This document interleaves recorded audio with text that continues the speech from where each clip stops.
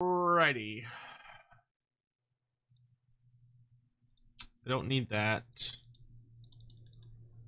I do want to make sure everything is functioning. Ba ba ba da da. Ba ba ba da da.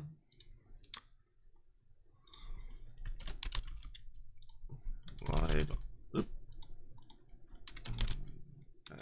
Twitch and YouTube now to chat about SOC and maybe play something.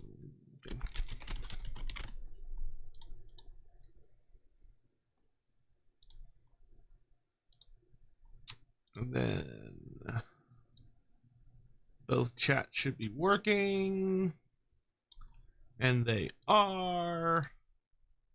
And I need a little background music, something I can listen to.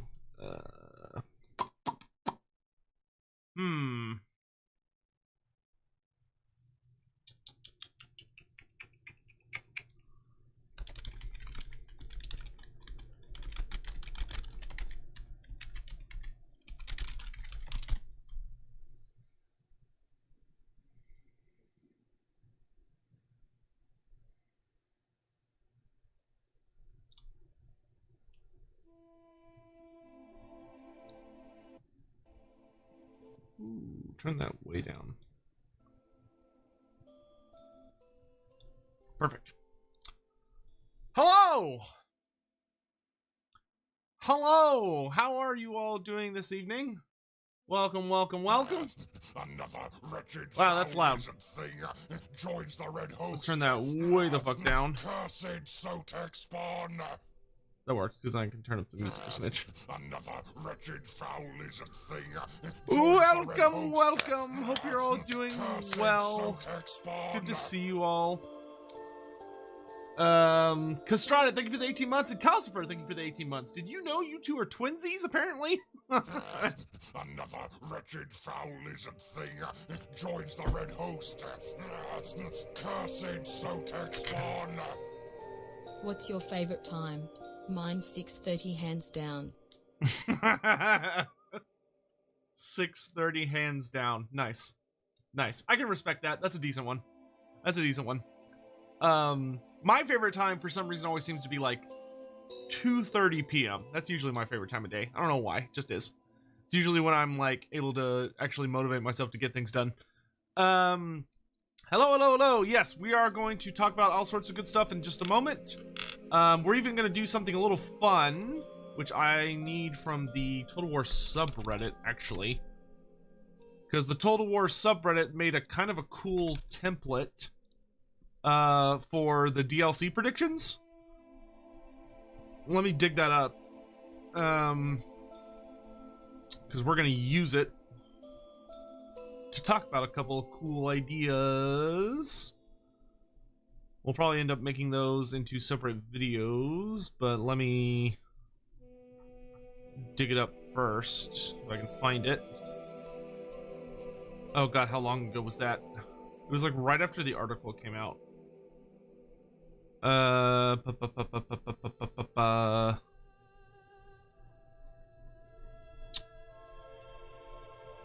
If anybody knows if it's posted on our Discord, and if so, where it is on our Discord, feel free to tell me, and I would be happy to go dig it up. Someone made like a free, or like a nice little Google Doc, or like Excel page. I'm trying to find it, because I'm stupid and didn't think about that before I started the stream. Because if I was actually good at this, I would have had it open before the stream started, but I'm bad at this, so I didn't have it open until after the stream. I'm gonna make that my... How are you all doing today? How's everybody feeling? How everybody's doing? Aha, here it is. I found it.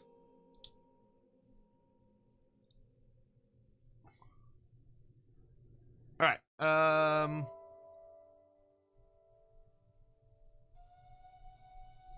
How do I write on this? That's the real question. Do I just have to, like, upload it into GIMP? I guess I can do that. That's fine. That's not hard to do.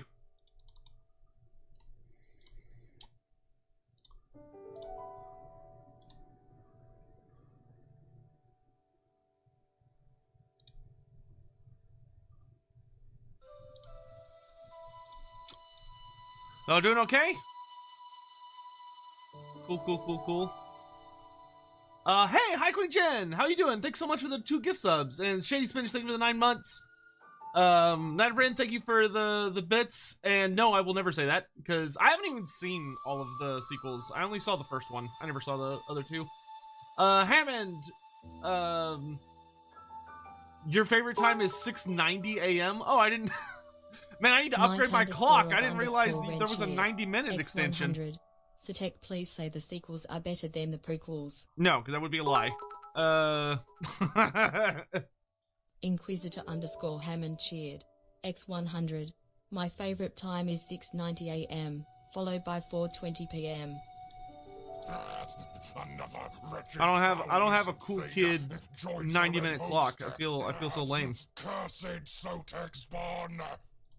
Happy anniversary, Lawmaster. Here's to many more. Hey, Kanako, thank you for the 25 months. I appreciate that. Thank you so much. Thank you so very much. Do I look at YouTube chat? No. So broke, still can't afford the DLC, but want it more by the day now. I'm trying to see if I can get a discount going on it. No promises yet, but that is something I would very much like to work out for everyone. But I am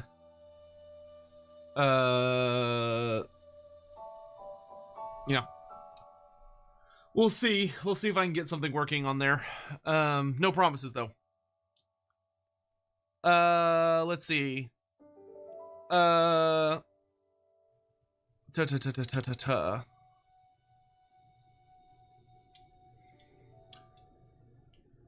Thank you. Respect the needs of European insomniacs. Yeah, you're welcome.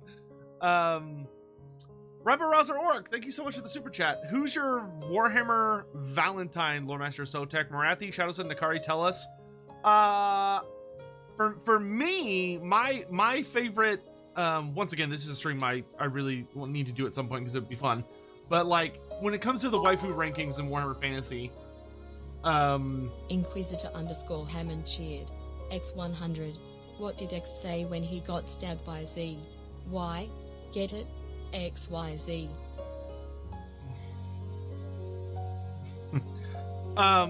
For me, Nyastra. Nyastra is like my top tier. Nyastra, yeah, that is. She's my pick. Which those who don't know Nyastra is one of the Sisters of Twilight. Apparently, Legend of Total War already knows who the FLC Lord is. Good for him. I don't care. I don't, if someone wants to, for someone that, I don't like leak type stuff. That always leaves a bad taste in my mouth. But good for him. Hopefully he enjoys that and it makes him happy. But not Arhan? Nah, dude. I like Nyastra more.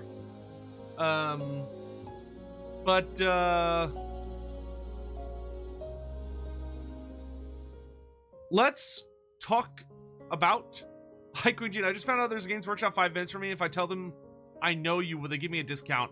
I would be willing to bet you an incredible amount of money that that if you went to a Games Workshop and said, hey, I know Lord Master of Sotek, they would say, who the fuck are you talking about? They would have no idea. Vast majority, you have to remember, as much as it's annoying, because clearly they just don't have good taste. The vast majority of Warhammer fans are Warhammer 40k fans. And if you're Warhammer 40k fans, you're probably not gonna know who I am. Like the vast majority. So the vast majority of Warhammer fans are not gonna have any idea who Lore Master of SOTEC is, which is fine. So anyway, are we talking about Wood Elves? No, we were just talking about one sexy Wood Elf, but now we're gonna talk about Kislev stuff. Do the lore facts appear in a window that SOTEC can see? Yes. SOTEC and only SOTEC. Do I think there's a chance that there's more faction updates in 4.2? If you, I don't think faction update would be the correct terminology. Like, it is a patch, right? It's a patch, so there are going to be further adjustments. There's going to be like updates to the game, bug fixes and stuff like that. As to how many they're going to be, and I don't like this song. You know what goes from there. That I would say is impossible to say right now. I imagine the patch notes are going to be quite extensive because, you know, they've been working on this patch a fair bit at the end of last year and early this year, so I imagine it'll be pretty extensive. As far as why are they not going, I don't understand why YouTube chat is not showing up in this. I can see the YouTube chat, but it's weird it doesn't show up on the stream. I'll have to try and fix that later. I'm not going to try and fix it right now, though. I'll take care of that later. I imagine there's going to be a fair amount of updates. I don't know if it's going to be like what everybody's wanting. Like, I know there's a lot of people that want changes to like how the Chaos Cults work, or they want changes to like the Changeling campaign to make it more difficult, and stuff like that. I don't, and changes to like the Kislev mechanics. Like I made a video about it last year. And I also sent CA kind of like a little breakdown guide of like a lot of recommended changes I had for Kislev. And I would love to see a lot of those changes get implemented. But I have no idea if those are going to actually make it through. Dank Matter, thanks so much for the super chat. Came for the lore, stayed for the beard. Thanks to the year's quality content. Balthazar did nothing wrong. Listen, I love Balthazar Gelt. I am full in on Team Balthazar, okay? Andy's the one that has a problem with Gelt, not me. And I think it's just because Andy's older than me. Because by the time I came to Warhammer Fantasy, Balthazar Gelt was already kind of like a character. I think Andy's the one who's grognard about it. Anywho,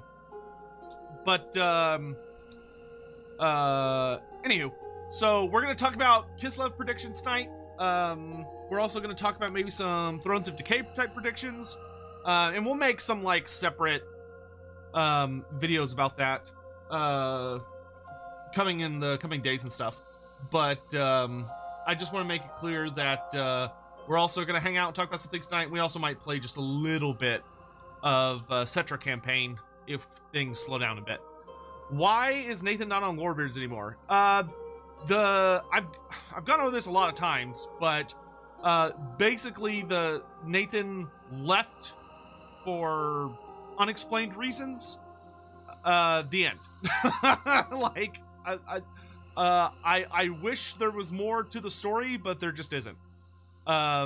He just didn't want to be on it anymore and he left. So if you want to try and like figure out the nitty and gritty of that, you can go bother him about it. That is entirely his deal. Dirthu's Manservant, thank you so much for the 11 months. Calcifer, thank you for the 5 gift subs. Super generous of you. Thank you so much. Thank you. I really appreciate that. Inquisitor _ Hammond cheered. Okay, X100. so Is Obama Tzeentch? No. I see where you're going with that, but no. Reverend Rouser Orc, thank you very much for the super chat. I got money on an Ungol Shaman Lord for Kislev. Okay, so let's jump into that here in just a second. So last few things, and then we'll like really hop into the meat of tonight's stream. So I will say, Glock, hey, you're all good, man. Like I don't mind people asking. I will say, like, I literally don't know. Like, it's as much of a mystery to me as it is to everybody else. I enjoyed working with him when we did, but I don't know what the fuck happened. But whatever happened, happened. And I'm not gonna worry about it, because it's clearly a him problem, not a me problem. let's see. So let's start with Kislev. All right, I am going to pull this up for us to all look at. Okay, so I realize that this is for the Thrones of Decay stuff, but I'm going to use this, right, as a bit of a guide for looking at the Kislev stuff, right? So, like, we could fill a lot of this in already. I'm just going to be super lazy about this. But, you know, so we've got, like, whoa, that is way too big. Let's go down to more like a 50, maybe? See if that is a little better. I'm kind of a moron. Nope, that's still too big. Oh, well, it went back up to 62 because it fucking hates me. I'm kind of a moron when it comes to tech stuff, so if you're like, oh my god, this is painful to watch, just know that it's more painful to be the person. Let's go down to like 40 maybe. Which 40 faction pixels. are you most excited for with this update? Probably, that's hard. I would say I am probably, whoa, okay.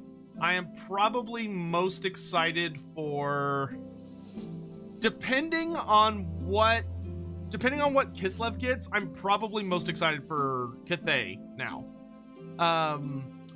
I will say that however, I am very excited for Kislev as well. Tzeentch, like the Tzeentch stuff I think is really good for filling in the Tzeentch roster. I think that the Chaos characters are a really solid addition. And I actually really like the new units. I think they're good. The way someone described it in my Discord that I agree with very well is the Tzeentch stuff was very meat and potatoes, right? Where it's like, it's wholesome stuff that Tzeentch needed, but it's not super exciting, right? It's not really flavorful, but it is very useful, if that makes sense. So I am very excited for the Tzeentch stuff because I think it's going to help Tzeentch out a lot. Can I explain the other name Sentinel or the vid? So still loading. The thing about the Sentinels, so Tzeentch and oh gosh, I forget what the other one's name is. We know nothing about them. We know literally, like, here, I'll show you everything we know about them, right? You have the article that Creative Assembly put out about it, and then if I open up this,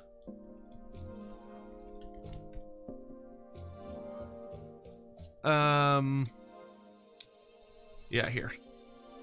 So when I open this up, the only thing that we know about Tzeentch and Yang Sing is this.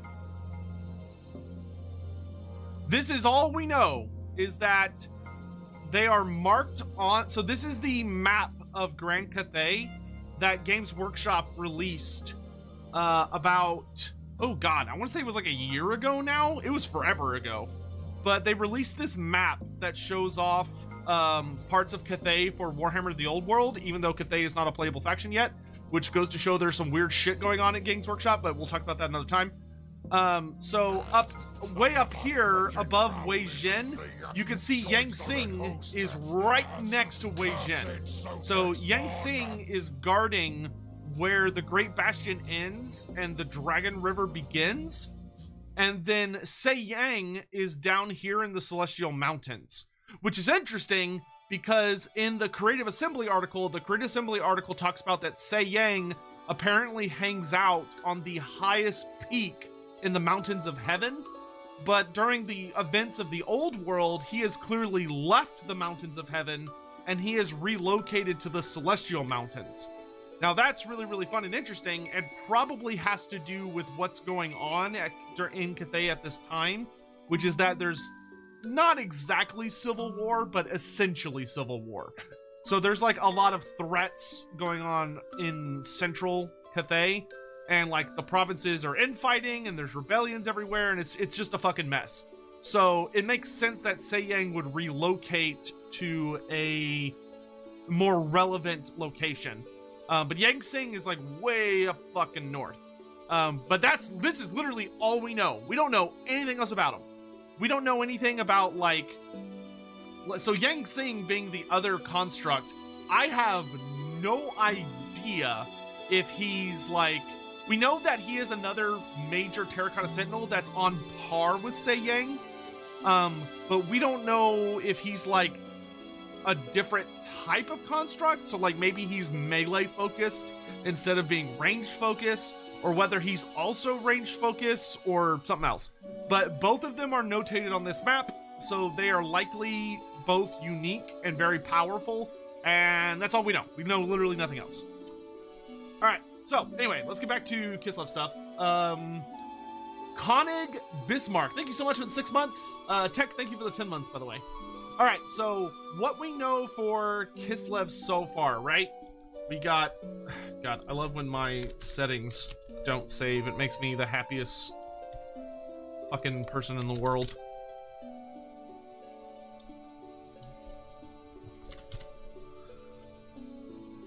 So we know we have Hag Witches. We have Mother Ostankia. We have things in the wood. This is probably the least efficient fucking way I could be doing this, but I've already started and it's too late to stop. We've also got the Incarnate Elemental of Beasts, which I'm going to just call, well, we'll just say Incarnate. We'll say Incarnate Beast to make it short.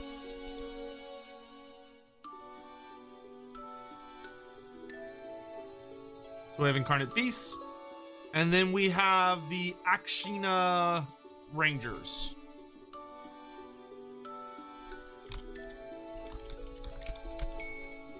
Right? So this is what Kislev already has. I'm not going to worry about the Regiments of Renown because we already know all the Regiments of Renown. So this is what we have so far. And we know that the rest of these slots are going to be filled. So let's talk about what I think is going to be filling these slots and talk about what we're really looking at. And I'll even bring up like occasional reference works. What I think is going to be the big thing. Why am I putting Kislev on the Nurgle tab? Because I don't have a Kislev tab. Inquisitor _ Hammond cheered. Come on, X100. if you can read it's the Nurgle tab, you can input obviously the read complete that name there's in no Google Kislev Translate tab. and then input it separately and Yang and then Sang, and also Yangzing as the complete name and then separated as Yang then Sing and see what the names mean. I could do that, or you could go do it and let me know if it's anything interesting. Rabbitous Moose, thank you so much for the 19 months. So, I would say that the safest bet that we already know the answer to, it should be 40, is that we have Naryaska. Well, I'll put her other name so it's because that'll be easier. So we have the Golden Knight. So the Golden Knight is our safest bet for legendary hero. Because the Golden Knight is... Rename the tabs? Okay, first of all, you're grossly overestimating my competency at using any kind of program. B, I did not create this. I merely imported an image. So I'd have to, like...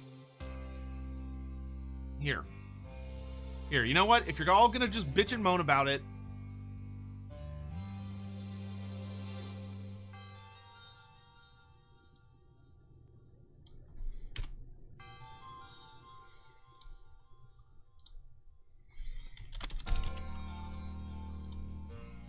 There, happy? This is what you get.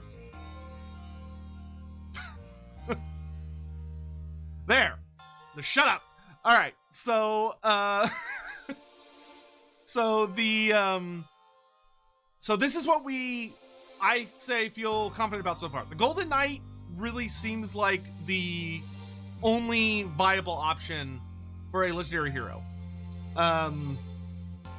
Mr. Pig, thank you so much for the super chat. My guess would be the other Sentinel is melee, but 2 hand weapons, or maybe a sword and board, so it's different from the generic ones. That's very possible. That is certainly very, very possible. So the Golden Knight, I really think, is the only big realistic choice for a legendary hero.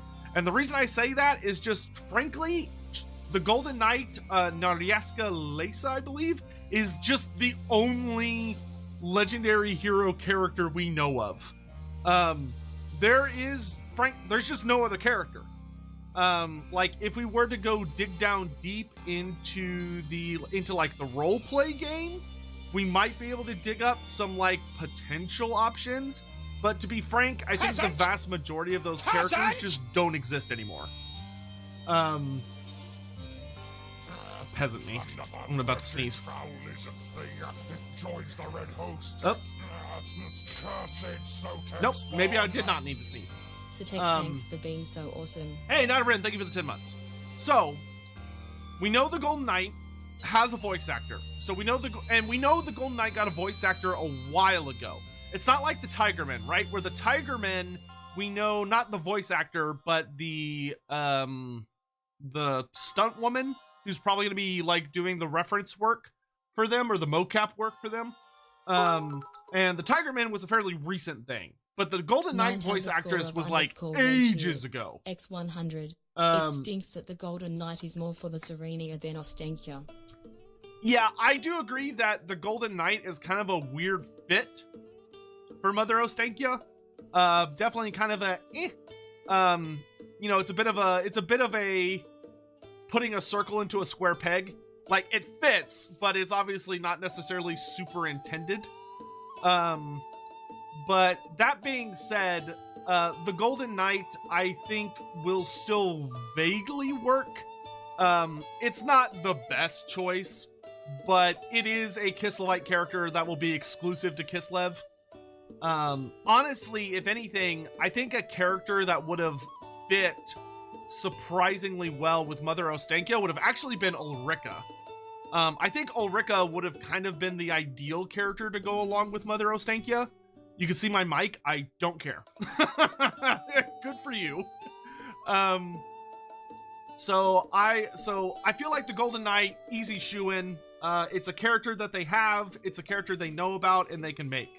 I really don't think Kislev has any legendary heroes that are going to fit other than just the Golden Knight. So, the generic Lord choice.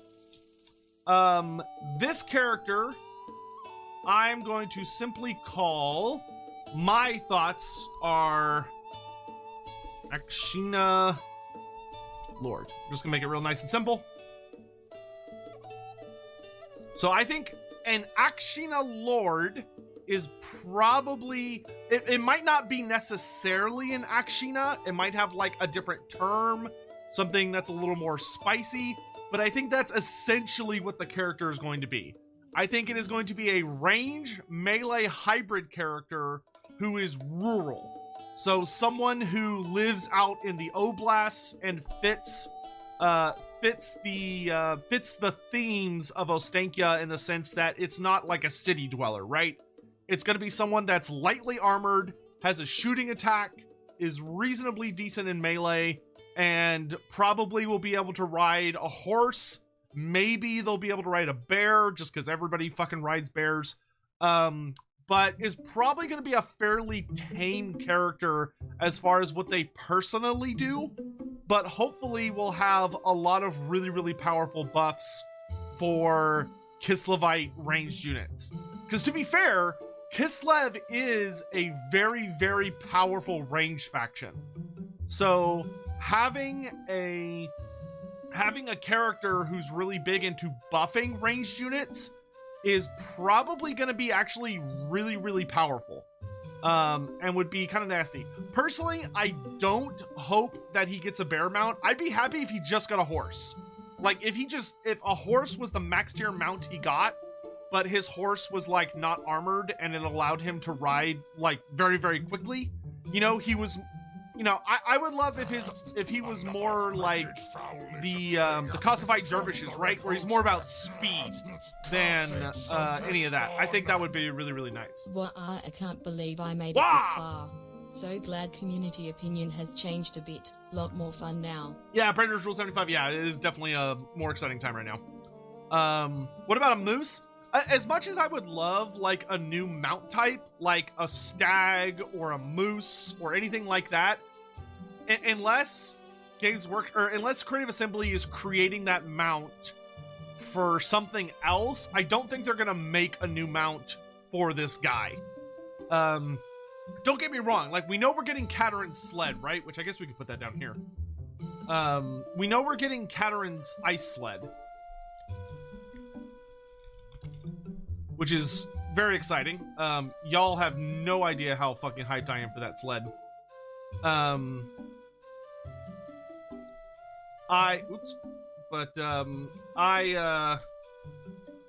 Part of me would really love to see the ice sled pulled by reindeer. So like take the way I imagine it is take the stags from the hag witches, take the hag witches stags and just make them white, right? Make them white and give them like ice effects. So maybe give them like, they have like the frost effect around them, or they breathe frost air, or they've got like ice particles on their horns. So that the sled is pulled by like white reindeer, which would essentially be Indroka, which Indroka are like, they're basically big reindeer that can cause avalanches, which is really cool. Because then if they did that, theoretically that could be like the mount, an optional mount for the Akshina, which would be really cool. Now, I'll say, I don't think that's going to happen. I am pretty sure, I am very, very sure, actually, that Creative Assembly is going to do what they did with the Chaos Dwarfs. So what I think they're going to do is that Katarin's ice sled is going to be the exact replica of the original, right? So if you've never seen it,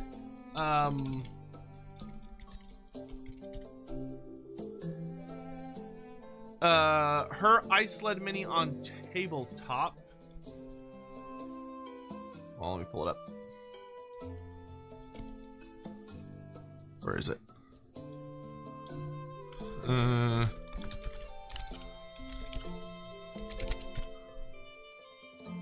can find the damn thing. Here it is. Wait, is that it? Or is that a... I can't tell if that's a... Oh god. It's been like 1,000 years since I've seen it. Inquisitor _ Hammond cheered. X100. We'll name the Akshina Lord Vladimir Lonan and we'll have him cheer down the original with the Bolsheviks ruled by the original Kostorin ice sled then mini for a huge wall. is pulled by horses. It's a very humble model. Like it's really silly looking by today's standards, because I think it was, I want to say it was like a 28mm model. But it's a very simple mini. And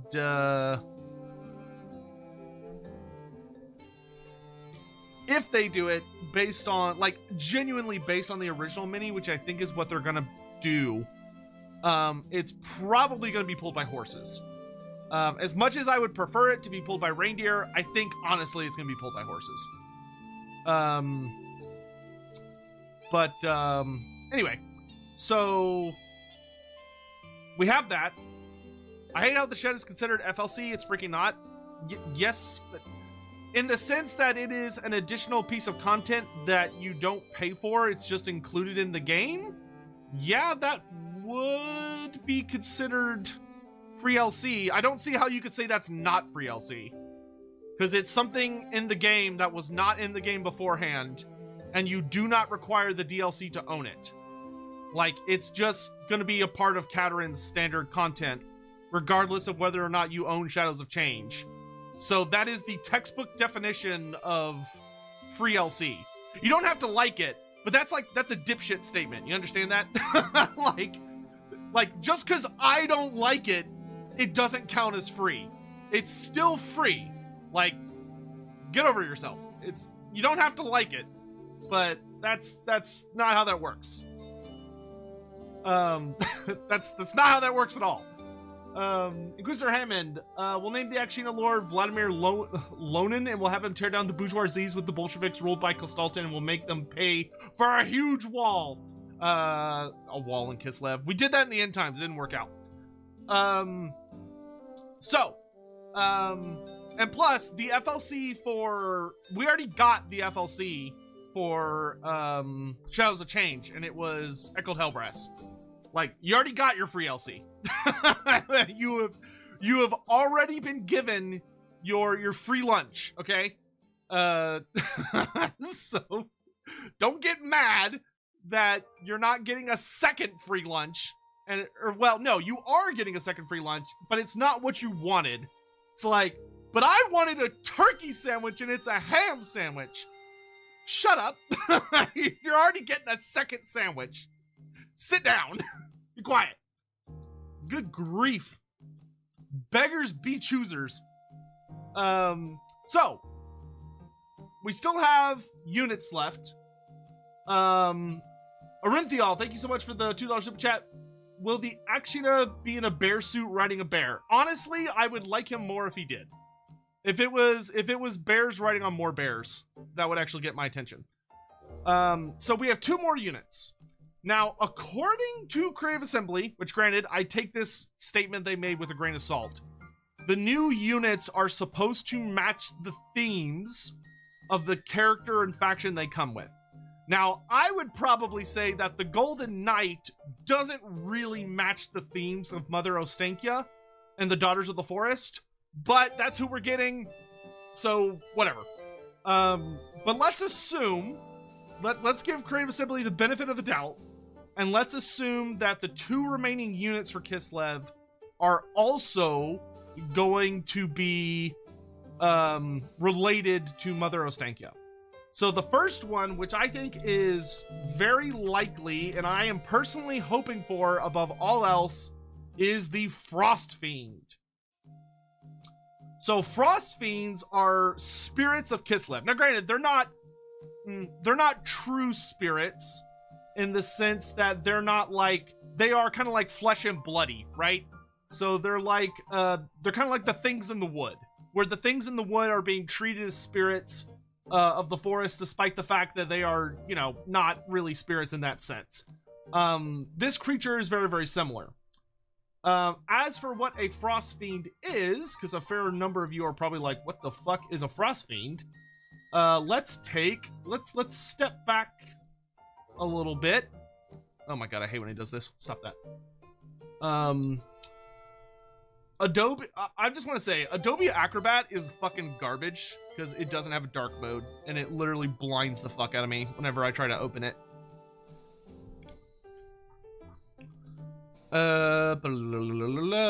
Beasts of the Oblast.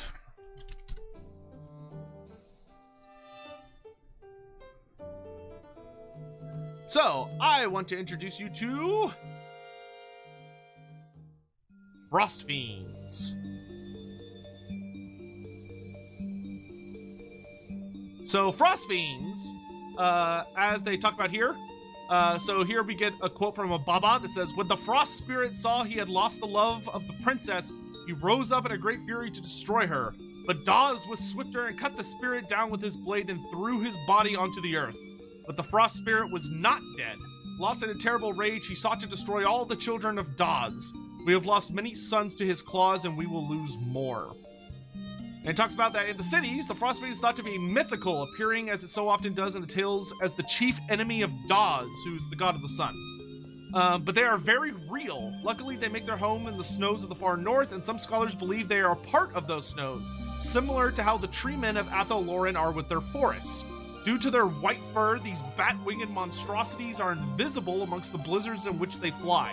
Thankfully, they tend to shriek with bloodlust when their heat-sensitive eyes detect their next meal. This warning has saved many from being eviscerated by their razor-sharp claws, but many others remain rooted to the spot, for to face a frost fiend is to face the terrifying fury of the blizzard itself. Few who survive such an attack ever go north again. So, they're honestly pretty fucking badass creatures. They do not have any artwork. Sadly, the Frost Fiend was not given artwork, which is really disappointing. But they are like, so think about like a Vargulf to Terrorgeist size bat monster that is very frosty. So, you know, it would have frostbite attacks, heavy armor piercing. It would probably have a scream attack similar to the Terrorgeist, though maybe it probably wouldn't do damage. Instead of doing damage, it would probably cause, like, you know, some kind of disability as it like screams.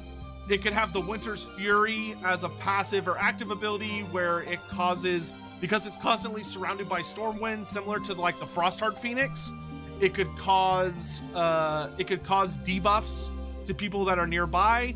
But I fucking love this thing. I love the Frost Fiend. It's literally just a big angry spirit of the blizzard. It's a Kislevite creature. So I think it would be a single entity, but it is a living creature. There are people within Kislev that believe it is a spirit, but it is not a spirit. It's not like a genuine spirit. It is a creature that is bound to the snows of Kislev. But there are some that believe it's more than that. Kind of like how, if you were to look at a tree man, if you ask if a tree man is a magical creature or a living creature, the answer to that is yes. Frost Fiends would fall under the same system, right? Where you would have if someone asked you, oh, is that a magic creature or is that a living creature? The answer is yes. So I think a Frost Fiend would make for an excellent new single entity monster that would give Kislev a really nice flying monster that could terrorize the shit out of people. There's also like, and granted, I would very much like to see a flying monster for Kislev, because I think that's something that would round out a good part of their roster while still matching their themes, right? Did you know that oxygen and magnesium are dating? OMG. Hammond, why do you do this to me, man? Thank you for the 18 months. I appreciate, even though it may not seem like it in my exasperation, I do appreciate your constant attempts at humor. All right. So, for the last unit, so for this one, I kind of have a bit of a controversial thought, I think, where I think for a lot of people, they want more spirits, but I actually think it would probably be better to use, to have another human unit. I think, especially because the whole thing about Ostankia is that she, because of her mechanic system, you don't get access to any other units within the, like, you don't get access to any human units besides, like, basic bitch Kossars and then, like, bear cavalry, which are much more elite, until much, much later in the roster. I think something like Ungol horse archers, Ungol horse archers, or like a more specialized anti-cavalry infantry unit. So like a more impressive spear unit or horse archers. Wait, they already have horse archers, don't they? Right? It's Cathay that doesn't have horse archers.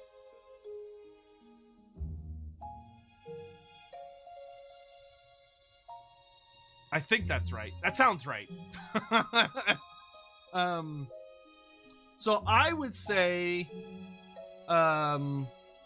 isn't this Fire Emblem music? Nope. This is, Tears of the Kingdom music.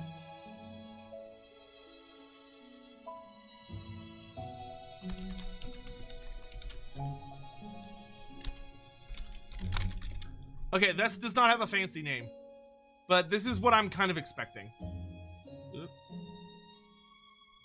So this is kind of my prediction for the last slot. They don't have a neat name, but that's kind of what I'm expecting. If Kislev could get like a good like, not, it doesn't have to be like elite heavily armored halberds. I don't think that would be appropriate. But like a reasonably aggressive spear infantry unit, this would probably be the best thing for Kislev's roster overall, and would still add some really good value to Mother Ostankia's campaign. But this is what I think we're looking at for Kislev. Now, granted, there are a lot of things in here that I think could be adjusted to something slightly different. So, like, I don't really care if we don't get Frost Fiends exactly, but, like, if we got some kind of flying monster, that would be cool. It doesn't have to be specifically a Frost Fiend, but I do think a flying monster would be really nice for Kislev. I would love for it to be a Frost Fiend. But, don't Ice Guard technically fulfill this role? No, because Ice Guard are a high tier infantry unit. They may not feel like it to some people, but Ice Guard are a halberd wielding high tier unit. I'm talking about like a tier 2 to tier 3 unit, not a tier 3 to tier 5 unit. So like, now granted, I don't think they're gonna have Ungol in the name. I don't think Creative Assembly wants to use the word Ungol in any of the names. I think they're just going to be like trappers or scouts or some Eastern European or Slavic or Russian name that means something along those lines. Spirit Cossairs are technically tier 2. Well, then like a good tier 3, I think. That's more focused on melee as opposed to range. Good. I accept your offering. Aren't there Khazar archers with spears? Yes, but they're Godzilla super low tier and they're really squishy. I would like something a little meatier. Lots of stuff to look forward to. So like, I'm kind of thinking like trappers or ambushers.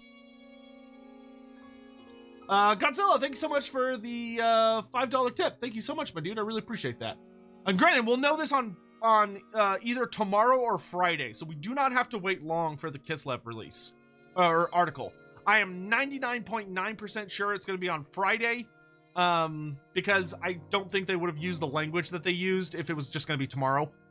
So it's probably going to be Friday, so we won't have to wait long to find out about this. Necromancer Kobold. While the Golden Knight is the most likely choice, if it was my decision to make a more thematic hero, what would I make? So Necromancer Kobold, if they came to me and were like, hey, you get to make whatever you want, and here's the thing, if I was promised that the Golden Knight would be released eventually, but they were going to give me the ability to make my own legendary hero, what I would 100% do is I would make a named spirit character.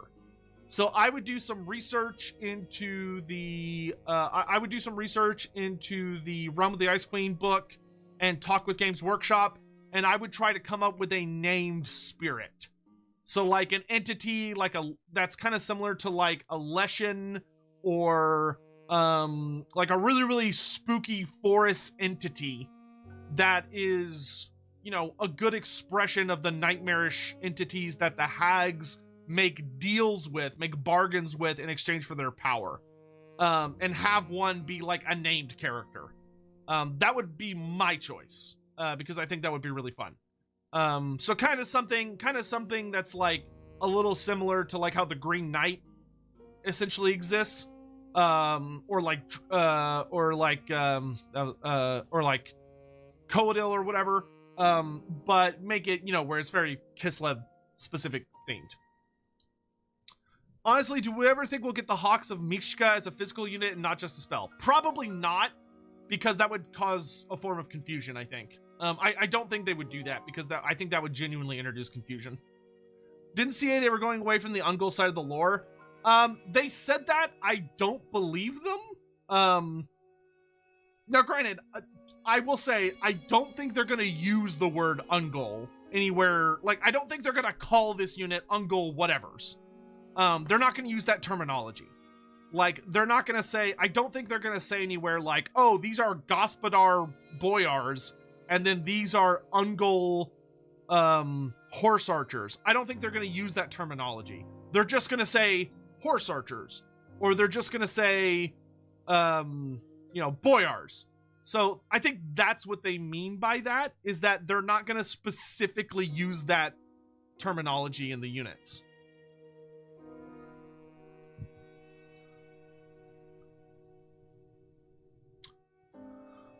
But anyway, so that's kind of what I'm thinking for Kislev. So is everybody ready to move on to talk about Thrones of Decay? Or are there more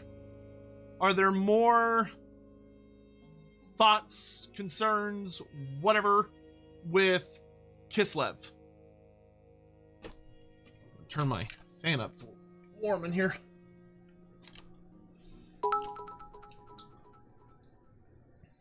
Seppa cheered. X100. CA said they didn't want to focus on the divide of Gospodars versus Ungols, but instead focus on a united Kislev. That's true, but Sephifer, to be fair, the only thing I think that means, to me, the only thing that means is that they're not going to use the word Ungol or Ropsman or Gospodar in any of the unit names. Those things still exist because you see it in the tech tree, right? Like, that statement is kind of not true, because, like, if you go into the tech tree, there's specific mentions of the Gospodars and the Ungols, right? So, yeah, I feel like Games Workshop kind of told them to say that, in regards to, like, oh, why aren't we making, like, an Ungol unit and calling them Ungol whatevers? And I really feel like the answer to that is Games Workshop came in and said, we don't want you to use that terminology. All right. Hammond, blood sage with legs. I have no idea what a blood sage is. Do you mean a blood sledge? Because that's a thing. Andy said Lord of Hags is not a Lord of Magic.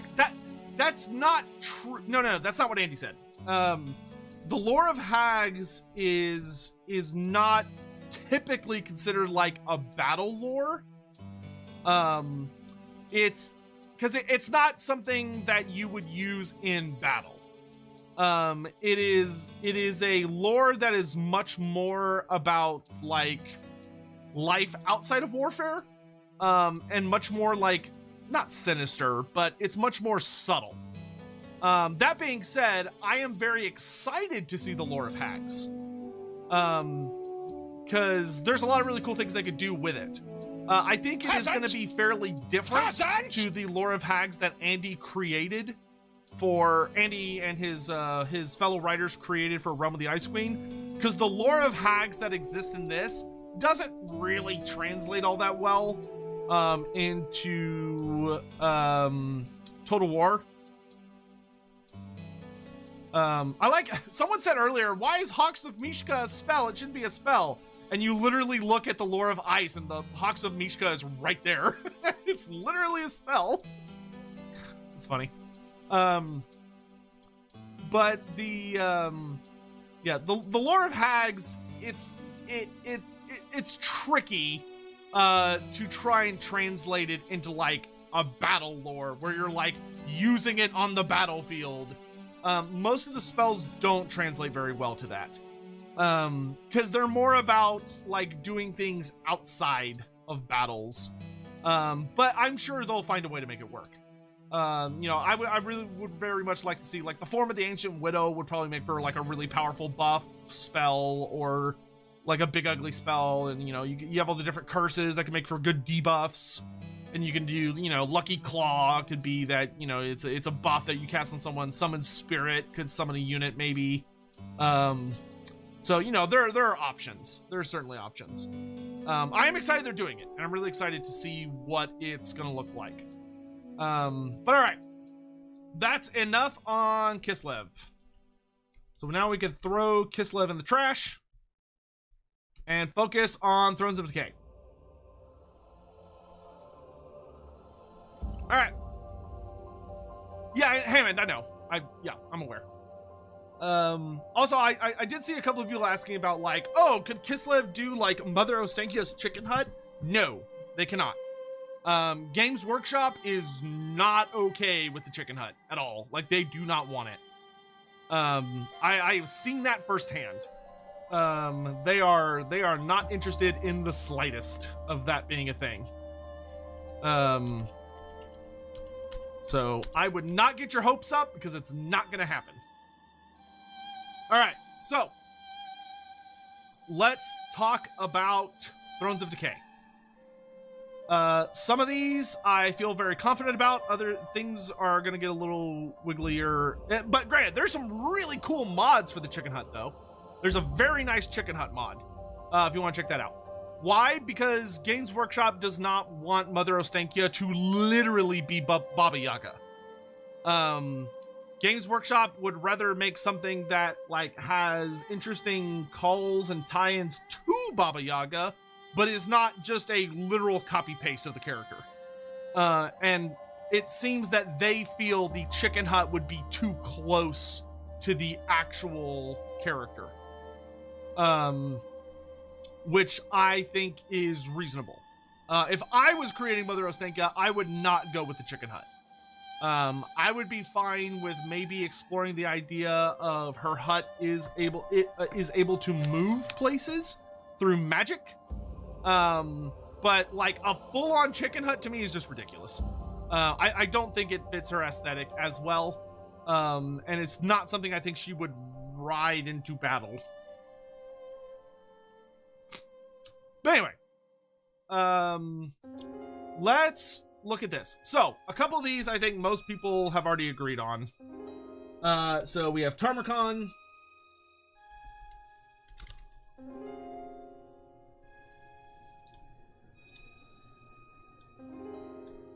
So let's knock out all the ones that I think most people would agree seem pretty likely.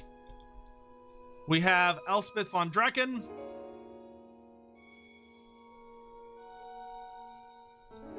And we'll come back to the dwarves. I am not 100% on the dwarves. You know what? No, let's do this one race at a time. Otherwise, I'm gonna. Okay. So for Tarmakon, starting with legendary heroes, the most likely, I think, legendary hero for Tarmakon is going to be oh Jesus, I'm having a brain fart. God damn it, what is his name? Kazric the Befouled. Let's make that print a little smaller. So Kazric the Befouled is almost assuredly, I think, going to be Nurgle's legendary hero. Is it just Kazakh? Did I add an R? There we go. Also, oh, I also added an H. No H? No H. Okay. So we have Kazakh the Befouled, which Kazakh the Befouled is a pretty straightforward character. He's very heavily associated with Tarmakon. He is Tarmakon's lieutenant. And Kazakh the Befouled is quite literally, he's the head of the Rotbeast Knights. So the Rotbeast Knights, which we can go ahead and add as a unit. The Rotbeast Knights are an elite echelon of warriors that serve Tarmakon, who ride a new type of Nurgle creature, which are called Rotbeasts. And Rotbeasts are... the best way I could describe them to make it simple is that Rotbeasts are basically cold ones of Nurgle. So they're kind of like, or like, you know, like cold ones, like, you know, like what your cold one knights for Dark Elves and cold one riders for Lizardmen ride on, where they're really, really Nurgly, gross, nasty ass, creatures that are vaguely reptilian, but are pretty nasty. And these are going to be your big boys. the Rot Beast Knights and Kazakh the Befouled as the legendary hero who's associated with them. These are going to be your boys who are all about... they're going to be all about being like on par with your Juggernauts of Khorne, your Skull Crushers, and your whatever the fuck the Flying Tzeentch Knight, the Doom Knights of Tzeentch. So they're going to be that level, right? They're going to be your elite cavalry of Nurgle, and when you are playing with Nurgle warriors and you're like, you know, dealing with like the upgradable units, you're going to be able to upgrade your Chaos Knights of Nurgle into Rot Beast Knights. I suspect there's only going to be one variant of them. Funny thing about them is that a lot of the units that people think are in Tarmacon are not actually in the Tarmacon book. What is it? What's that called? What's that syndrome called where like people swear they have a memory of something being a thing, but it's not actually a thing? Like they're literally just imagining it, but that's not actually true. What is that called? I know someone in chat will know. Y'all are smart.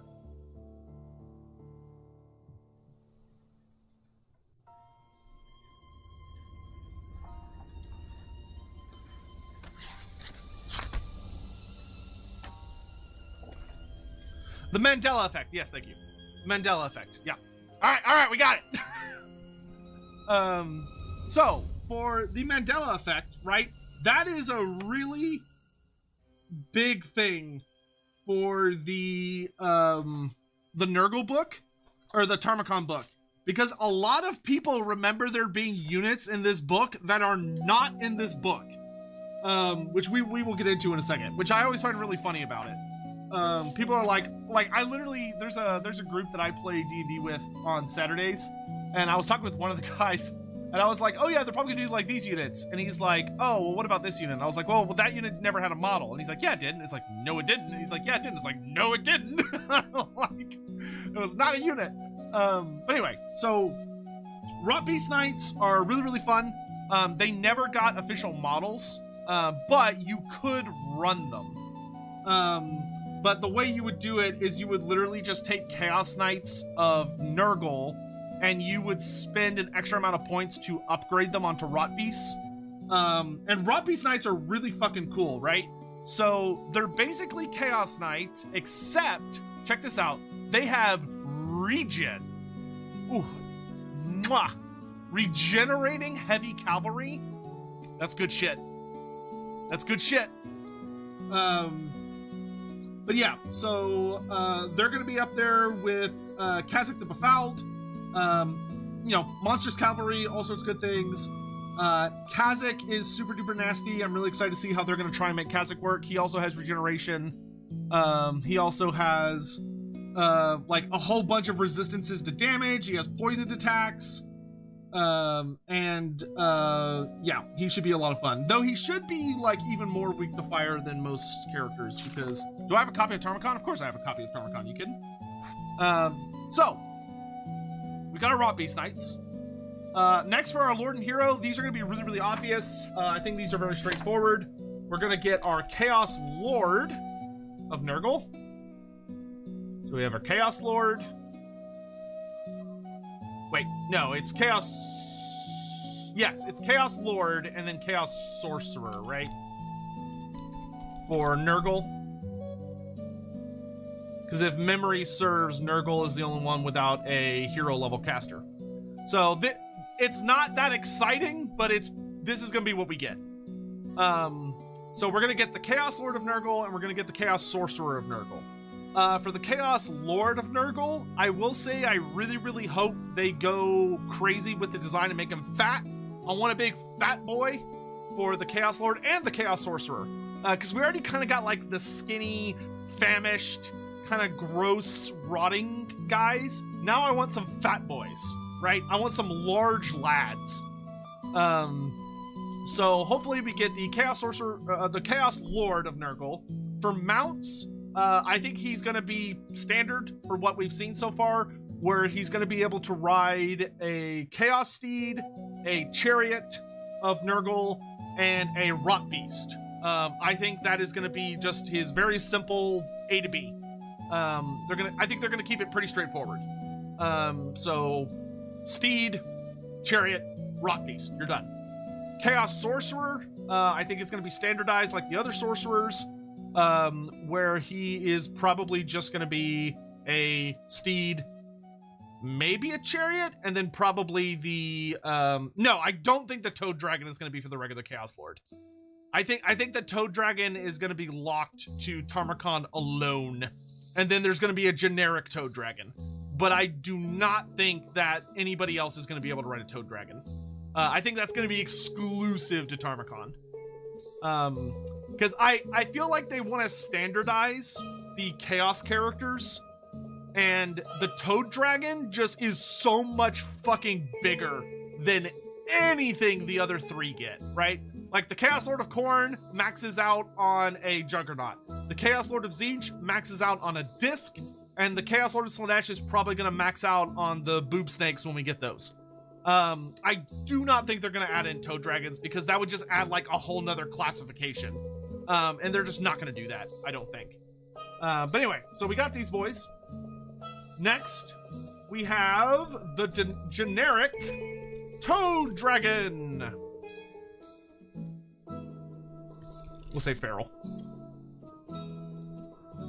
So we have the feral Toad Dragons. I think that is a very, very likely choice for another unit. It's going to add a very big single entity unit that's exclusive to Nurgle and probably also the Warriors of Chaos. But the feral Toad Dragon, I think you will see for those units. That one's very self-explanatory. Tarmakon rides on a Toad Dragon. These guys will ride on a Toad Dragon. Very straightforward. Inquisitor Hammond, Ostankia be like Fosric's Flying Fortress? Yet. Ostankia's Ominous Orphanage? Yes. Thank you, ladies from the bog, for Witcher for the great ideas. You know, honestly though, like I actually think that Mother Ostankia would fucking hate the hags from The Witcher. I think she'd actually be their enemy, not their allies. Though, and granted, maybe that's just because I really, really, really would want to see that fight. Pius, thank you so much for the super chat. Just want to say thank you for all the work you do in helping kindle my interest in Warhammer Fantasy. Well, thank you. I'm really listen. I would not be able to do this at all. I would be working a basic bitch job at like Lowe's or something if it wasn't for you guys. So I really, really appreciate you all spending the time to hang out with me and help support what I do. And I'm glad y'all enjoy it and that I can share my passion with you guys, and for some reason y'all find it entertaining. It really means the world to me in ways that y'all don't understand. Because I just won't ever have the time to properly explain it. Is this your job? Yes, this is what I do. I know it doesn't seem like it sometimes, but yeah. Damn, I work at Lowe's. I did work at Lowe's for a while. Don't get me wrong, I've worked a lot of retail jobs in my life. I've worked at movie theaters. I've worked at Academy Sports Center. I've worked at Lowe's. I've worked at AMC movie theaters. I've worked at a whole bunch of different places. I worked at Texas Motor Speedway. That sucked. That was not a good job. For anyone curious, that was awful. Rebel Rouser Oric, chunks for the Chunk Lord. Yes, all the chunk. Sithric, hello Sotech, loved every moment of the content you put out, please keep going. Oh, thank you. Tabal, thank you so much for the super chat, glad to hear you enjoy D&D. Chaos character names suck. If you could rename them, how would you improve them? When you say Chaos character names, do you mean like the generic characters? Or do you mean like the actual characters? Another wretched foulism thing joins the Red Host. Working on becoming a teacher? Nice. My sister's a teacher. She enjoys it a lot. She bitches about it a lot, understandably. Content you've put out, But, please keep it going. Sandwolf 11 cheered. X100. Should we call Andy about Nurgle units? I don't. Since Greg I seems don't to think be he would hanging out with appreciate. him a lot this winter. I'm gonna tell him y'all said that. I don't think he'll appreciate that, but I'll tell him y'all said that. All right. Let's hold on. Let's get the Nurgle section done with, right? Pestigores. Pestigores, easy. Easy. Done and done. Pestigores. I think they're gonna be like Zongors, where they're gonna look kind of cool. Hopefully, they're probably going to be sword and board, though personally I hope they're great weapons, but they're probably going to be sword and board, but we'll see what happens. Then we have Bile Trolls. Another unit straight out of the Tarmacon book is our Bile Trolls, which we'll talk about more in a minute. And then last, but certainly not least, Plague Ogres. This is what I think we are looking at for the DLC aspects of the Nurgle side. This is what I think are the most realistic units for what you're going to see. I think Pestigors are going to be the only Beastman unit. I don't think we're going to get a second Beastman unit. I think it's going to be just this. Because the thing is, y'all have to keep in mind, is that Nurgle has an advantage over all of the other factions, right? Nurgle has a big advantage in that he got this book. Tarmacon is an awesome book that added a ton of content to Nurgle. Plus, Nurgle also got more content in the end times, which we're not even touching, actually. All of this is literally just from this book. And that's why I think you're going to see all these things, is because that's quite literally all these are. Is that these are all units from the Tarmacon book, except for the Pestigors, but Pestigors I think are kind of an easy slip in. I don't think we're going to touch any of the end time stuff yet. We might see end time stuff later for like your Putrid Blight Kings and all that stuff. But I think for right now, they're only going to do Tarmacon to fill this up. Necromancer Cobalt. I've personally been thinking they will use the most notable heralds of the Chaos Gods as DLC legendary lords, like the Mask and the Uzul, who isn't in a sword. Well, okay, so that's called Skull Taker. Most people don't refer to him as Uzul. They call him Skull Taker because that's what he's like known as. And Epidemius. Well, speaking of Epidemius, if Nurgle has the free LC legendary lord, Epidemius, it's going to be Epidemius. I feel 100% confident in saying that. If Nurgle gets the free LC legendary lord, which I personally think that's who it is, I think that Epidemius will be the legendary lord. Because the thing about Epidemius is that Epidemius is very similar to like, obviously he's pretty similar to Kugoth in a lot of ways. There are some very notable differences between him and Kugoth that are worth discussing, but I think that Epidemius is the one who's going to kind of perfectly slip into that free LC slot, where he's going to make for a really nice bonus character that adds another lord to Nurgle, while not, you know, being something that would want to come in another DLC later. But this is how I foresee events going down. Thoughts on Epidemius maybe being the Nurgle legendary hero? I don't think that's true. And the reason is that Kha'Zix is specifically aligned with Tarmacon, right? Kha'Zix offers a brand new role that would be unique, in that he would give you a really powerful melee-centric Nurgle character who's really good at buffing all of your various knights and cavalry units. And he's also very heavily associated with Tarmacon and would be a perfect bonus character, or a perfect hero that is fitting Tarmacon's theme.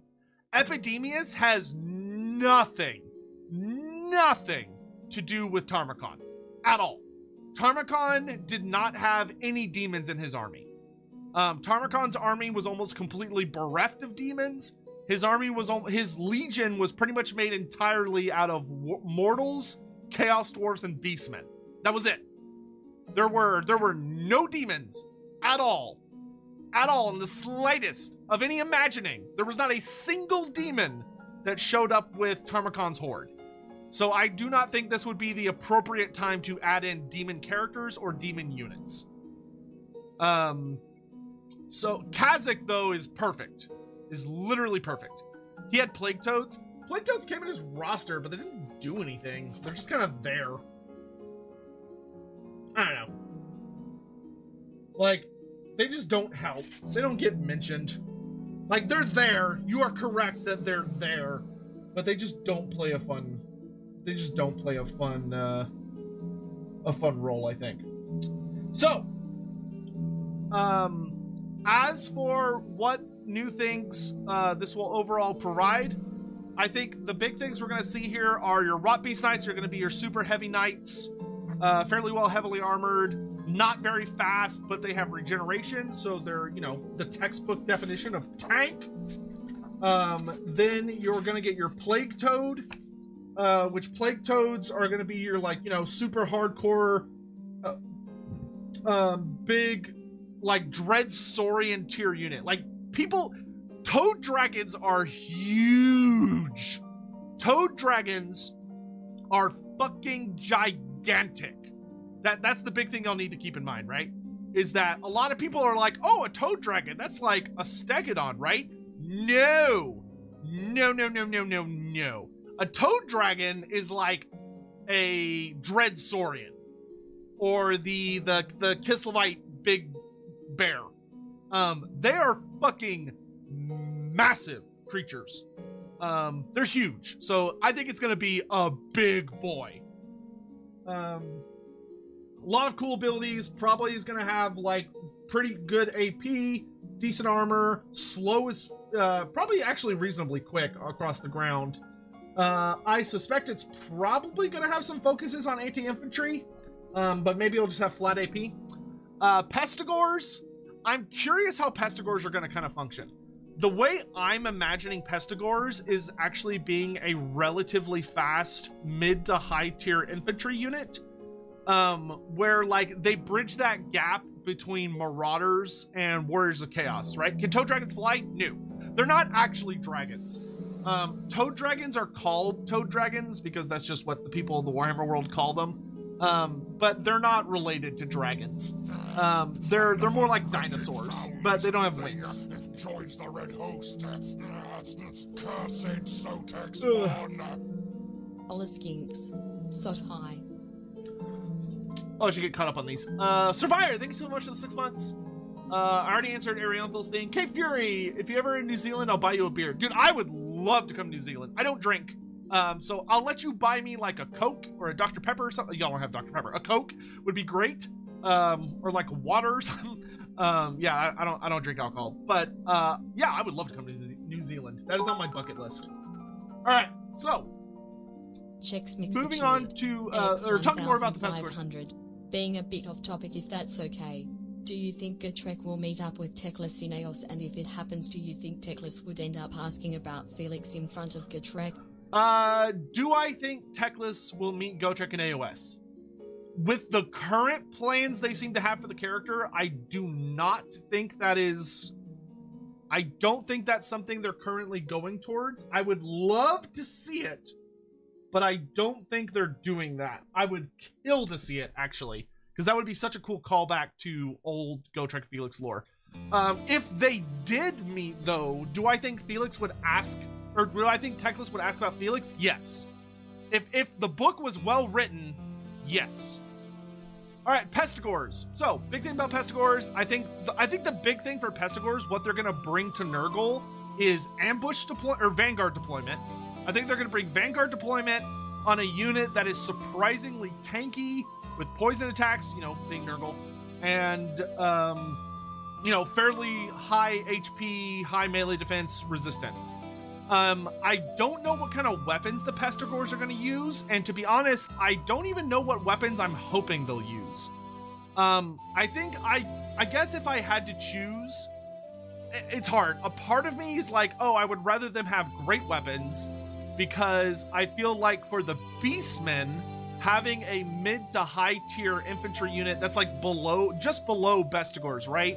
That has great weapons, and it has like Vanguard deployment and poison is really nasty. Like, that's a really good focus. However, I also would not mind them just being the tankiest tank motherfuckers on the face of the earth, meaning that they would have like sword and board, right? where you take that tankiness and drive it up to the next level. But I feel like the tankiness wouldn't really add that much to Nurgle's roster, and it also would not add that much to the Beastman roster. Well, no, that's not true. I guess it would add to the Beastman roster, to be honest. I will say though, I'm really curious what unique ability or what unique passive they're gonna give the Pestigors, because like the thing I know a lot of people don't like the Zongors. I personally love the Zongors, and I really like that the Zongors have a unique passive where the more spells both people cast, the more damage they deal. I would love the Pestigors to have like a similar system where like maybe the more, I don't know what it would be, like maybe the more damage they deal or the more damage they take or something. But I think for me personally, I'm leaning more towards great weapons. Like give them Vanguard deployment, all the Nurgle buffs, maybe just give them Cloud of Flies, right? Maybe give them Cloud of Flies so they lower melee attack and melee defense or whatever the fuck it does to nearby units. And then they have great weapons with poison attacks. Like that would be a pretty fucking nasty series of buffs. That would be pretty gross. Like that would be a good unit. Bile Trolls. Bile Trolls will be very interesting. So the thing in tabletop, right, that sets Bile Trolls apart from regular trolls, because you may be like, oh, well, like, what's different? Like, they both have, regular trolls have regen. What's interesting about Bile Trolls is that Bile Trolls actually have worse regen than regular trolls. So, like, regular trolls regen at, like, a 4+, whereas Bile Trolls regenerated only a 5+. Granted, that doesn't really matter in Total War. Generally speaking, regen is just a flat rate, to my understanding, as opposed to being like different for each unit. However, what they do have is two unique things. A, they obviously have the Mark of Nurgle, which affects their stat line a bit. But B, Bile Trolls have a really fun... cheered. X100. At Lawmaster of Satek. Your hat. You can't see without your hat. I don't want to wear my hat. I don't know where I put it. I'd have to find it, and I don't know where it is. The big thing about Plague Ogres, though, is two things. A, they have more wounds than regular trolls, so they should have a higher health pool than regular trolls, because that's like part of their nerdliness, is that they're a bit tankier. But the other thing, they have poisoned attacks, which is great, awesome, cool. And then they have a special thing called Infected Vomit. So where regular trolls have normal vomit, the Bile Trolls have infected vomit, because their vomit is, and I quote, a stew of plagues and meat maggots. So that's so gross. So not only when a Bile Troll vomits on you, not only are you being covered by horrific acid that can melt through armor like butter, and just like, melt your flesh off your bones, but it's also horrifically diseased, and it's full of literal maggots that are like vaguely this big or larger that start eating people when they come out, which is just delightful. So hopefully they'll have a fun way to represent that. Part of me thinks a fun thing to do with Bile Trolls might be to give Bile Trolls like a damage effect in combat. So I would not do it like the Mortis engine, where it's like an AoE. I would make it part of their melee attack. So like if a Plague Ogre hits you, you start taking a damage over time tick to represent just how diseased they are. That would be really gross X100. and strong. The hat is so good it can hide your own thoughts from you. Truly a marvel of engineering. The hat is just too powerful because it reflects light. Kaz, have a good night, dude. No Throg range barf attack. No, I don't think that having an active ability on the Bile Trolls would be good, because the thing is, it's a unit, right? So you're gonna have multiples of them, and generally speaking, most of the community doesn't like when units have active abilities that they have to keep track of and activate, especially when you're dealing with more rank and file units as opposed to like single entities. So I would say no, that would probably not be very good. But yeah, so I would give Biotrolls I'm predicting that if the Biotrolls are going to be really, really fun and unique in a Nurgle roster, the key would be to give them the ability that if they hit you, they apply a little damage over time. I think that would be very, very good.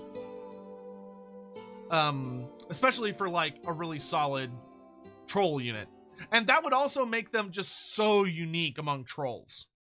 What's the song called? I don't know. It was a track from the Tears of the Kingdom music I've got on the background. That one was Queen Rutella.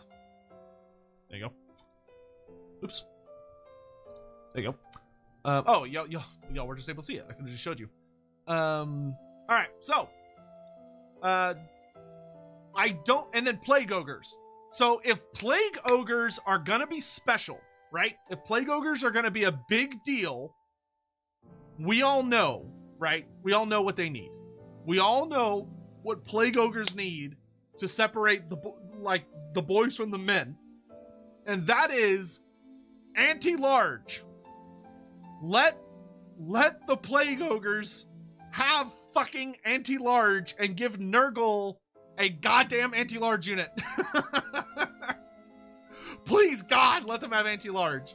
Like, ogres with great weapons in Total War have traditionally been given anti-large. Well, not traditionally, but they often end up having anti-large to kind of represent that. So, like, please, God, let the Plague Ogres have anti-large with great weapons. That would be so nice. that would fill a huge role in the Nurgle roster, because Nurgle does not have any goddamn anti-large. They just don't have it. All right, do y'all want me to bother with Regiments of Renown, or do you just want to skip, or do you just want to go on to like generic stuff? Because like I feel like predicting Regiments of Renown is like trying to count. It's like trying to count beads in a jar. Like there's just so many options. Like just a stupid amount of options. Do it? Okay, fine. I'll do it really fast. So if they're gonna pull Regiments of Renown, so the thing that makes it extra hard is that the Regiments of Renown are not necessarily going to be units from the DLC. But if they're going to use a guide, they would use probably Glutkin, which has a whole bunch of named units in it. Let me see if any of these jump out at me as being realistic options. You know what? Let's do this. Let's swing back around to Regiments for now, right? Let's do Regiments for now at the end. I'm not gonna do it right now. Alright, so that's Nurgle. Done. We got all the units, and then we've got Epidemius as our Free LC Legendary Lord. Epidemius being a big bad Herald of Nurgle Legendary Lord who focuses on melee combat and is a hardcore aggressive support character, which I think will be nice. How do I think Tarmacon will transfer from body to body in Total War? If they do the body system for Tarmacon, the only thing I think they're gonna do, literally the only thing, is that Tarmacon will basically have something akin to a like kind of like how the Changeling is able to pick a body. Tarmacon will be able to pick a body, but I think his version is going to be super simple, and it's going to be, you can either do Tarmacon in his human form, or you can have Tarmacon in his ogre form, and that's it. That's all you get. I don't think there's going to be anything else. As far as Tarmacon's unique ability, where when he dies, he like lashes out, takes somebody else's body. There are a couple different ways they could represent that ability.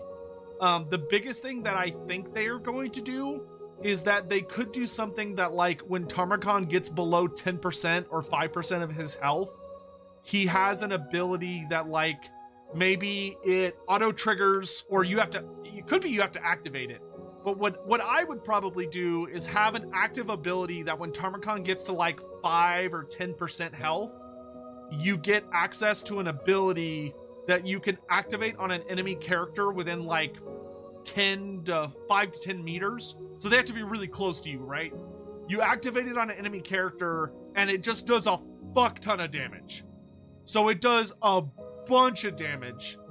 And then what I would do is either A, it does a bunch of damage and Tarmakhan automatically heals a bunch of health, or it does a bunch of damage and if it kills the enemy character, he heals a bunch of health.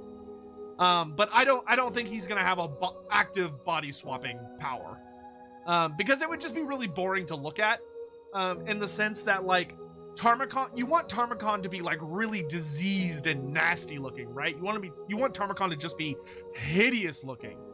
But the thing with Tarmakhan is that, like, that would mean that if Creative Assembly wanted to do the ability justice as far as like actually swapping bodies, like jumping bodies, you would need to create a Nurglified version of every potential character he could possess.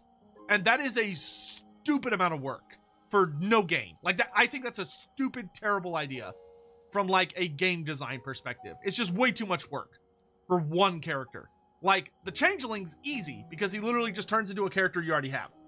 Tarmakhan, though, I think they're just gonna have his 2 bodies that he had in tabletop. I think doing anything more than that would just be way too much work, and it's just for no gain. Like, that's the thing, is that, like, you don't want to just, the more forms you're trying to give Tarmakhan, that's work that could have gone towards campaign features or other units or other characters just being invested in the same character, and that is such a waste of money, guys. Like, that would be terrible. Absolutely terrible. So I think all they're gonna do is they're gonna make Tarmakhan human form on foot, Tarmakhan ogre form on foot, and then both of those forms on the Toad Dragon, and that's probably it. Maybe, maybe they'll give him some mounts between him and Bubelos.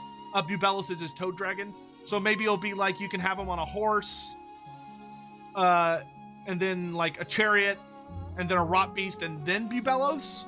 That could be fine, but I really don't think he's gonna have that many forms. And I think it's just gonna be like, if he's in human form, he counts as a small, like an infantry sized character, and if he's in ogre form, he counts as a large character, and they come with like different ups, like, buffs and debuffs. Like, almost certainly the ogre character is gonna be better, but at least in the he had three bodies in the story. Yeah, but you can only play with 2 of them. Only 2 of them had playable profiles. Where when you're looking at Tarmakhan's system, like when you look at Tarmakhan, you have the Sargath form and the Tyrant form, and that's it. Those are the only 2 forms they give you rules for. They do, they have the Possessor system for if you take over somebody else, but he only has 2 playable bodies. So that's all they're gonna do. Like, you're gonna have a human body, you're gonna have an ogre body, the end. I don't think they're gonna do anything more than that, because I think they're just gonna follow the tabletop system. Like, they're gonna do what the rules did and call it a day. Alright, so, the Empire. First up, we have Elspeth von Draken, the big, scary Empire lady on a Carmine Dragon. For the legendary hero, I am thinking it's going to be... Oh, God. I wish my brain worked better than it does. Because I am just having... Here we go. Theodore Bruckner.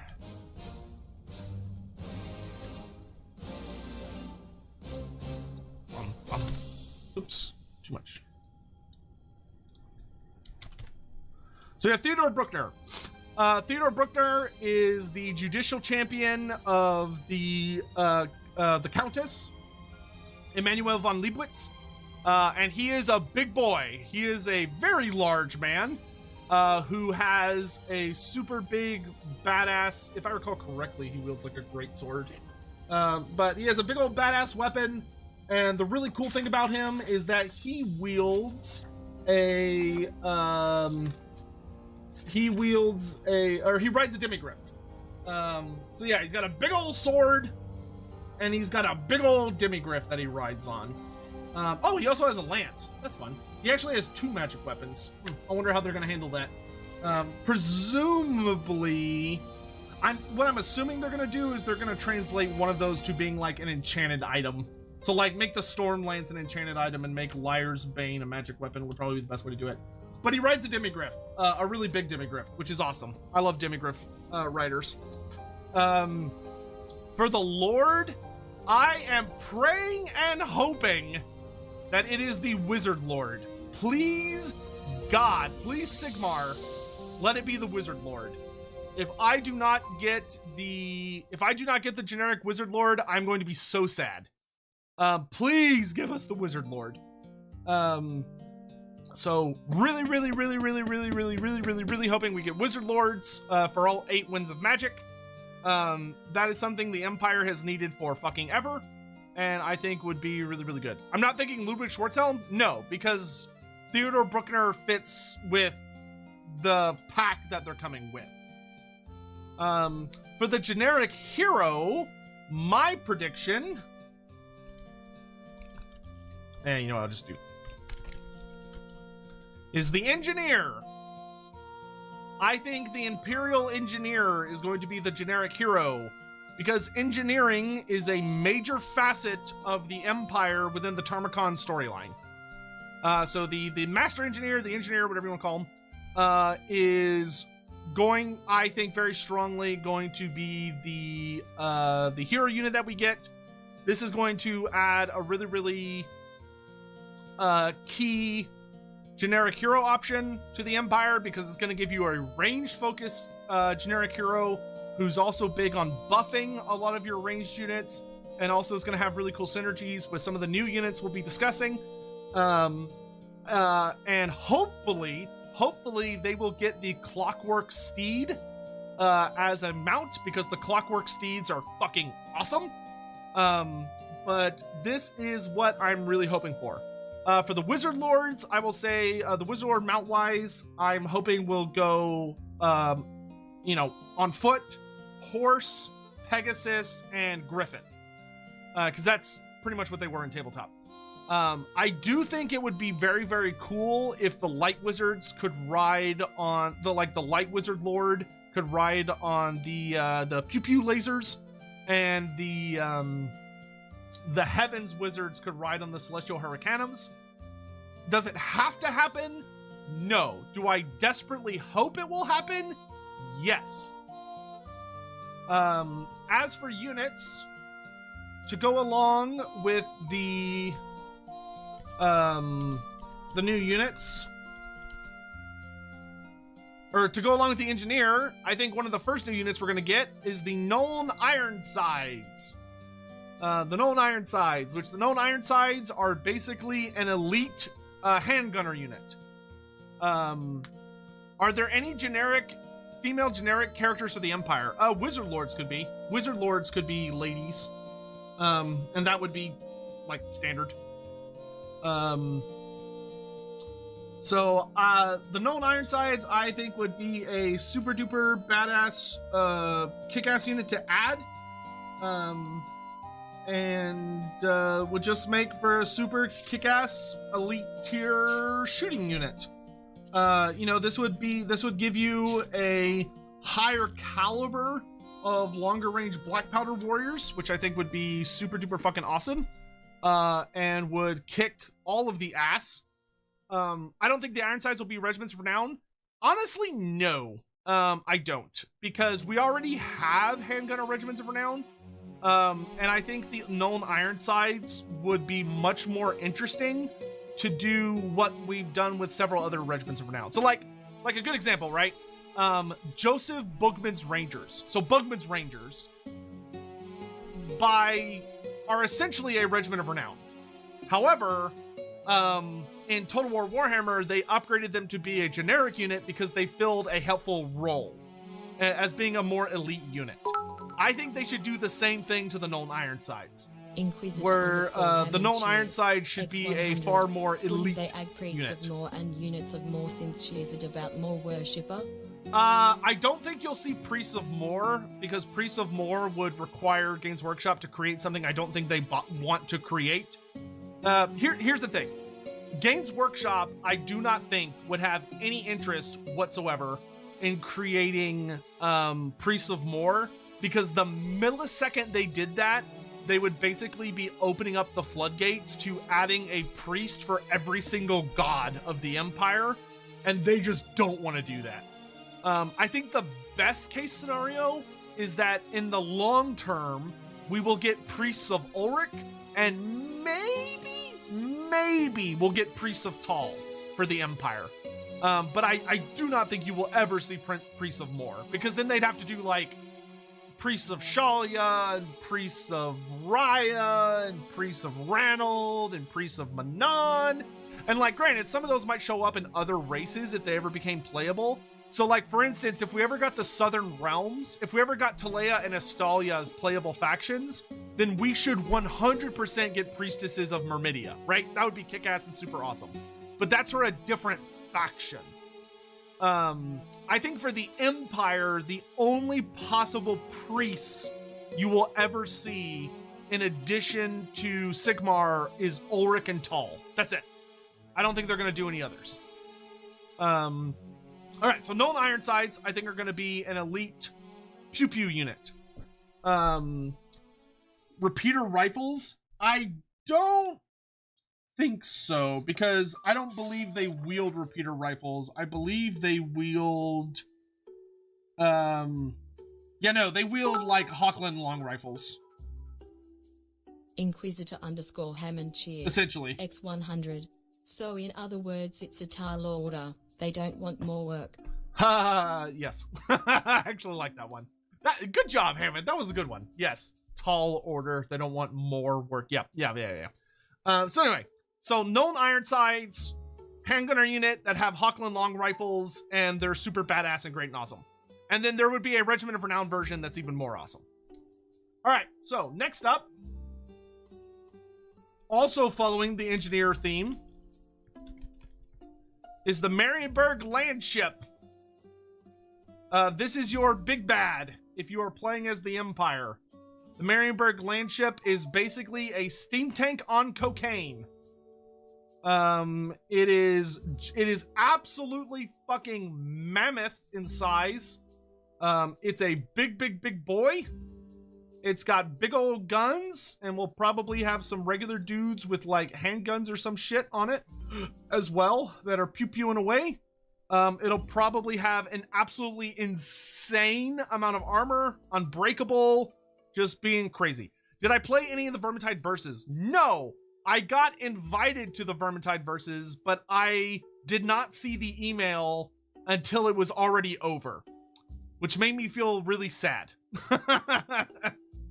Is it bigger than a Thunder Barge? No, it's kind of like on par. All right, so we got the Marienburg. There we go! Prepare your butts! Oh my god, that scared me. Yes. Yeah, prepare your butts for the Landship. It's coming in. It's coming in. Isn't it supposed to be a worse version of the steam tank, not better? I think rules-wise, kind of. So it doesn't have, if memory serves, it does not have as good of toughness as a steam tank, but it has more wounds than a steam tank, and it also can put out way more damage than a steam tank. So no, it's much scarier than a steam tank. Depending on what you're like looking at specifically. Yeah, it's different, but it's much larger. and it has more firepower. So it has more firepower, and it has more health, and it's larger, but it has less armor. So there are some trade-offs. All right, so we got our Marienbard land ship. Next, we have, on the wizardy side of things,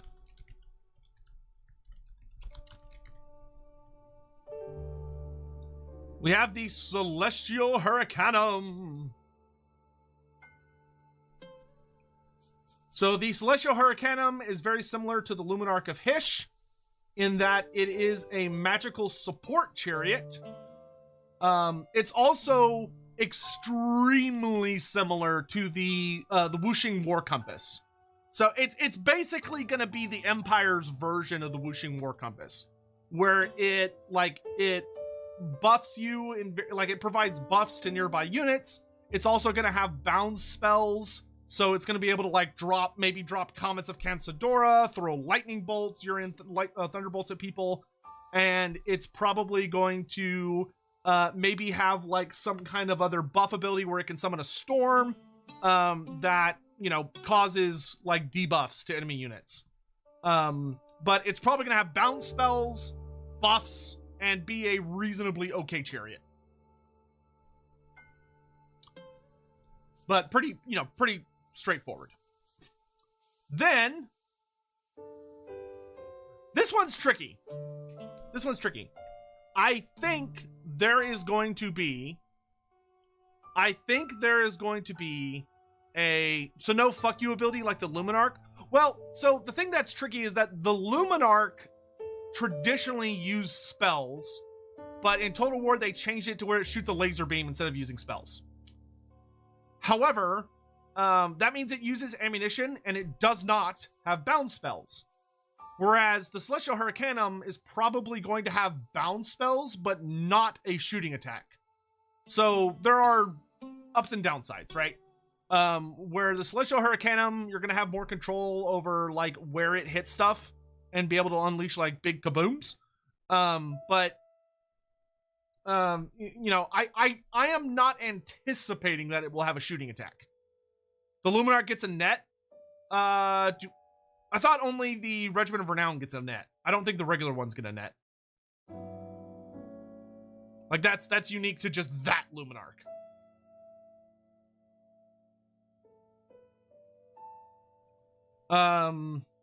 So I do think there is going to be a new knight unit. I think there's going to be a new knightly order. Now, here's the thing. Initially, my thought was that like, oh, it'll be the Knights Panther, right? Like the Knights Panther are one of the 3 main knightly orders that we don't have. Because for those unaware, the 3 like really famous knightly orders are the Knights Panther, the Knights of the Blazing Sun, and the Knights of the White Wolf.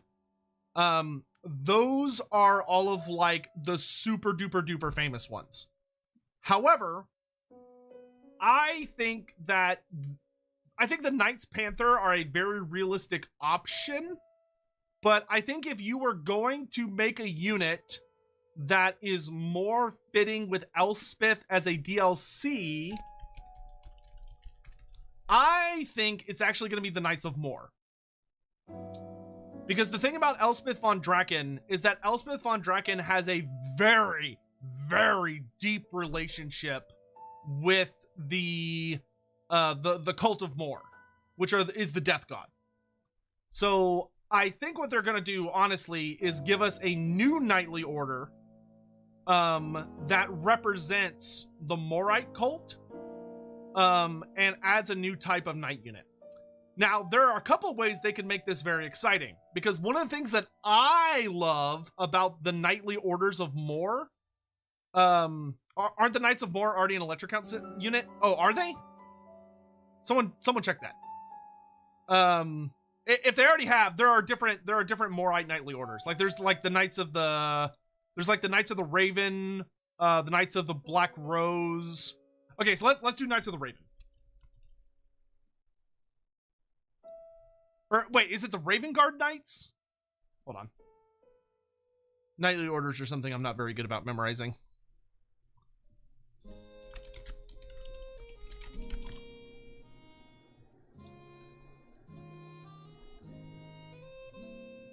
God damn it. I'm getting mixed up between like 40k and fantasy.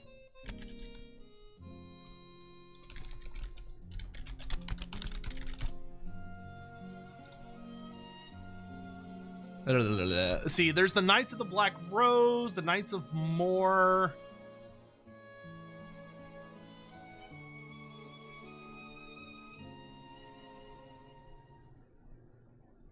There's the Order of the Sacred Scythe.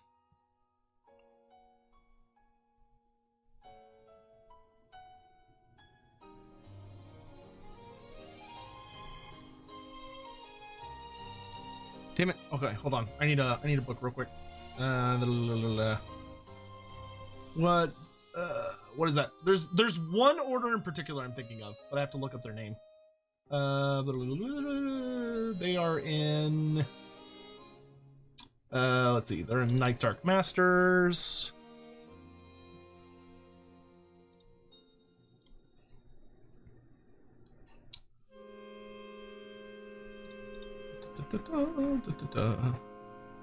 Where the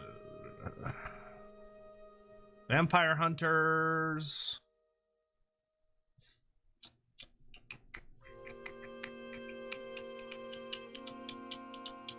I think we want Vampire Hunters. I think that's the segment I'm thinking of.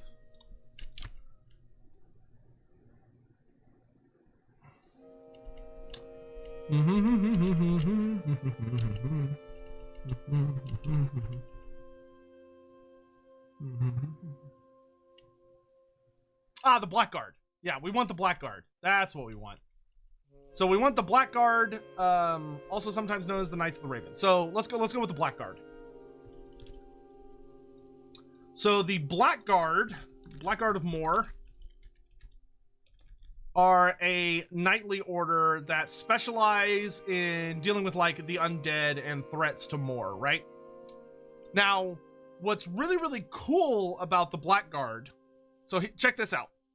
They are knights, right? So they're full-on knights, but there's something unique about the Blackguard of Moor. And the unique thing about the Blackguard of Moor is that unlike other knightly orders, they use ranged weapons in addition to melee, because they are far more practical about hunting the dead, and they understand that to defeat the dead, you often have to kill a necromancer or a vampire that is hiding in the back. So they are knights that wield crossbows, which I think would be hype as fuck. So a knightly order unit, like they're heavily armored, they're on horses, you know, they're on knights, but they have crossbows. So they're able to like unleash shooting attacks as they're riding around. And then, you know, when it's time to fight, they pull out their lances or swords or whatever the fuck they're wielding and charge into combat, start kicking ass, taking names. I think that would make for a very exciting new knightly order unit. That wouldn't just be like a regular knightly order. So it would be more knights, but it would be offering something new despite being more knights.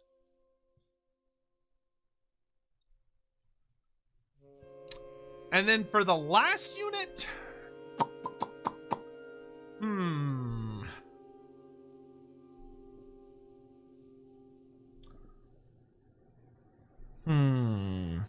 what would I do for the last unit? There are a lot of really good options. There are plenty of things that the Empire has available that could be pulled out. I mean, there's more knightly orders, which I would not be upset about. I would gladly accept more knights. The Empire really didn't get, like, I guess you could do the Carmine Dragon, but I really, really do not want a generic Carmine. No. The Hawkland Long Rifle is part of the Nolan Ironsides. I think the Nolan Ironsides are going to be the Hawkland Long Rifle unit. Halfling Hot Pot? I don't think they're going to do the Halfling Hot Pot. Oh, the Swords of Manam were in the Tarmacon book? Were they really? Let me double check. Because that would be very nice. Oh yeah, Manon's Blades. Hell yeah, there we go. Manon's Blades. There we go.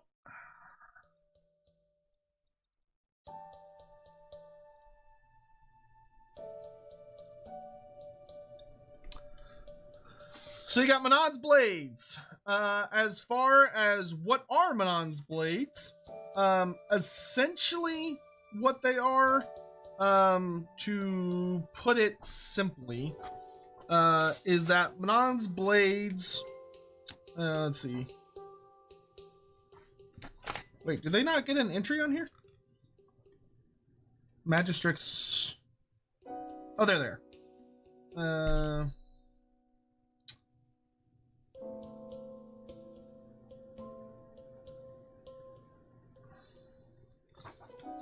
Hold on, where's the page?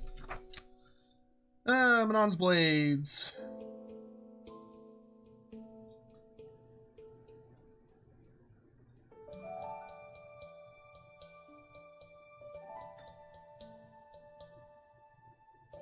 Yeah, they could probably do like swordsmen with dual weapons. Swordsmen with dual weapons would be, I think, fine. Not an ROR. I mean, they could be an ROR. They could be. Like, you could just do like swordsmen with dual swords, like a reasonably armored dual swordsman unit, and then have Manon's Blades be ROR. I don't know what you'd call them though, like what the generic version would be called. Like dual swordsman sounds not appropriate. I mean, I guess it could just be like swordsman, and then in parentheses it's like dual weapons. But I'm not gonna bother with the RORs, to be honest. I don't care for dealing with RORs, because to me it's just way too open-ended of a guess. But this is what I'm thinking. For an FLC Lord for the Empire, what would be a good FLC? I know there are people that say Toddy, but I don't think Toddbringer would be an FLC Lord, honestly. I think because Toddy is already in the game, I don't think they would come out and be like, look, we used the legendary Lord slot to give you Boris Toddbringer. I just don't see them doing that. I feel like from their perspective, they would be worried that that would come off really poorly, and people would be like, oh, well, that's not a... I'm kind of thinking Kurt Hellborg.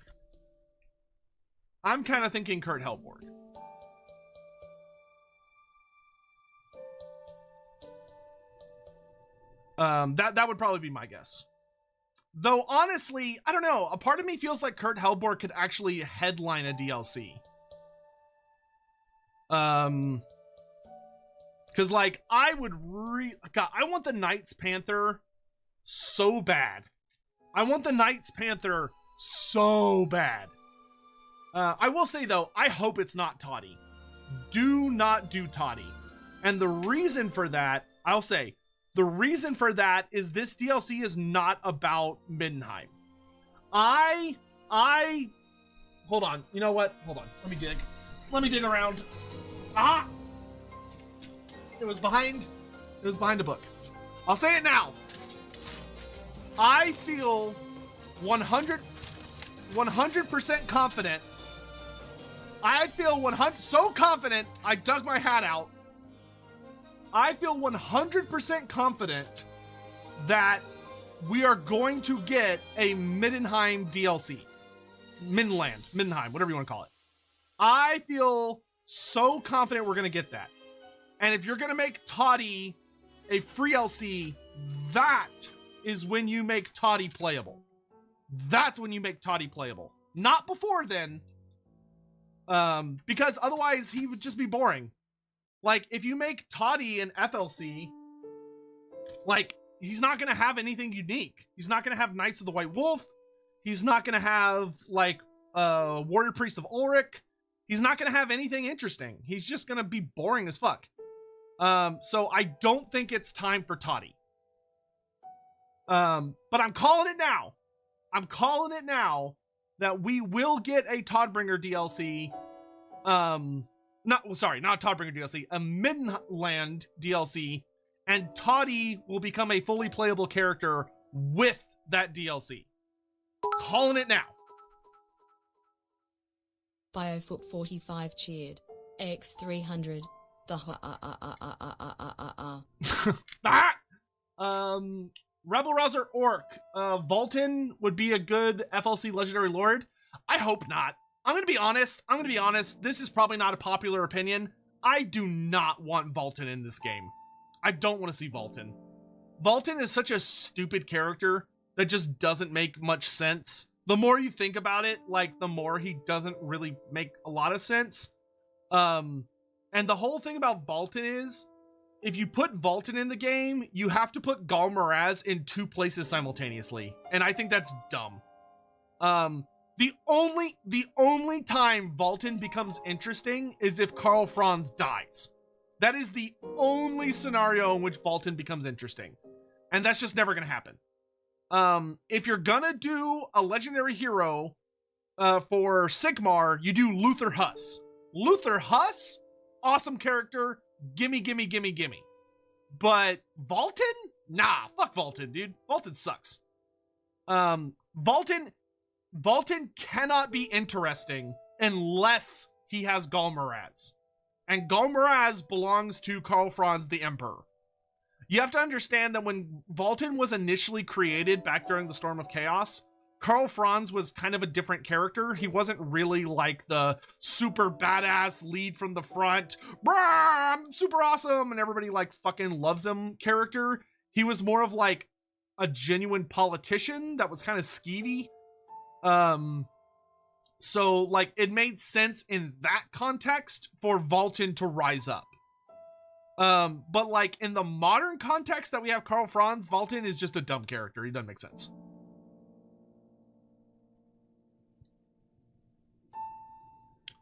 All right, so let's do dwarfs. Dwarfs. I'm gonna be honest. This one's hard.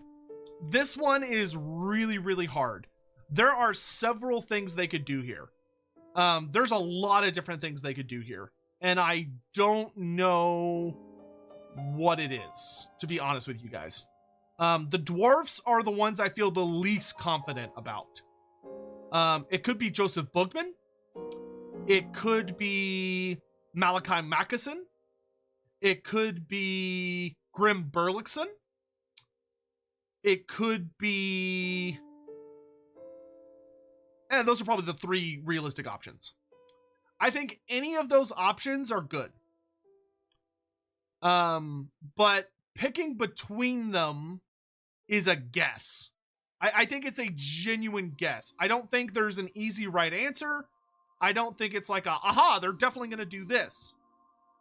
So they have 2 interesting options they could go with here.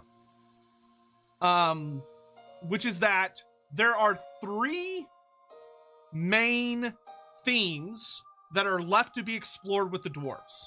The dwarves have 3 themes that can be explored. Mr. Pig, thank you guys very much for the super chats and the bits, by the way. If I haven't, thank you all very much for the support. I really oh, Chex Mixer, I didn't realize you did 1,500 bits earlier. Thank you so much. I hope you're still here. Thank you very much. I didn't realize it was that many bits. Thank you. Mr. Pig, after so long, they kind of need to have Toddy be DLC. I don't think so. I mean, his models aren't in the game. All you really got to do is give him like a voice actor and like campaign mechanics. And honestly, I would just give him the same mechanics that Franz has, but just like, you know, he's Midland. He's Midland instead of Empire or Reichland. So like, I don't really think he needs that much work. It's really just a voice actor. And I just don't see, like, as much as we all know CA is greedy as fuck a lot of the time, I just don't see them charging money for that, because it would just be bad optics. And Radiance Red, Kurt Helborg should lead a DLC with Grandmaster Lords. Yes, I would like that very much. I would like that very much. Personally, I feel very confident the DLC, or the free DLC, is Epidemius. I am all in on Team Epidemius. Anyway, so let's do this. So for the dwarfs, there's a fork in the road. a big fork, a dwarf-sized fork. So there are 3 paths the dwarves can go. And we get to pick 2 of them, right? So the 3 routes left to explore for the dwarfs are the Slayer route, where if you look at like the Storm of Chaos for the dwarfs, which we see that they're using the Storm of Chaos frequently. Hell, they just used it for the Tzeentch update they put out today. The Storm of Chaos has several Slayer units that we could add. There's the engineering route. There are several engineering units we could add. And then there's like, the best way I can describe it is like Lost Runic Lore route, right? The Runic route. Those are your 3 paths. And you can pick 2 of them. You can't pick all 3. No, sir. You can only fit 2. Down path A, Path Slayer, you've got your Demon Slayer Lord, your Dragon Slayer Hero. You've got Doom Seekers, which are your slayers that have big whirling chain axes that they use to fight like endless hordes of enemies. You've got like characters like Malachi Mackeson, who is a slayer and an engineer. And he created the Goblin Hewer, which the Goblin Hewer is a war machine that is crewed by slayers. So there's a lot of stuff down that path, right? Then we have the engineering path.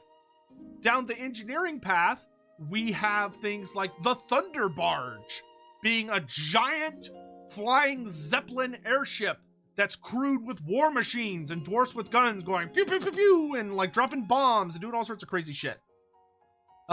You've got your Grudge Raker guns, which Grudge Rakers, depending on which source you're looking at, do 2 different things. According to Vermintide, Grudge Rakers are shotguns. According to tabletop rules, Grudge Rakers are more like repeater rifles. Personally, I think I prefer the shotgun route because that would make for a different weapon that would be a lot of fun. Because you could have like Thunderers with Grudge Rakers, right? Where they have like shotguns. Or hell, they could have repeater weapons. You also have Miners with Steam Drills. So Steam Drills are 2-handed weapons that hit way harder than regular picks do. You also have things like, obviously, the Goblin Hewer, which we talked about, bridges that gap between Slayer and Engineer.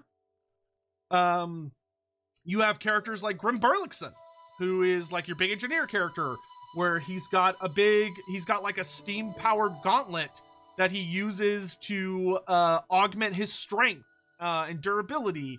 And he's got a big like steam hammer, or the cog hammer, where it's powered by his steam backpack, so it can like catch people's weapons, and then he turns on the steam mechanism and it snaps their weapons in half because like the cog turns, which is just a badass concept. And he's got the original Grudge Raker, and he's like a super badass engineer character. I would also say this could be a potential place for Joseph Bugman, because Joseph Bugman at his core is a ranged melee hybrid, where he's got his legendary crossbow, and then he's got his axe, and he's all about being like in unexpected places. But you could also say that Joseph Bugman is kind of more up that runic route, because he has that legendary beer stein of his, Bugman's brew, where he's like able to do healing, and he has access to ancient lost lore, right? So and then down just the pure runic route, we have things like the Shard Dragon, which the Shard Dragons are these massive reptilian monsters that have runic collars that were put around their necks during the golden age of the Dawi, that allow the dwarves to control them. And they're these horrifying underground monstrosities that their scales are as hard as Grumroll, and they bleed acid, and they have breath that's this black miasma that causes people to have nightmares so intense their hearts explode. Very cool monsters. And hell, a dwarf monster. You have your runic guardians down this route. Runic guardians being golems, dwarven golems that, depending on which version of the art you're looking at, a lot of the time they have like axes for hands, or they have like other runic weaponry for hands, or maybe they're like holding runic weapons, but they're they're carved images of the ancestor gods or legendary dwarven kings and queens that are brought to life by runic magic and stomp around the battlefield, being a powerful, monstrous infantry type unit. You also could have things like the Rune Priestess of Valea. So the Rune Priestess of Valea being a support character that uses a different type of rune magic from the regular dwarf smiths, where the dwarf rune smiths take runes and like strike them. Rune priests enchant runes on their rune staffs that they like slam onto the ground, and it causes very effects, but they're more like support characters that could do healing. So like rune priests and rune priestesses are very well known for healing abilities, being able to mend wounds and do stuff like that. So they would offer like a different kind of support character. So we have a lot of options. There are two routes though that I think you can choose. You can either go down the Slayer and Engineer route, or you can go down the Runic and Engineer route. Or sorry, Runic and Slayer route. I feel like those are the most, well, I guess you could argue the Engineer Runic route, to be honest. But there's a lot of choices. So I'm going to put my thoughts on here. So for the dwarfs, I am thinking Grim Berlichson. I think he actually has two M's.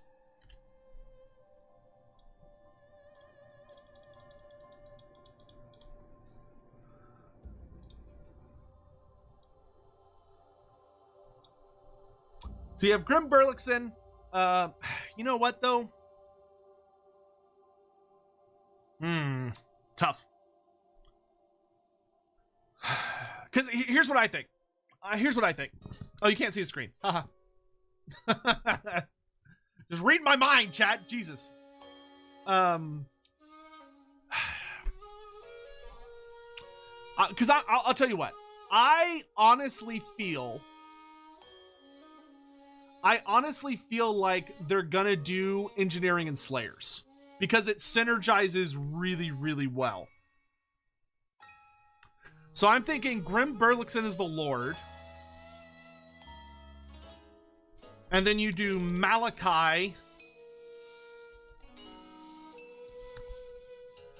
Damn it. As your legendary hero.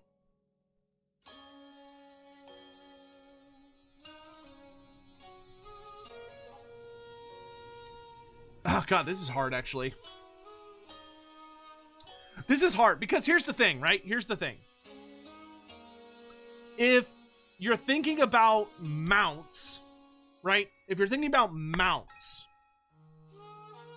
I almost feel like it would be better for Malachi Mackeson to be the legendary lord because he could ride on the spirit of Grugni, which means he would have a Thunder Barge mount. He would like to have the special Thunder Barge. Whereas Grim Berlichson he's not really associated with that. Like, I don't think he would have a mount. He would just be on foot. You know, it's tough. It's tough. Because in that case, it would be better to have Malachi as the Lord.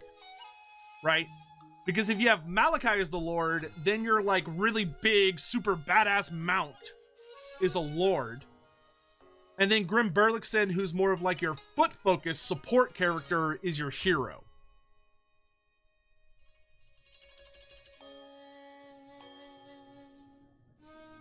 That's a toughie. That is a fucking toughie.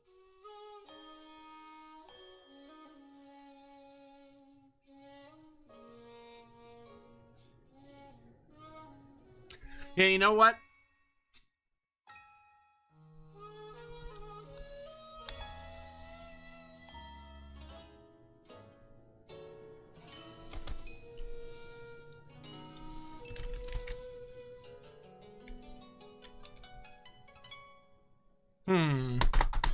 Hold on.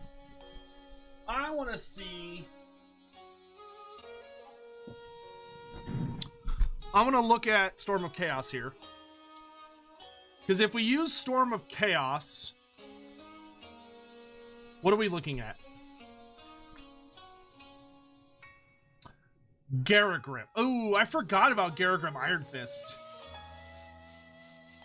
Ooh.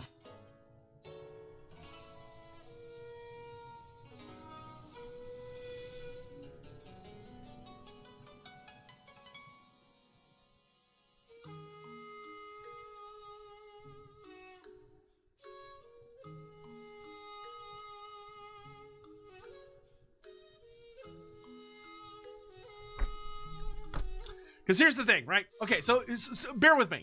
Bear with me. Bear with me. Let me see where I end up at the end of this. Bear with me. So if we look at Garagrim Iron Fist. Biofoot 45 cheered. X400. Which are larger KO's biggest ships or dwarfs? Thunderbarge. P.S. Give them magma droths. Not really. Please don't sue me for emotional damage. Give them Magmadroths. I mean, the Shard Dragon is actually not that different from Magmadroth. It just can't be used as a mount. So I wouldn't shoot you for that. Hold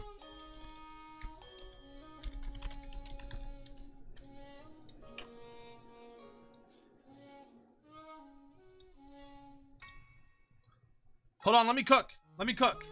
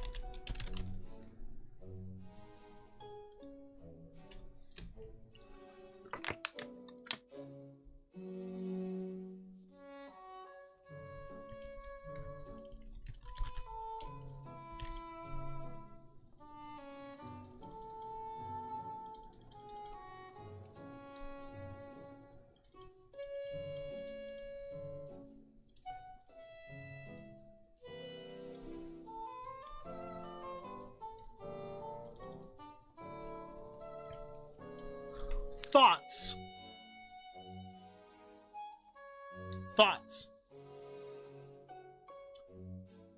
So I'm gonna fill this out like 2 or 3 times because I'm not convinced of this. I'm not convinced of this. So Malachi Mackeson, Legendary Lord, Slayer Engineer character that can ride a Thunder Barge. Garagrim Iron Fist, Big Bad Slayer Legendary Hero. Demon Slayer Legendary Lord. There's Demon Slayer Generic Lord. Dragon Slayer Generic Hero. Doomseekers, Goblin Hewer, Thunderbarge, Grudbreaker, Steam Drills.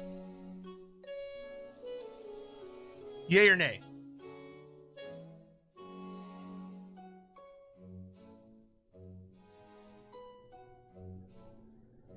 What are Grudge Rakers? Grudge Raker, they're like shotguns. You can think of them like shotguns. Thunderers with shotguns.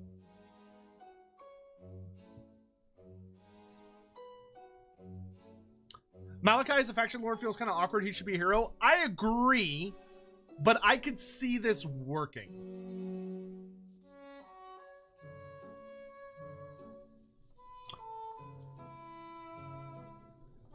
And Biofoot, KO's biggest ships dwarf Thunderbarges. Like, it's not even close. Fun Bucket. Finishing up my paramedic training and love listening to your overnight shifts. I remember you saying that lore-wise no dwarf will really follow Madcline in battle. Yeah, but unfortunately, here's the thing. I feel like Garagrim, thematically, Garagrim would make more sense as the legendary lord, but the problem would be that Ungrim is already in the game. And Ungrim is way too similar to Garagrim. So Garagrim cannot be the legendary lord, because he would be terrible. As a hero, he's great. As a lord, he's garbage. Which means that if you're using this book, right? If you're using the Storm of Chaos book, the 3 characters for the dwarfs in the Storm of Chaos book are Garagrim, Malachi, and Ungrim. Right? So this is a thought, right? This is a thought. Now let's mix it up a little bit, right? Let's redo it. Let's redo it. Take another whack at this, right? Let's take another whack at this. So let's do this.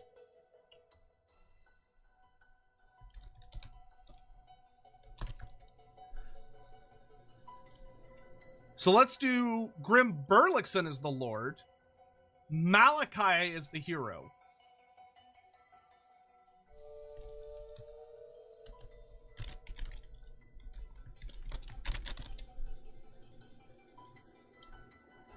And then we do the Engineer Guildmaster. Oop.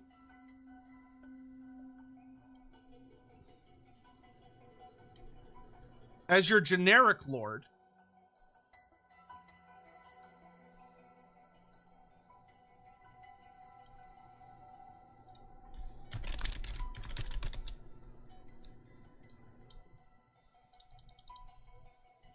And then you do a Dragon Slayer generic hero.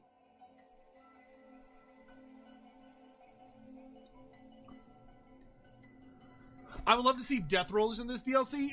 That would be very funny, don't get me wrong, but Death Rollers are purely Blood Bowl IP. I don't think that Games Workshop would allow that. I'm pretty sure they would kill that idea. They'd strangle that in the cradle immediately. Like, if they're not comfortable with Zongors having beaks, I do not think in a million years they would let dwarfs have a Death Roller. Christopher Clayton, I think Engineer, Lord, Slayer, Hero, and if they have a Slayer plus Engineer thing, then Long Drong. Ooh, I didn't even think about Slayer Pirates. Ooh, Christopher, you may have actually settled something in my brain. That's interesting. That's interesting.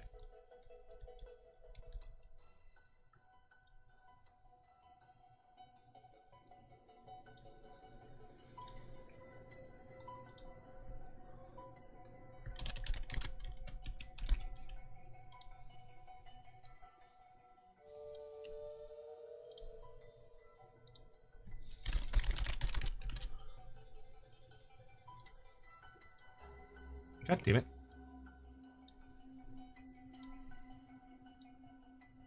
Oh, that's smarter. I should have been doing that this entire time.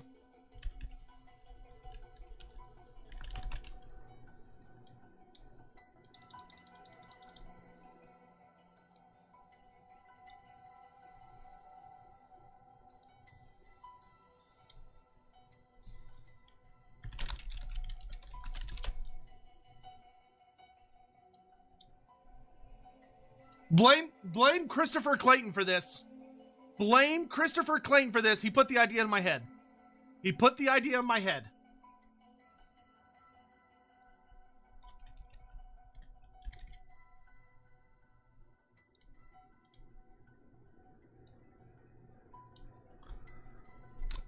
Boom.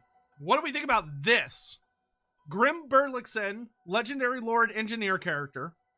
Malachi Mackeson, Slayer Engineer legendary hero that can ride like a thunder barge. A Engineer Guildmaster Lord who can ride like gyrocopters, gyro bombers, and thunder barges and is all about like black powder and buffs and all that stuff. Dragon Slayer hero gives dwarfs a unarmored, very offensive, unbreakable, anti-large focused hero. Doom Seekers, an anti-infantry focused Slayer unit with big whirling chains. Goblin Hewers, a Slayer crewed war machine that rapid fires throwing axes and is heavy armor piercing and deletes infantry units. Thunder Barge being giant flying airships with boom boom. Grudge Rakers being a Thunderer type unit with shotguns, and Slayer Pirates being Slayers with pistols. Slayers with pistols. And then for Regiments of Renown, you have Long Drongs, Slayer Pirates, as a Regiment of Renown.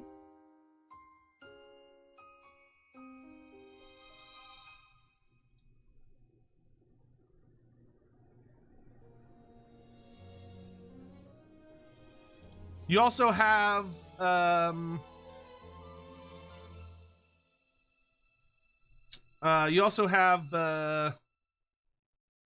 fuck, what is that Thunder Barge called? It's not the Spirit of Grugni, there's another one.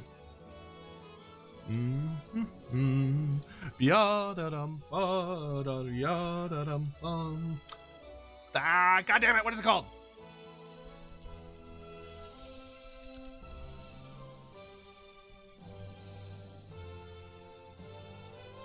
Yes, the Wrath of Thunder.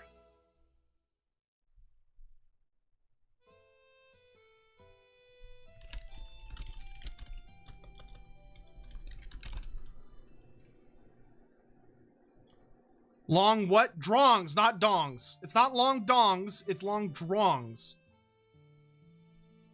Stop thinking about what you had for dinner last night, chat.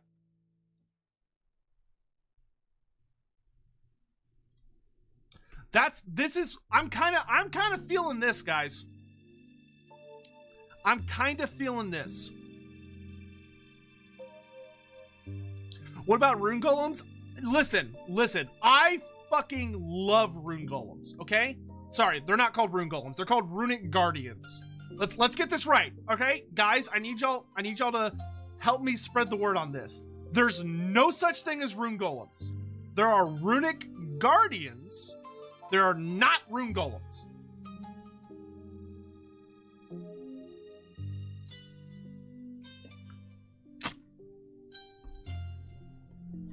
This is kind of what I'm thinking.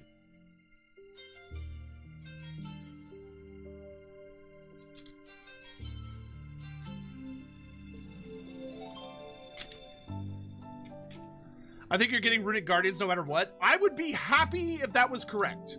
I don't think we're going to get runic guardians. I think they're going to save that for later. Don't get me wrong, guys. I feel confident there's going to be at least one more dwarf DLC. I do think the dwarfs are going to get one more DLC. I do. Because then, if they did another dwarf DLC, I could see us then getting,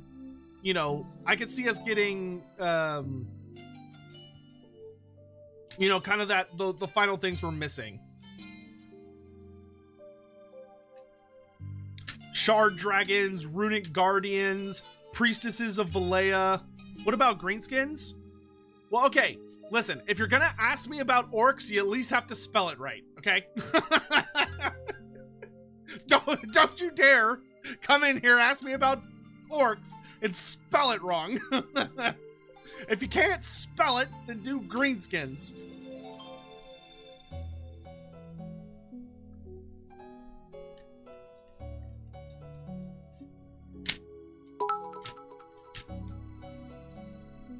Inquisitor _ Hammond cheered. X100. We'll call the hero Long Madrong. Long Madrong? That sounds like the setup to like. Have you heard about Long Madrong? What? Long Madrong? What's Long Madrong? Long Madrong these nuts! Like it feels like one of those.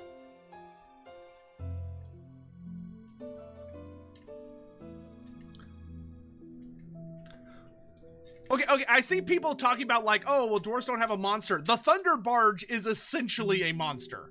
Like, the Thunder Barge is a large single entity monster. It's not flesh and blood, but it's a monster.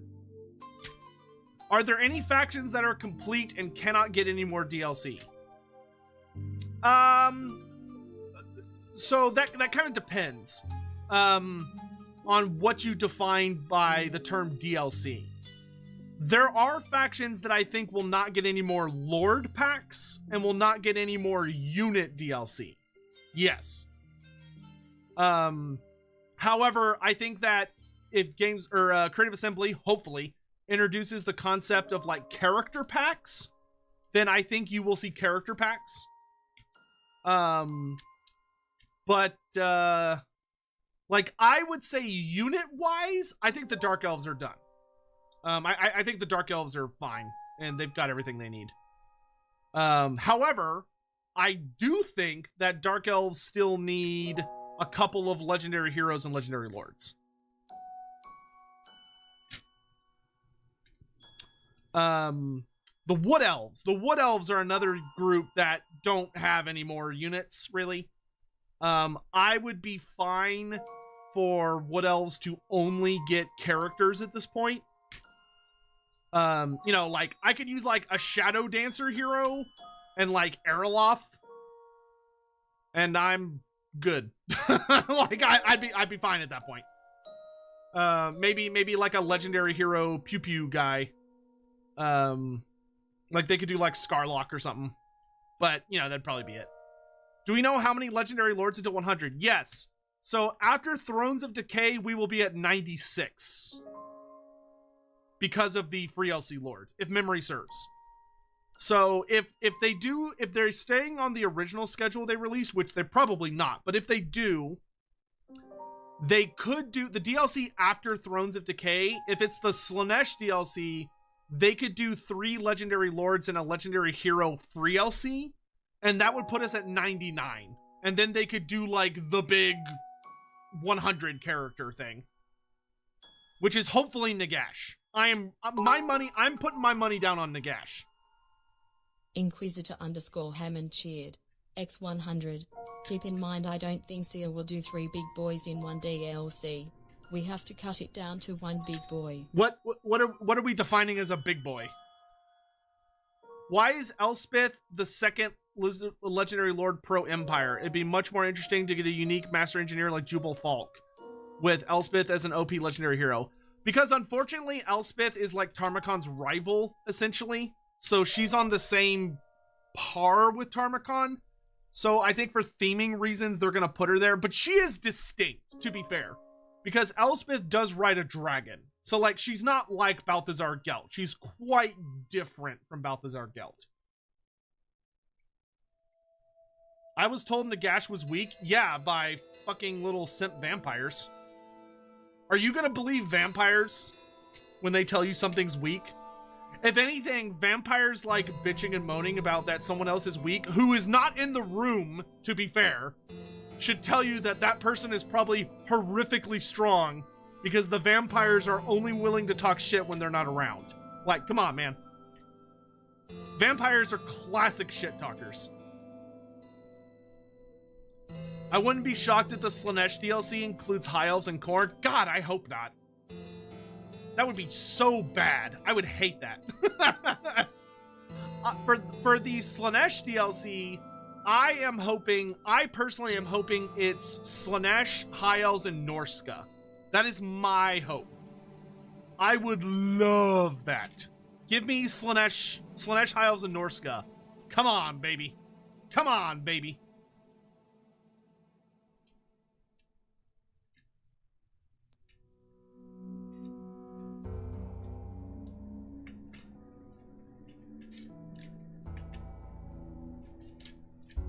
Yeah, if they're gonna do Khorne, I think Khorne should come with like, I'd probably do Khorne with like ogres and greenskins.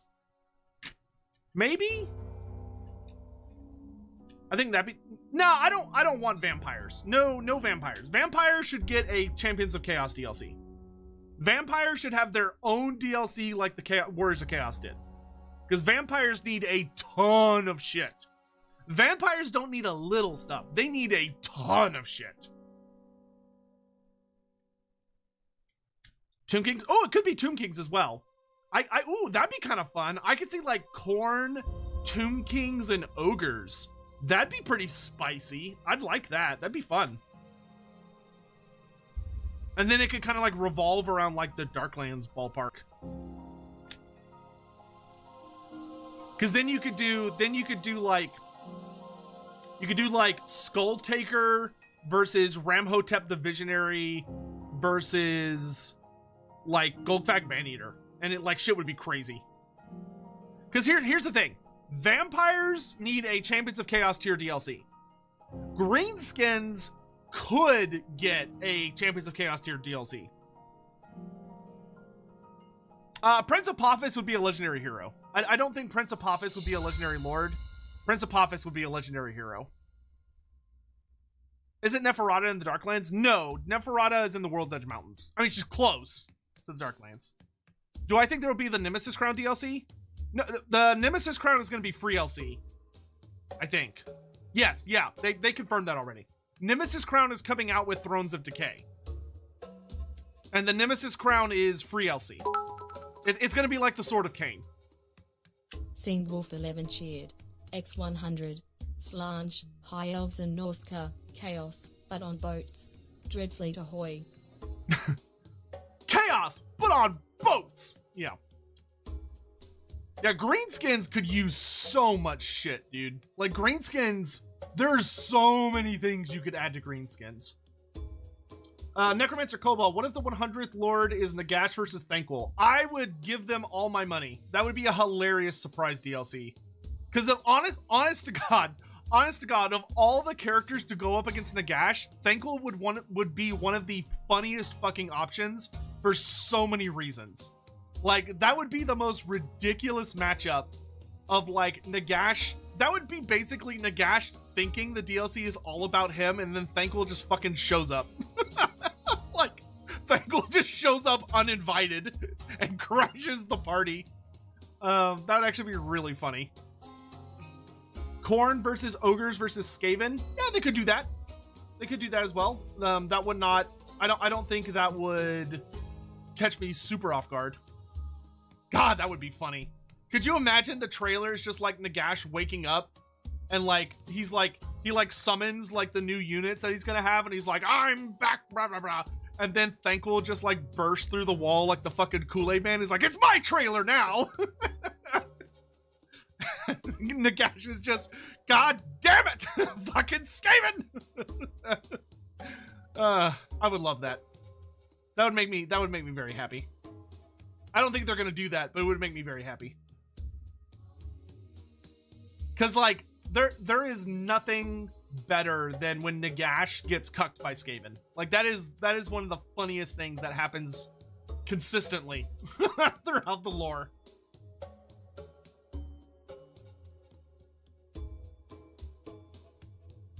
Connor Logan, I can tell you for a fact. Like not a hypothetical, a pure distilled fact that Shinzu the Light Dragon will never be playable. Ever. Never in a billion years. She will never be playable. Not gonna happen. You at max, you're gonna get 5 dragon children. That's it. Those are all the dragon kids you're gonna get.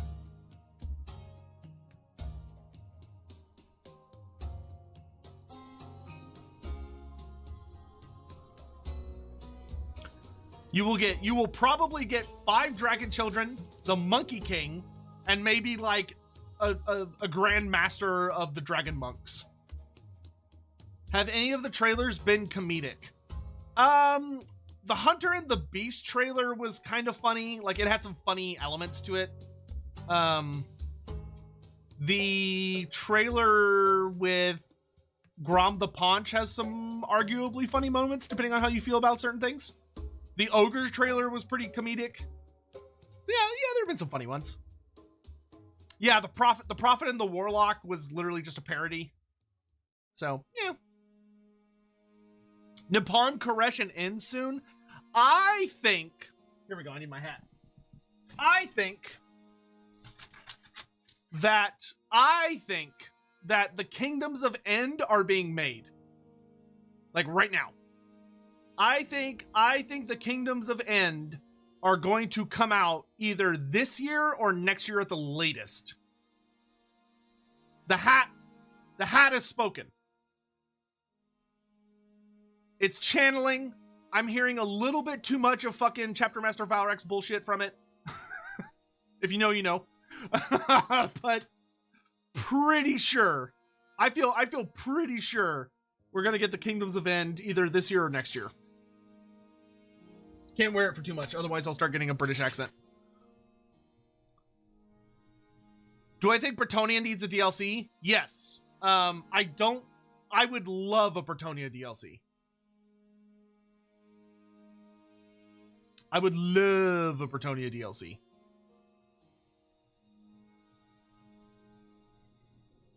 Dogs of War first? Yeah, it's distinctly possible Dogs of War will be this year. I could see a Dogs of War DLC this year. The Red Duke? I think if we ever get the Red Duke, he's probably gonna... Here, the Red Duke, I've made videos about this. I probably should make an update video about it later this year. But the big thing that I would do is do the Champions of Chaos DLC for the Vampire Counts, which I call the Bloodlines DLC. So do the Bloodlines DLC, and for the free LC for the Bloodlines DLC, you make the Red Duke playable. You're done. That would be the easy way to do that.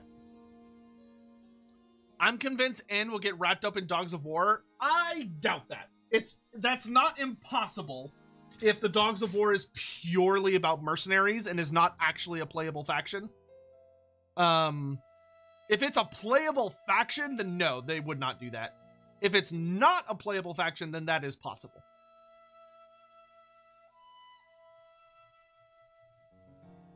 Araby or Dogs of War first? Dogs of War.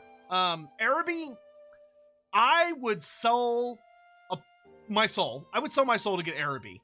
But Araby is one of those factions that I think Games Workshop is going to be really, really, really hesitant to do. Unless, like, the old world is just popping off. And they're like, oh, shit, dude, we just got to keep expanding. I would love to see Araby. But Araby would take convincing. I don't think it's impossible. I think there's a very good chance we will get Araby, but I think Araby would not be for a while. Depending on what the Dogs of War is. I mean, there's a chance that the Dogs of War is going to be Talea, Estalia, the Border Princes, and Araby wrapped up into one faction. That is possibly what Araby will be. But it's impossible to say at this point. Did CA already shoot down Araby? No. Araby could be considered offensive by modern standards. If you purely use the old version of Araby, yes. But if you go watch my Araby proposal video that I made last year on the channel, I think you will see that there are some very excellent and respectful ways that you can make Araby work just fine. And it would not cause any problems. The thing you do is that you don't include, like... the thing with it... Like, here's the thing. If you have historical video games being made right now that have Muslim-centric nations in them, which they do, and it's fine, then you can do Araby. Now, do you need to be smart about it? Should you hire, like, a... what are they called? Should you hire a... God damn it, there's a term for this. A sensitivity reader to, like, double check everything you're making about Araby to make sure you don't fuck up? Yes. But no, you can absolutely do Araby. That's ridiculous. Like, that to me, that's like saying, oh, well, we can't do Grand Cathay because that would be offensive. Okay. We already did it.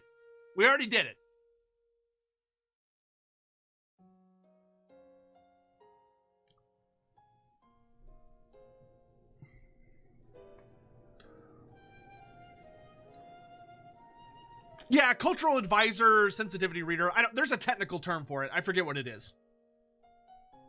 There's a specific term if you're working on writing, right? If you're doing world creating or you're making a setting, and you're writing about something that you're not particularly familiar with, like say you're writing about a culture you're not from, or you're trying to write about like a character whose lifestyle doesn't match your lifestyle, and you're like, I don't really know what it's like to be this person.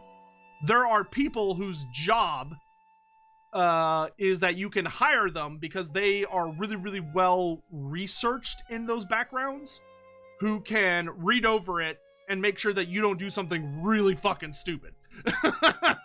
Like, it's not, and it's not like, it's not a big deal. Like, it's like having an editor, essentially. It's just an editor that has a very specific skill set.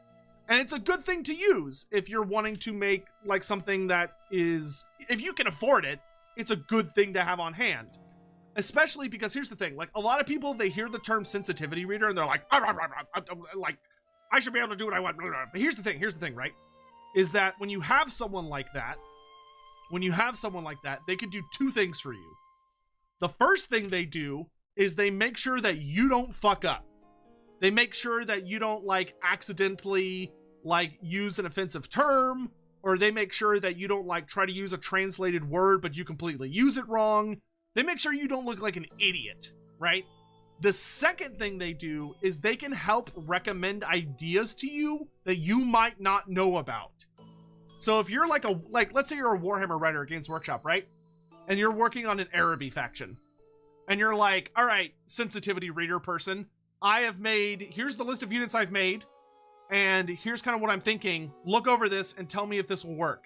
And they read over it and they go, oh, you know what? Like, this unit is a pretty cool idea. However, did you know that there's this like particular mythology you might not have heard about, where there's like this really famous creature or this really famous hero or something? And I think if you were to read that mythology, you could use that as inspiration to take this kind of generic unit you made and make it into something a lot more exciting, something a lot more thematic. And you go, oh, awesome, that makes a lot of sense. Like, that's all they do. It's super easy. It's not hard. I know at least two people who that's literally their job. Like, they are cultural consultants.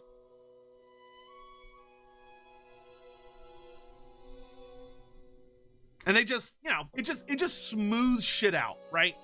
It helps you avoid speed bumps that you don't need to hit. Gary Reynolds, be your today is Valentine's Day, isn't it? All you sad losers are hanging out with me. I am the king of the sad losers. Excellent. What are all you nerds doing here? Should you help me out? Holy sweet fuck.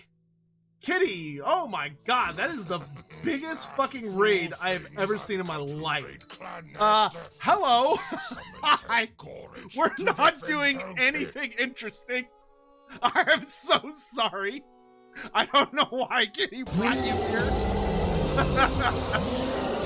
But yeah, that is a wah. That is a proper wah. I'm so sorry. Hi, hello. My name, I'm Lore Master Sotek.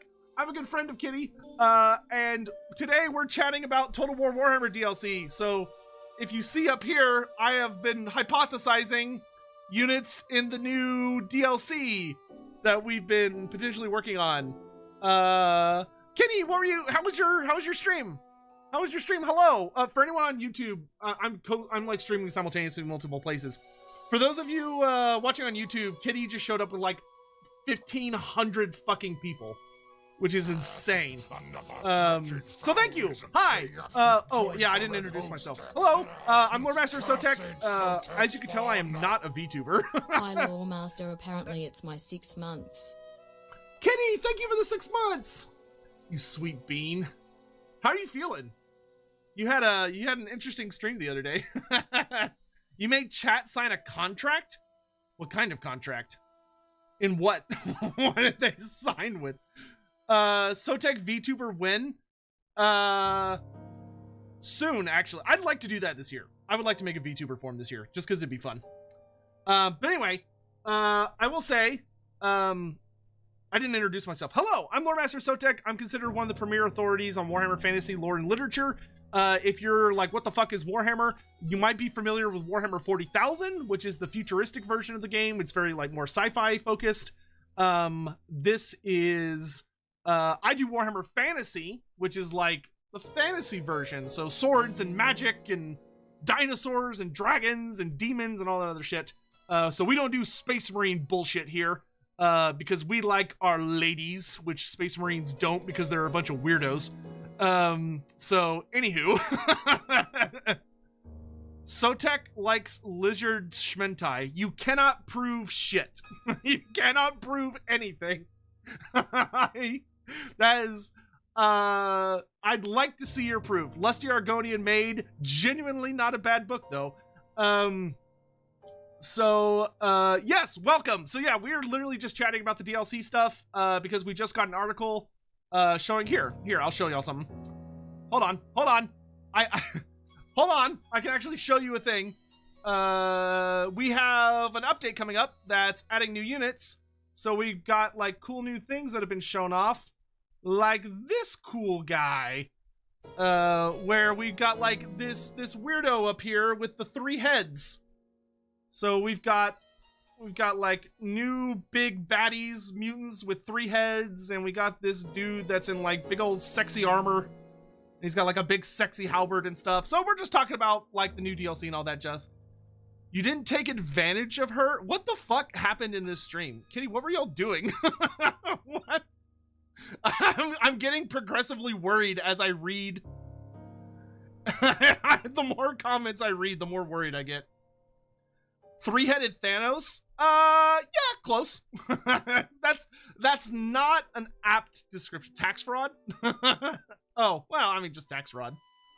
Scaly content? Yeah, that mean.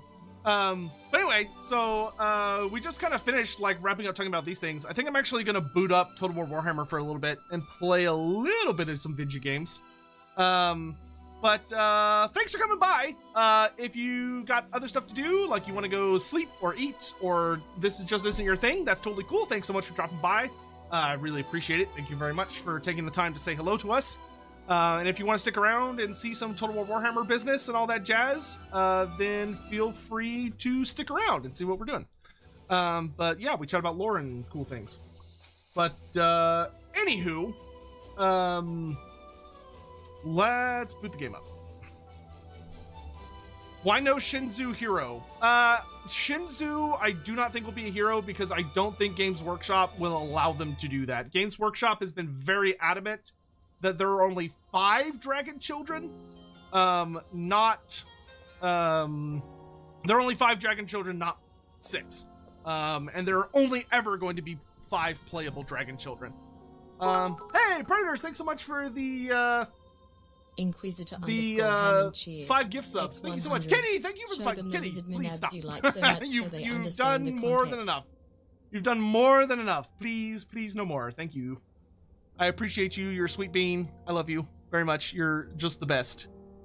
You are wonderful. We need to chat soon. We need to catch up soon. Another wretched foul lizard thing joins the red host. Show the lizard abs? Fine. Sotek spawn. Fine. I will show the lizard abs. Another wretched foul lizard thing. Listen, here's the thing, right? Joins the red host. Here's the thing. Cursed Sotek Here's the thing. Spawn. I'm not crazy, okay? I'm not crazy. Like, look.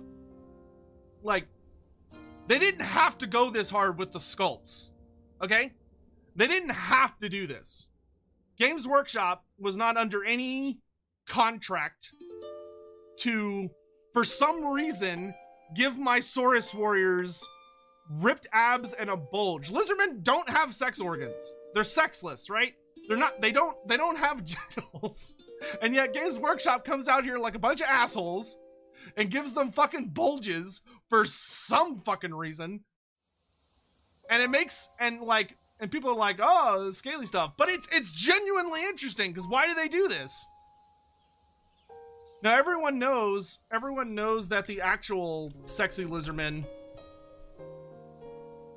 is the Slan, right? Where's the new model?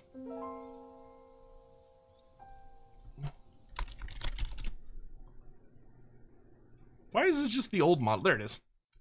This is the real sexy big boy, right? this is much more most of chat speed. This is what most of y'all look like. I know. When you're playing on your Switch or your PC and your screen goes dark, you know, and you're able to see your reflection in the loading screen, I know this is what you're saying.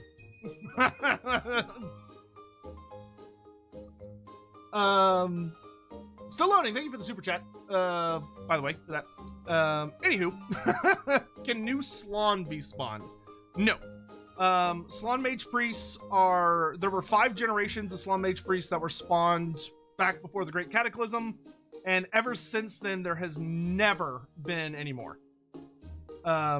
Never again.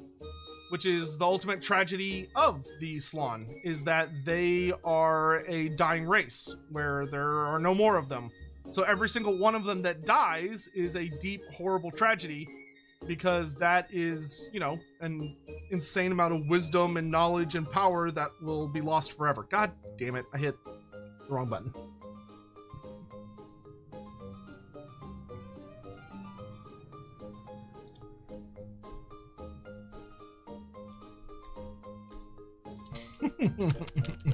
Lore Master of Slanesh? Yeah, that's my other account. that's the non-Twitch account. Or the non-stream account. That's the part of our Discord that I don't talk about publicly.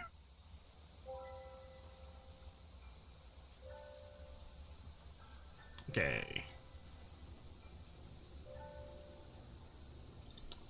You can turn that off.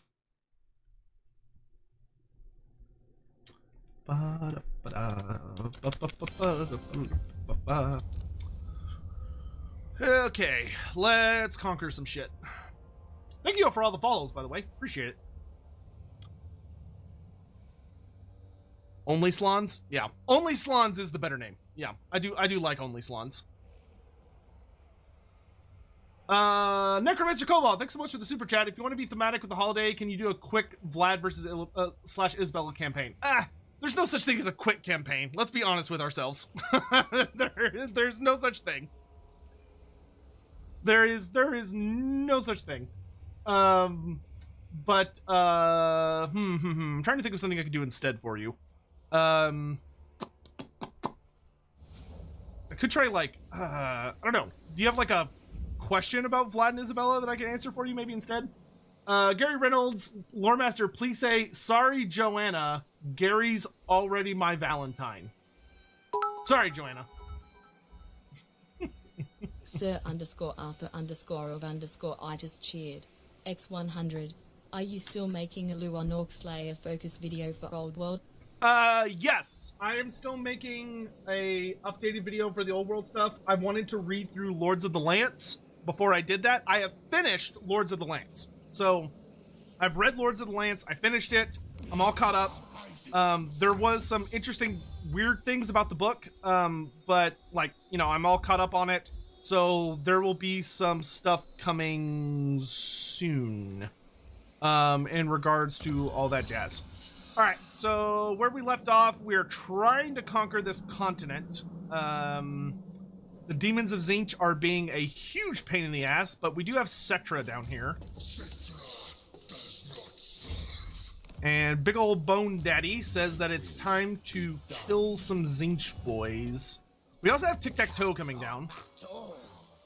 So with Tic-Tac-Toe's help, we should be able to push these assholes off the continent. Are Vlad and Isabella as healthy of a couple as they seem? As far as vampires go, yes. And like the grand, like,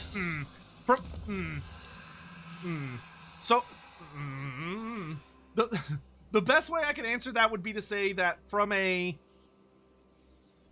human perspective, Vlad and Isabella do not necessarily bring out the best in each other. Not because they're bad for one another in the sense that they're like abusive or anything, but because they're both vampires. And the thing about vampires is that at the end of the day, they are kind of innately driven to fulfill their worst compulsions, if that makes sense.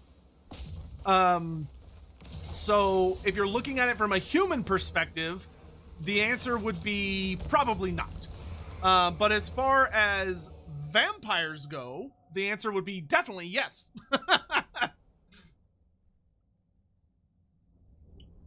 Let's see.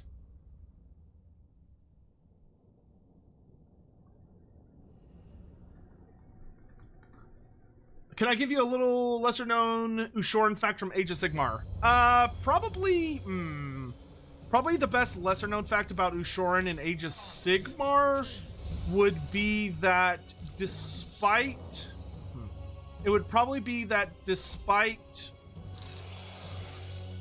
the, shall we say, the political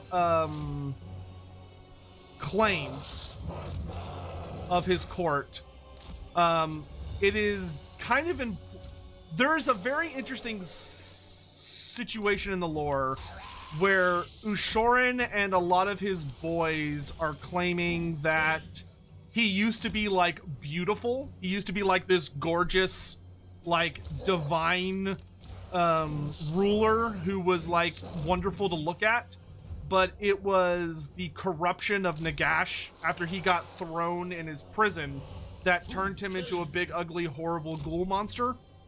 But there are indications, if you read between the lines, that that's not true. And that in reality, Ushoran has always been the big, horrific, ugly, hideous monster. But, you know, politics. Alright, so for anyone that's new to Warhammer, just in case you came here from Kitty's Raid and you're sticking around, this is Warhammer Fantasy. We are playing Total War Warhammer 3, which is a trilogy of games that all combine together into one super game. So we're playing the kind of combined super game where all of the factions and units from all three games combine into one game. And we are playing the Tomb Kings, and the Tomb Kings are a undead faction that are themed after kind of ancient Egypt. So you have a lot of skeletons with various like Egyptian weapons and themes. We also have some allied units, so we got some lizardmen boys with us, so good old Saurus, which are awesome.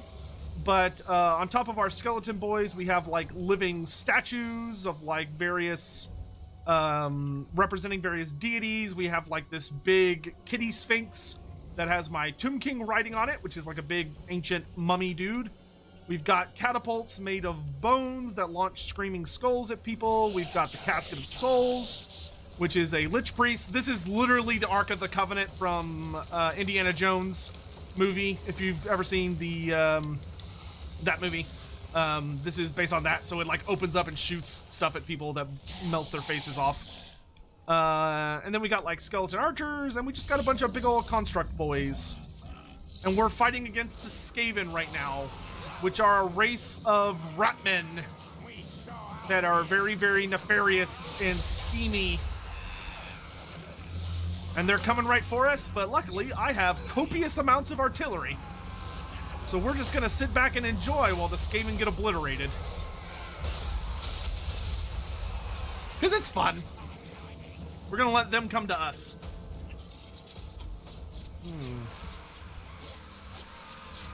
We're gonna fall back our stalkers a bit, because I don't want to fight spears on even ground. In fact, why don't we tell our scorpion to come over here? So what we're gonna do is we're gonna park these guys here. And we're gonna tell them to unleash their I-beams on these rats. Wait, where did he summon a unit? Well, that wasn't very nice. That was also kind of stupid, because that's where my...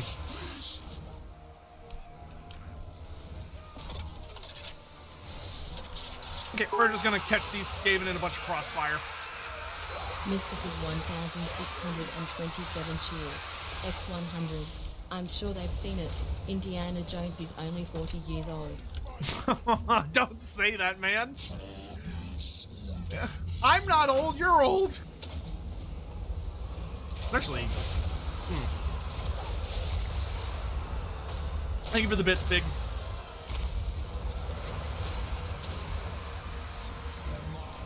Alright, send in the Tomb King as our halberds get ready.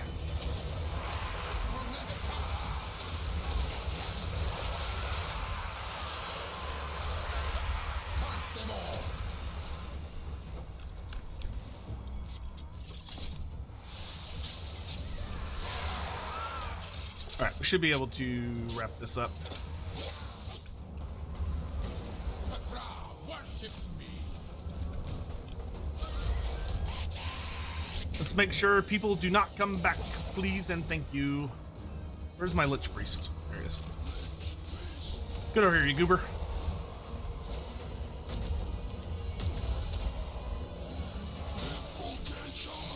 Cast some spells.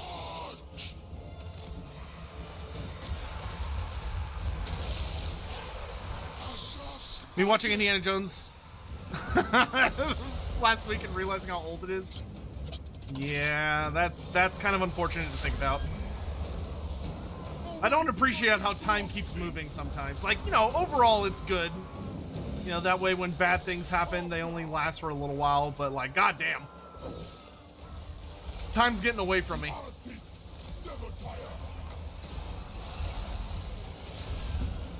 Listen, I only had my birthday, like, a week ago. Alright? I don't need to be reminded that I'm getting older at a consistent, freakishly fast rate.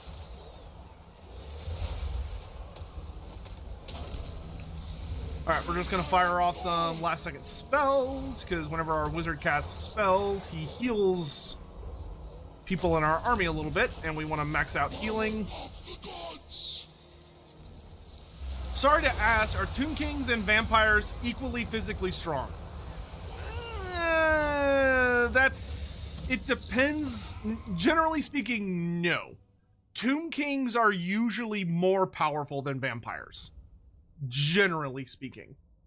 Vampires are better wizards, and they are faster.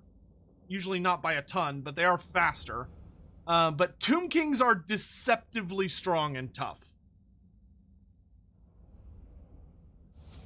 Cole Patterson, thank you for the super chat. Games Workshop gives you free minis for life. In exchange, you have to rewrite Crimlo for the modern lore, but he still has to work with the Norse. What would I do? I mean, I do think you could tell an interesting story if you wanted to about a Slann mage priest named Crimlo, like going to one of the nearby, going down to like a nearby Norskin settlement, or maybe like people that got pushed out of Skeggi, and he ends up taking them in and kind of like embraces them, and they end up seeing him as like some kind of god, and he ends up leading them, and it kind of becomes a situation like how in here you have like King Tutankhamun, and King Tutankhamun is all about like, oh, he's worshipped as a god by the humans and they don't realize what he actually is. And I think doing something similar with Crimlo would actually be kind of fun. I do want King Khatep's pyramid very, very much. So I think we're pretty much out of money. Can we make any cool items? Yes, we can. What do I need, though? That's the real question. Mr. Pig 1627 cheered. X100. I get what you mean. My dad's parents are finally moving into assisted living in about a month. I remember when Grandad still helped on the farm. Yeah. People get old, man. That's one of kind of those... It's one of those things, right? Life just keeps on trucking, whether we like it or not. What is this empty slot for? I'll take an extra bone giant. Yes, siege is done. Okay, everyone's got like really good items. Oh no, okay, your enchanted item sucks. What enchanted item can I get? Ooh, Ouroboros, perfect. He's 96? Wow, your grandpa lived to a very ripe old age. That's very impressive. Good for him, man. Especially if he's only like just now going into assisted living. That is super impressive.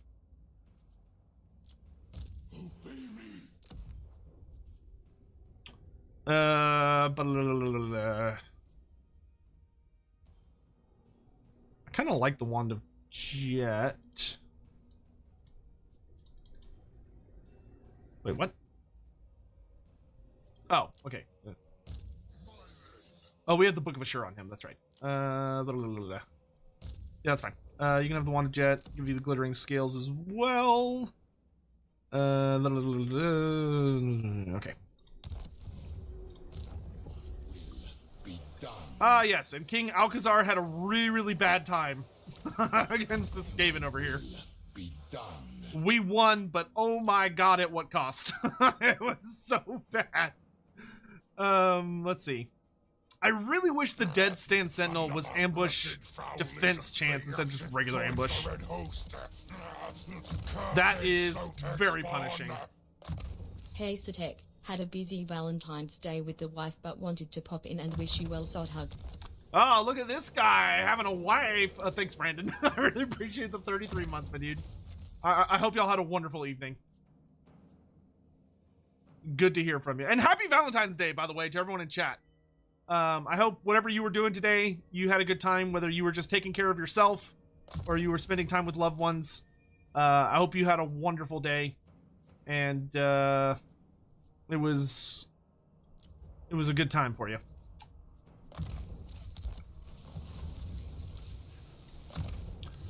Okay, I guess we're gonna try and capture this city because I think the garrison is quite wounded. Yes, okay. I was not originally planning to take this territory, but the Skaven have kind of forced my hand on the matter. What was your gimmick? You are chariots. You're the chariot guy. Okay. Yeah, some catapults. Oh, good. We can get chariots here. Nice. Okay, don't get rid of that. On your knees. On your knees. Let's get some war sphinxes. And then...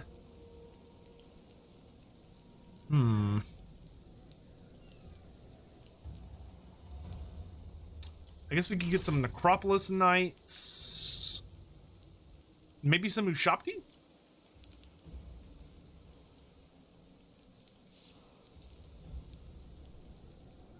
I mean, oh, you know what? We could get another unit of halberds. And then we could get, like... Oh, gosh. Fuck it. Get another war sphinx, I guess. More sphinxes! All the sphinxes! Challenge me.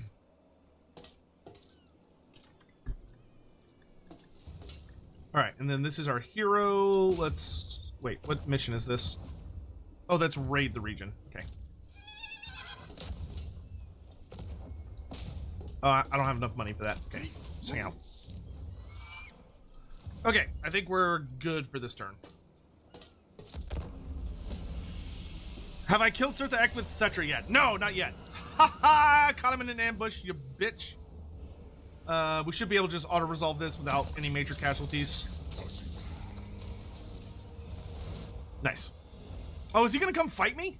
Oh, he's gonna... Oh! Okay. Oh, this is gonna be a big dick fight.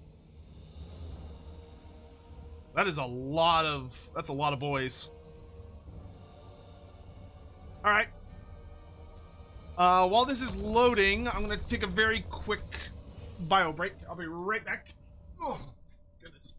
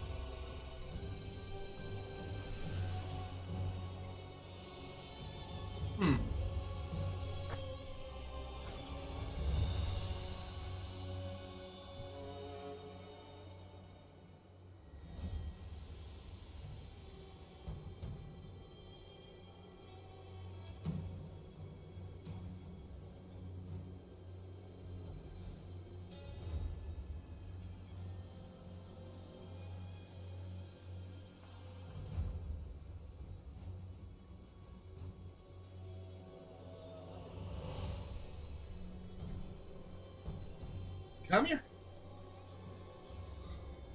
Okie dokie. We have to kill a lot of boys. Am I gonna play Age of Mythology Retold? I don't know. What are they make? Like, is it a remake? Sadie, come here. Sadie. 1 second. I have to check on my dog.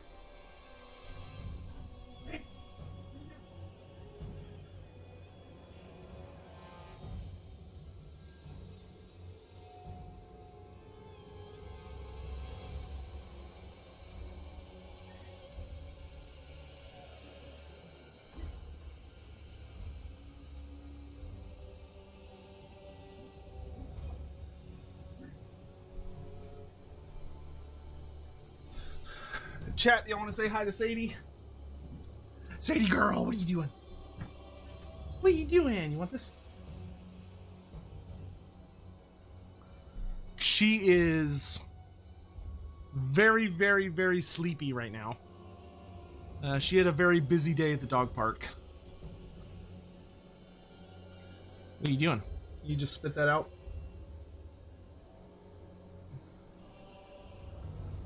Well, you ate that one. Why didn't you eat the first one? Huh?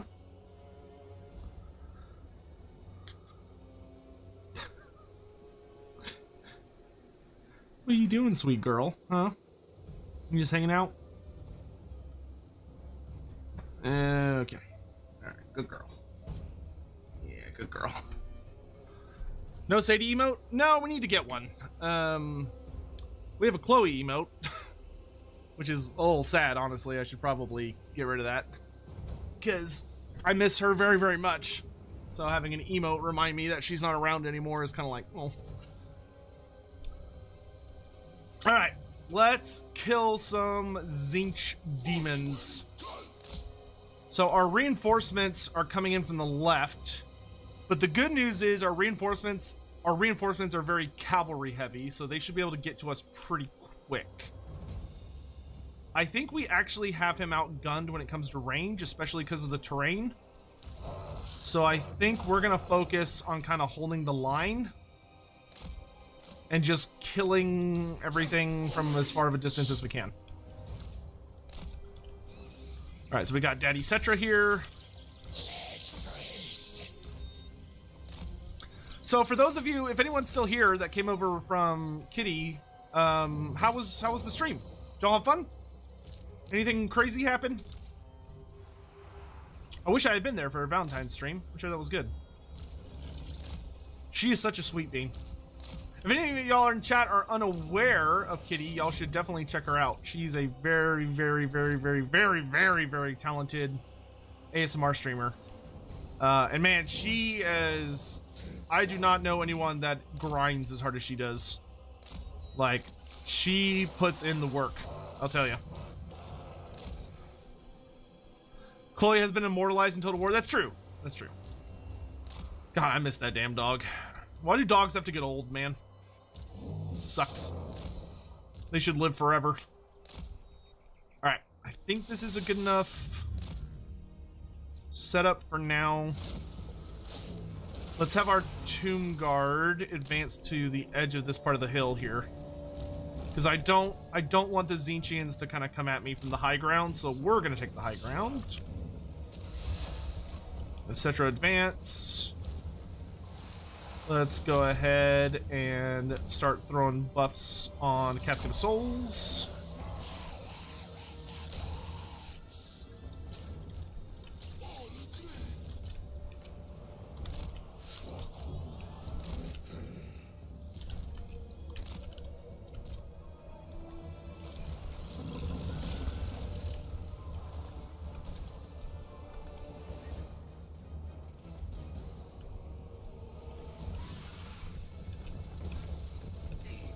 demons. Blech. Alright, we got 33 seconds until our reinforcements arrive. And then we'll just be able to make one giant unified line of Tomb Guard and start marching our way downhill. What are the chances of getting end times content like the Putrid Blight Kings? I don't know. I'm gonna be totally honest, I have no fucking idea. Because, like, the Putrid Blight Kings are in a really weird place because they're technically like end times content, right? But the thing about the end times is that the end times, for all intents and purposes, was basically just setting up for Warhammer Fantasy, or for Age of Sigmar. So, like, it could be argued that all of those things are also, like, Age of Sigmar related things, which makes it extra fucking confusing. So, unfortunately, I don't know. I wish I had, like, an easy answer for you and could be like, oh yeah, this is definitely going to be the thing that happens. But I just don't think there's an easy way to answer that, unfortunately. And GW doesn't necessarily make, like, reasonable decisions. They make, like, crackpot decisions.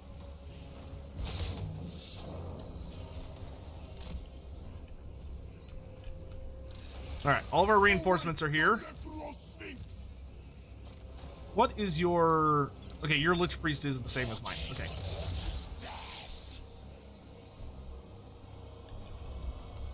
Here they come! Come on, people! Ow. Ow, ow, ow, ow, ow, ow, ow, ow. Alright, we're gonna let him impact on us, and then we can respond from there.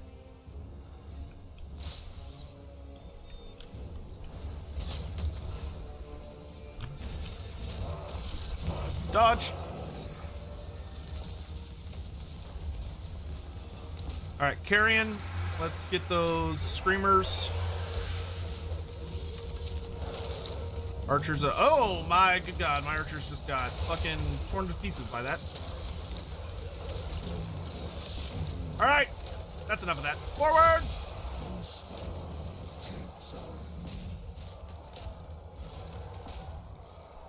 Knights, go, go, go, go, go! Chariots, evasive action.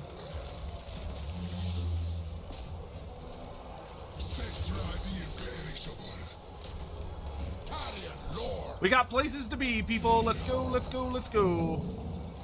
Knights, you're up. Stalkers, bring down that demon.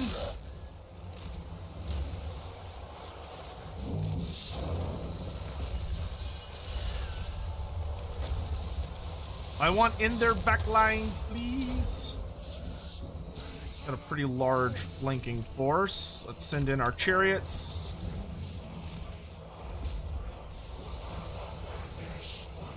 Nah. Get on that Exalted Flamer.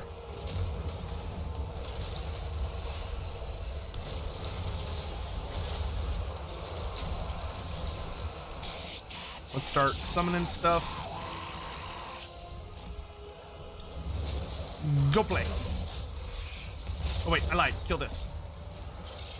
Bone Giant, get out of the fucking way!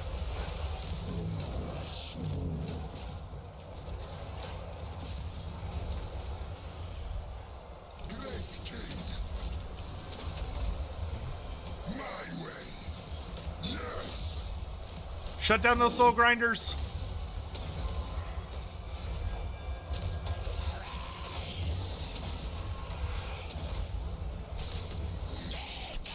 Do not appreciate that asshole shooting at me.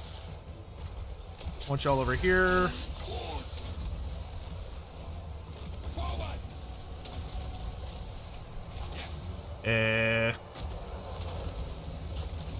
Can we kill the Flying Lord on disc, please?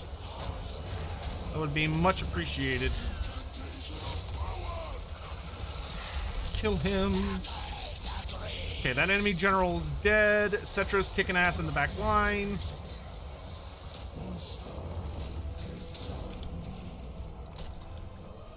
Alright, we are winning, but good lord is it painful. Okay, good job, chariots. Let's swing around this way and take out that disc. Oh, those are flamers. Those are flamers. Please, no.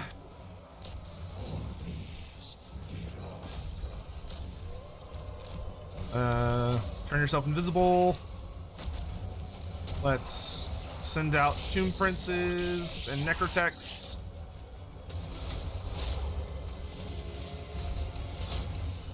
Y'all stay on the demon.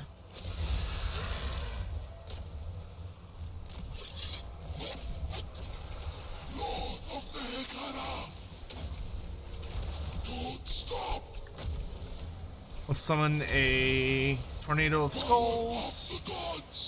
Let's drop skulls. Carrion, go, go, go, go.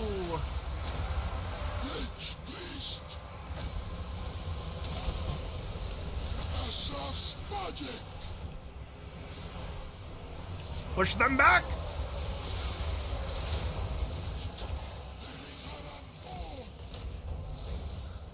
Mightiest of kings. Everybody pick a happy place. Alright, this should be a pretty big defeat for Tzeentch, which is good. Alright, let's run down these fleeing units. No survivors, boys. No survivors.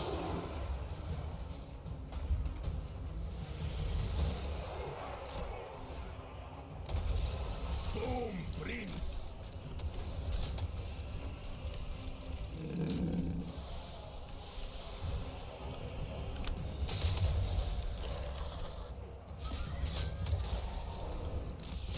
Alright, and then we're going to gather up all of our single entities.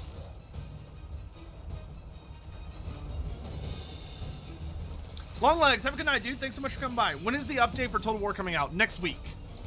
Probably. Sometime next week. Great artist. I would be willing to bet. Because they're releasing the Kislev article on either Thursday or Friday, probably Friday. Which means that they're not going to release any articles next week, which means they're planning to put it out next week. Because to my understanding, the original plan for the DLC was to put it out today. Or tomorrow. So they backed it up a little bit. But that's fine. Like, I would rather them back it up, but, you know, release it in a state they're happy with, than not back it up and release it in a bad state. You know what I mean? Alright, we're just gonna cast a whole bunch of magic here right at the end to get as much healing as possible. And heal up all of our single entities.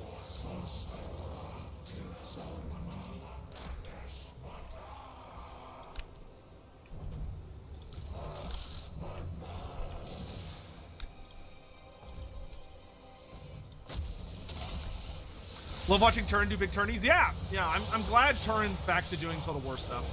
I mean, obviously it's not the only thing he's doing, but I'm glad that he is just doing it again. Wonder what they're gonna give Kislev? Me too. We talked about it earlier in today's stream. But I am really hoping for at least one spirit unit. So like a Frost Fiend, or, you know, some other kind of like big old monster. Like a nice, good, solid, you know, single entity unit. And then from there, you know, something else. That would make me very happy. Peasant! You're a Peasant! fucking peasant. Don't peasant me. I don't deserve that. Alright, we're just gonna keep casting every time our effect wears off, because that's just gonna keep getting us back boys, and the more boys we get back, the better off we are in case Tzeentch decides to try to double tap us.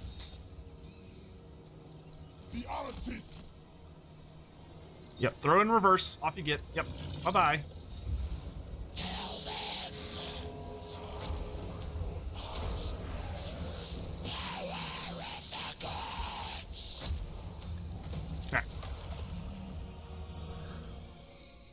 The only thing Kislev needs is the Empire dude from the Empire Lord from 1 and 2. Down those lizard trinkets. the one generic guy that had the Kislevite accent.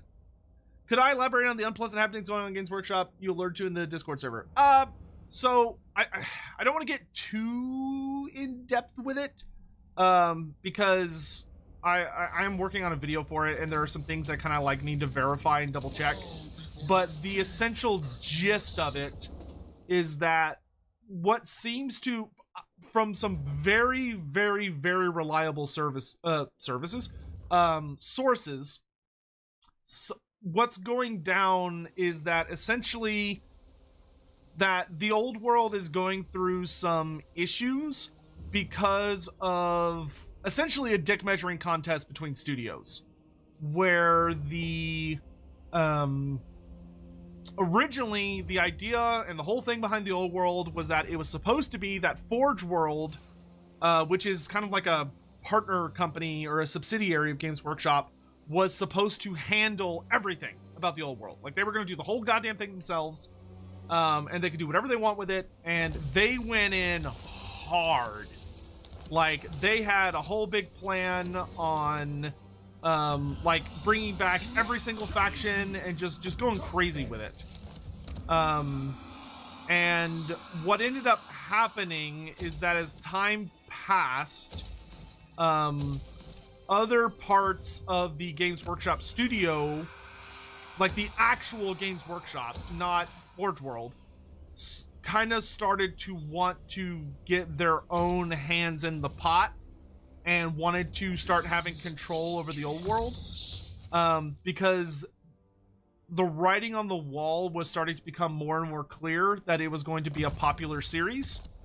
And it kind of turned into an issue of Forge World had already done a lot of the work, and had already finished a significant amount of the rules and the army rosters and the lore and all this stuff.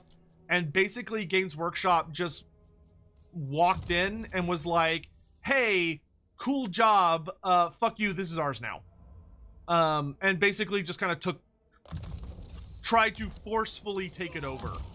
So it's led into this really ugly situation where you now have two different studios who both want control over the project.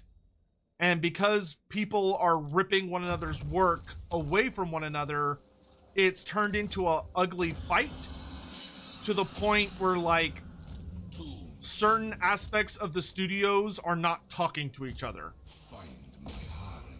Like, Games Workshop and Forge World are, like, vaguely not on speaking terms.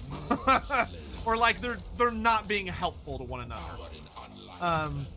And that's caused a lot of, like, problems, where, like, you know, the whole thing being that the original plan for the old world was to have all of the factions in, which is why all of the legacy rules are actually, like, really well written and don't have any major issues. And the rule book obviously was written for a more global perspective, and it's just causing, like, a whole bunch of issues, and it's just sad to see, right?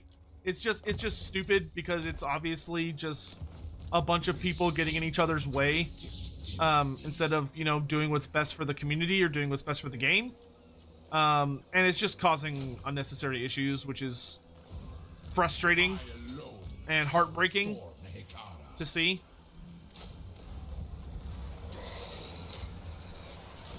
Oh wait, I want to raid, not destroy. Oh well, I guess I could sack it. Yeah, let's do that. Nice.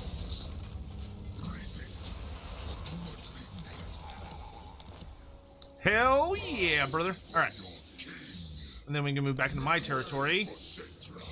And the units that I have available here suck dick. Okay, cool. Yeah, and so it's a whole thing where it's like there are disagreements about what kind of game it should be, you know, whether it should be treated more like a full game or whether it should be treated like a legacy game. And the whole thing is really stupid. And it's basically just assholes getting in each other's way. Well, no, that's not fair. It's probably a very small number of assholes getting in a lot of people's way, and making a hostile work environment, and that sucks. And I really hope that they can get it resolved and do a good job. We are finally at Carrick 8 Peaks, chat. After 150 turns, we have finally made our way north and can get one of the Books of Nagash, which we'll do here in just a minute. At long last, we can have King Setep ride with all haste to come reinforce us. Oh my god, we have been making our way towards this city for ages.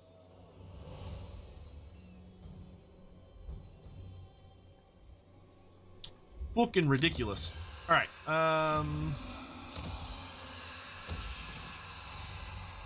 this is all coming along nicely.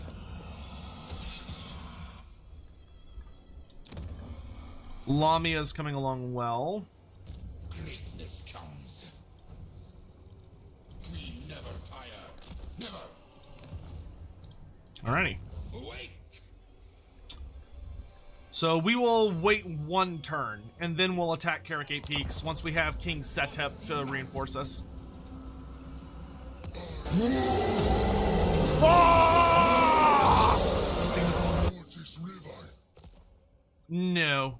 No peace for Tzeentch, only death. Tzeentch has been a pain in my ass this entire fucking campaign. There's no mercy. No mercy.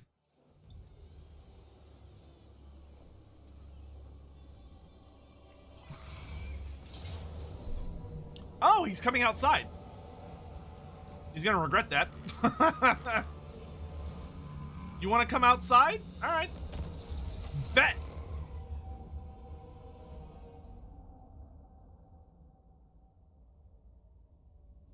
Lord Master Sotek, I've seen people in the past warning that some sort of plague cannon for Nurgle was a thing that actually existed.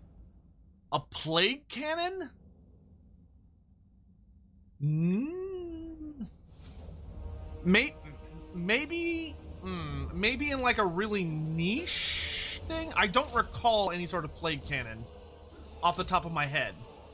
That doesn't mean one didn't exist, but it was certainly not brought up in anything very recent, would be my response. Did it have a name? Oh, for Man of War. Yeah, but Man of War gets really sticky, like really fast. All of the different factions had really bizarre shit in Man of War to like justify like, oh, well, they're at sea, so they have to have something. So I there is a technicality in there where sure. But I would really raise an eyebrow at the idea that like, oh, that means that should be a unit. Like, I don't think that's a realistic expectation.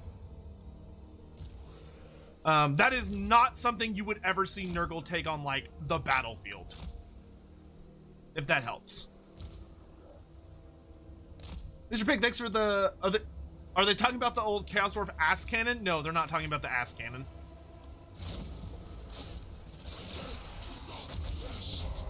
All right, let's start shooting.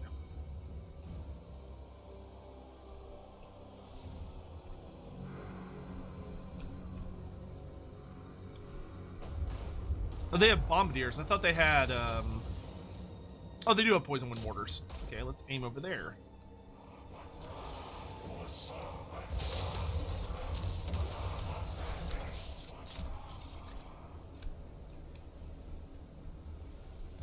Come and die, rats. Come and die.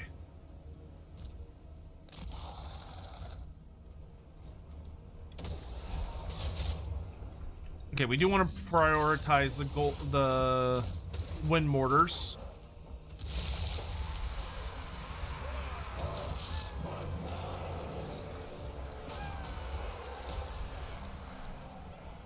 Where's my priest? Protect the archers, please.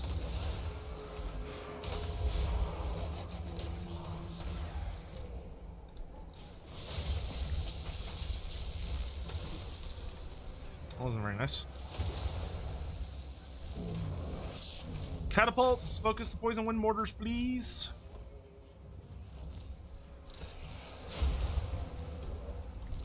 Okay, those rats are dealt with, so we can go back to the front line.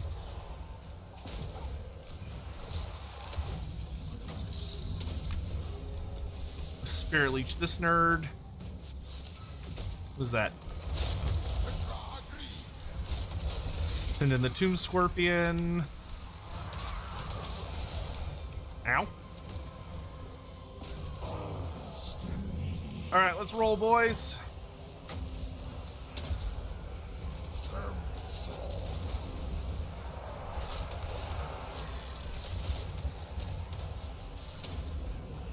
Necrotech should be able to handle that.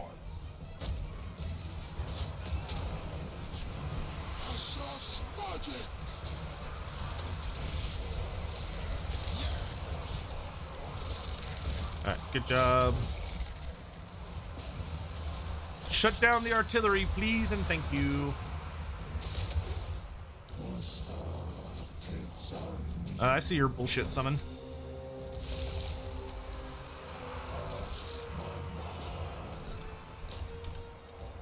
Priests, let's make our catapult tanky.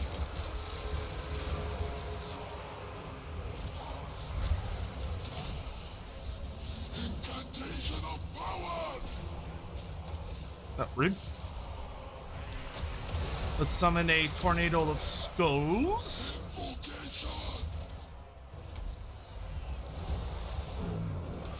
What are you doing? Get down here.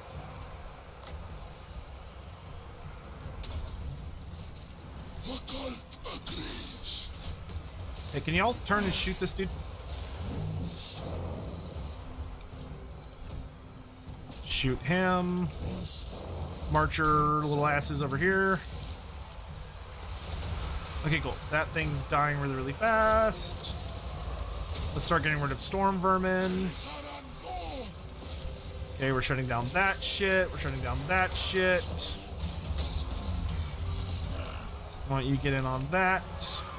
Shut down the death globes, please. No more death globes. Death globes hurt. I do not like being death globed.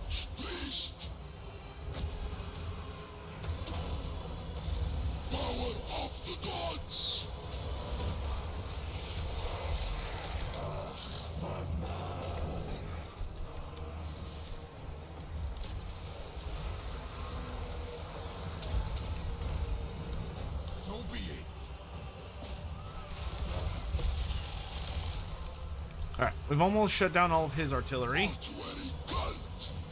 Gonna drop another tornado.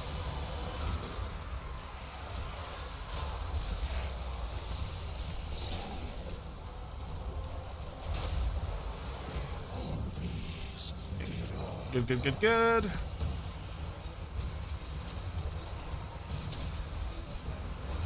Our Tomb King's doing well. Where's our Necrotech?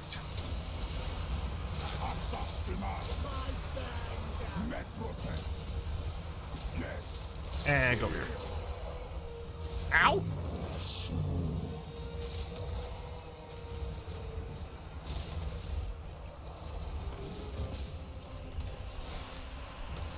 I'm so sick of these Skaven!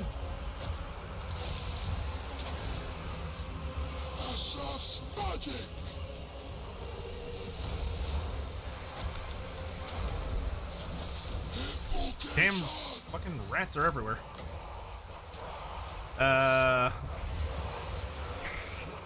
Let's do that there. Run them down. I want y'all to focus the enemy general. There we go. Sweet victory. Was painful, but we did survive. Okay, why don't y'all go melee mode and help us mop up? Alright, boys, let's clean up.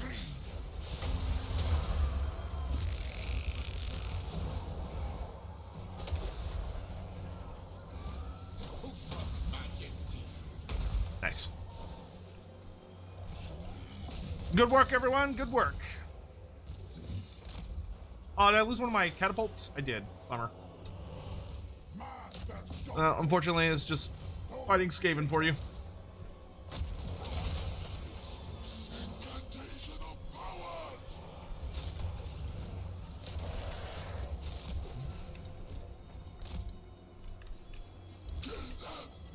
Alright, we'll just cast some cheap spells.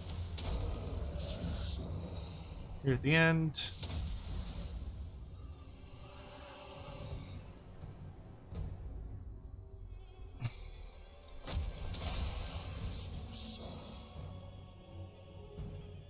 Got 6 winds of magic left, so I could get off 3 of Joff's Incantation of Blades, which would be nice.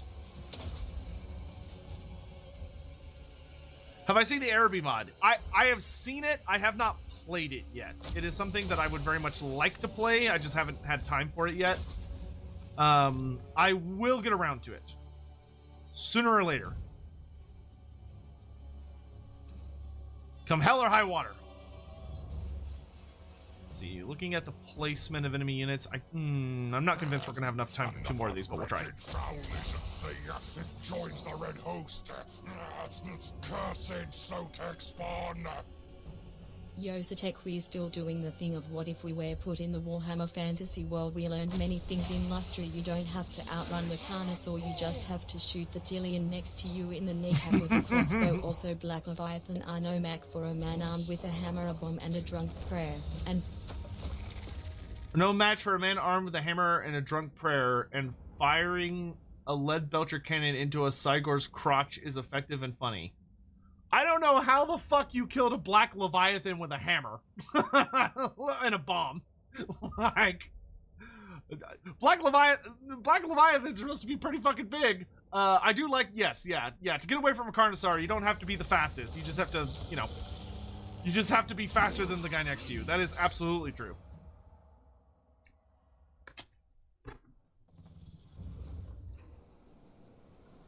Is there anything special about Skarbrand, or is he just strong? Yeah, I mean, there are special things about him.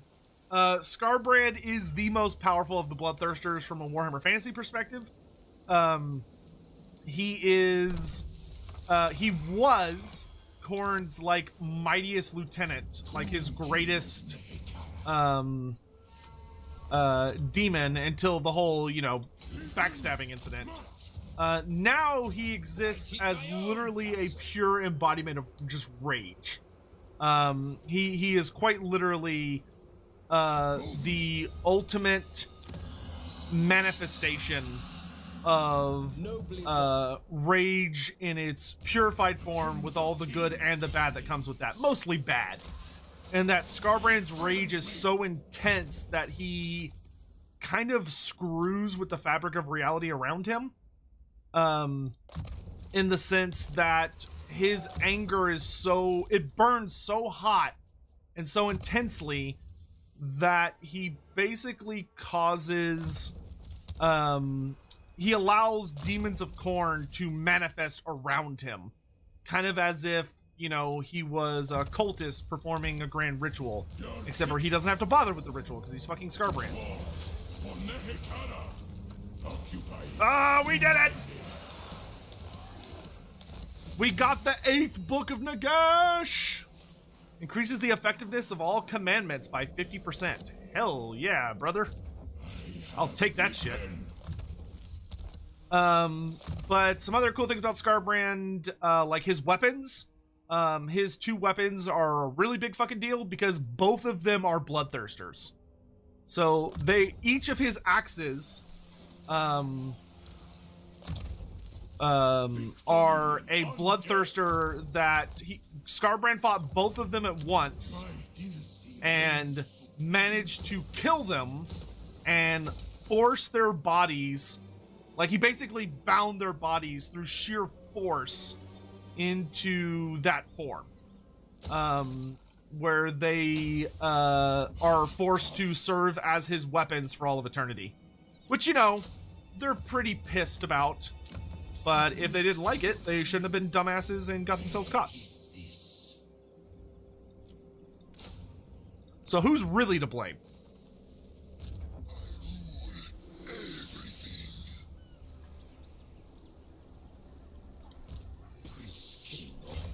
Okay, we're gonna let King Rakash use that. And I am going to recruit... I lost my Tomb Prince. I mean, he'll be back, but...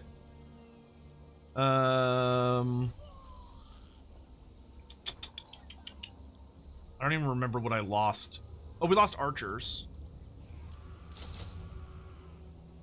And then my tomb prince. Okay, so that's all we lost. All right.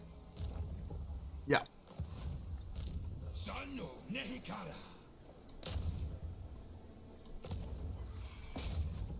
Curse them. Ah, why do you fail me? Why do you suck? Let's stop being bad. Let's see. Oh, Carrick Zorn is leveled up. More bone giants. I would also like more scorpions. Can never have too many scorpions, chat. Never too many scorpions. Okay, why don't we switch this to Worship of Asaf to counteract some of that corruption.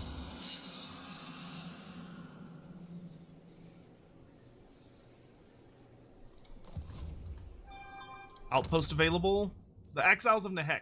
No thanks. Okay. I alone shall restore Nehek. How many more settlements do we need?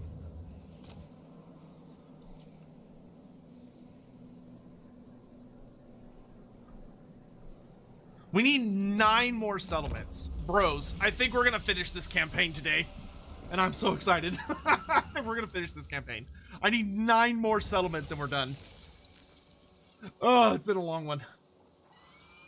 And also, Hellfear, thank you so much for the 3 months, by the way.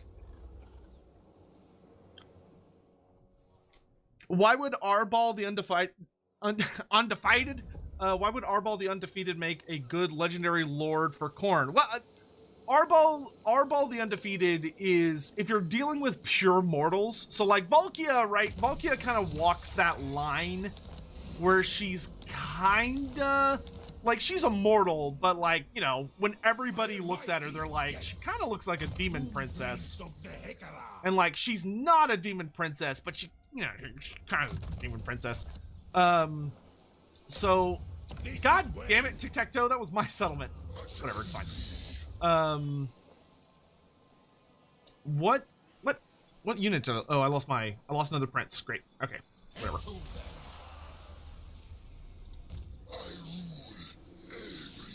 We march!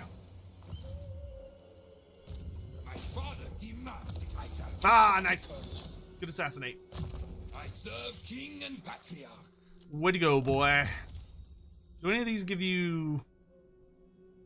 Cultist Prince is actually not awful. Yeah. Alright.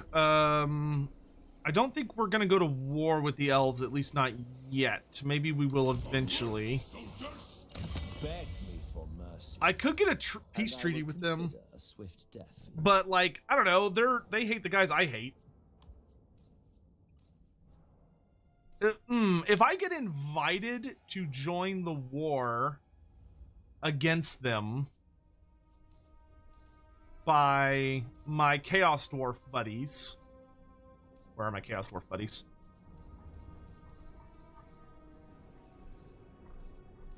They're there.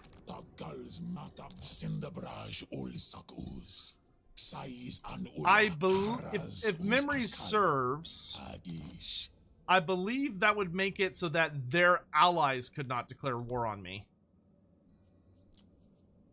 Right? Is that how that works? I haven't tried to like skirt around this. Let's do this. I mean, it doesn't really matter if I go to war with Cathay. Like, who cares? All right. I will join your war against the Knights of Caledor. Oh, nice. Good, that worked. Okay, cool. So now we can pick on the High Elves.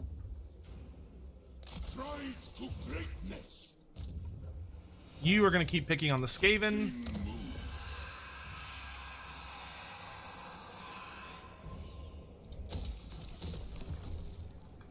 We're going to keep reinforcing Carrick 8 Peaks as best we can.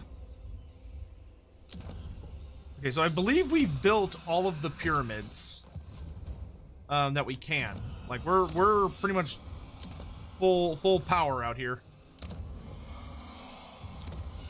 Lamia will be finished in 1 turn.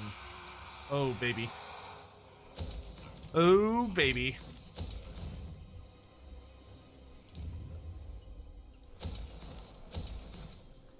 Actually, you know what? The Serpent Coast, we should probably have a garrison down here. I keep my own castle.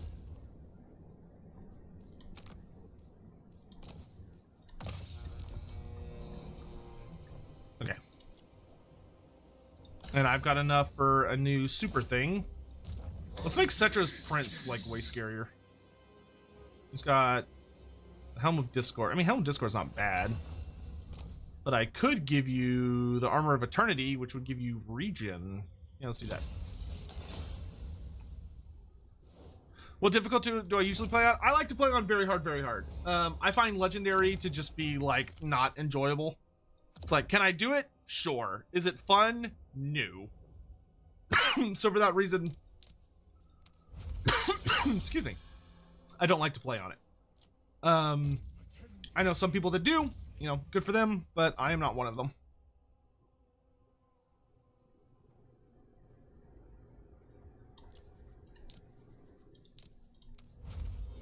Scroll of Leeching. Don't I have another one of those? Or did I get rid of it? I think I got rid of it.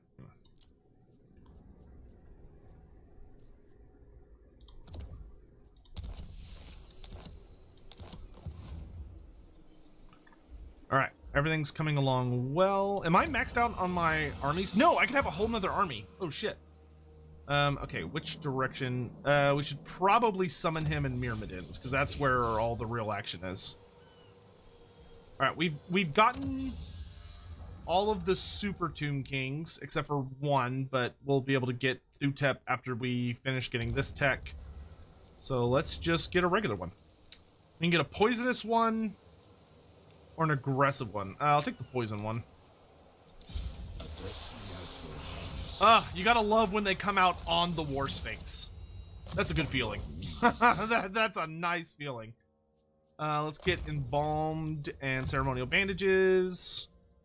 Got Route Marcher, Soul Reaper, Canopic Jar, Attend Me, Lightning Strike, All Is Mine, Renowned and Feared. And then, if we're going up against the Skaven, I think we're going to want to go pretty heavy on, like, Toonguard Nushapti. But if I go Petra, we get extra Tomb Princes, so I'll do that. And then we'll grab this and this. Find my harem. Damn it, I'm still maxed out on Tomb Princes, even with the +2. Damn it! Bummer. All right. Oh wait, no, that's +2 ranks for Tomb Princes, not +2 capacity. Crap. All right, that's fine. Whatever. I think I can get more. Yeah, I can get more Tomb Princes here, but I need 400 jars. Fuck me. Okay, whatever. For your army, just grab some catapults for the moment. You can also grab some chariots, and then we'll go from there. Whoops, forgot about Lamashazah. That's okay.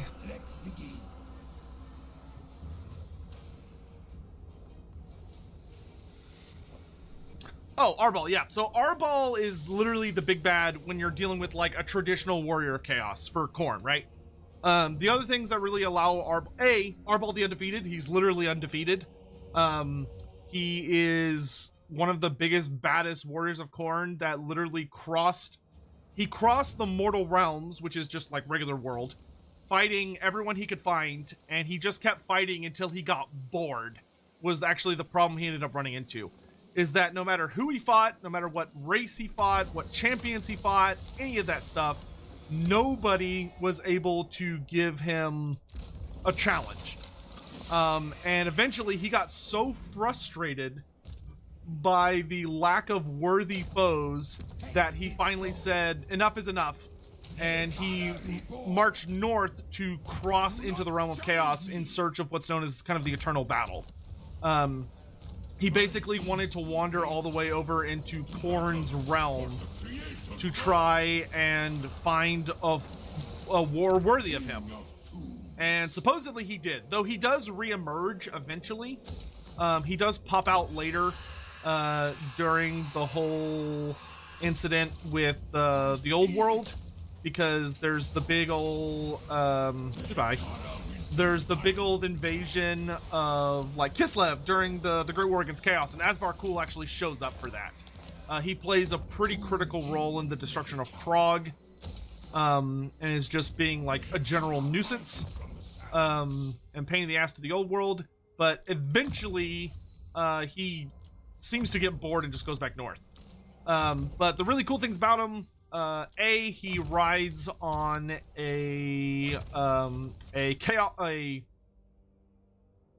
oh my gosh, I am having such a brain fart. He rides on a dog, Fleshhound.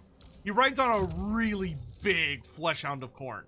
So, you know, where most of your characters are riding, of course, on things like Juggernauts, he rides a really big Fleshhound. What's interesting, though, about that, more than just, you know, it's, you know, oh, you know, how unique and cool. What's particularly notable is that not only does he ride on a Fleshhound, but he also,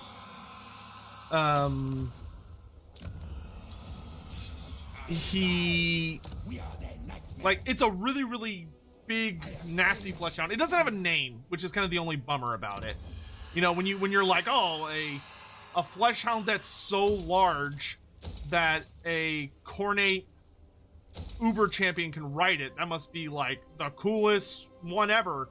And you're right, it is, but unfortunately it doesn't have a name, which is dumb. So I'm hoping that if Total War Warhammer ends up using him, which I'm pretty sure they will, he's like a really fun, kind of unique design. And, you know, if they want to go hard on like the, oh, look at this like big badass warrior of Khorne who chews bubblegum and kicks ass and takes names, there's really nobody better than him. Because the only Khornate characters left who I feel really strongly would make for ideal options, in my opinion, would probably be, I think the best characters at that point would probably be, Onward, soldiers. oh, that was weird. Okay.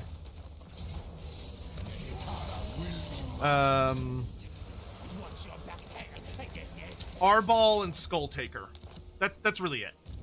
I think once you get Arball, once you get Skulltaker, you can call it a day. I'm sure there are other characters that people will be like, what about so-and-so? And like, yeah, sure, whatever.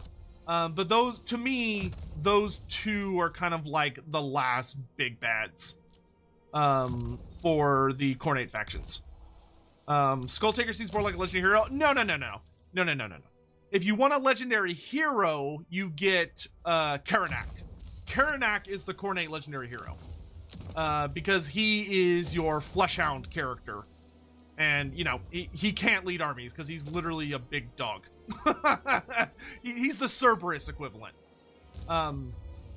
Plus, generally speaking, I am 100%. I'm not even gonna say 99.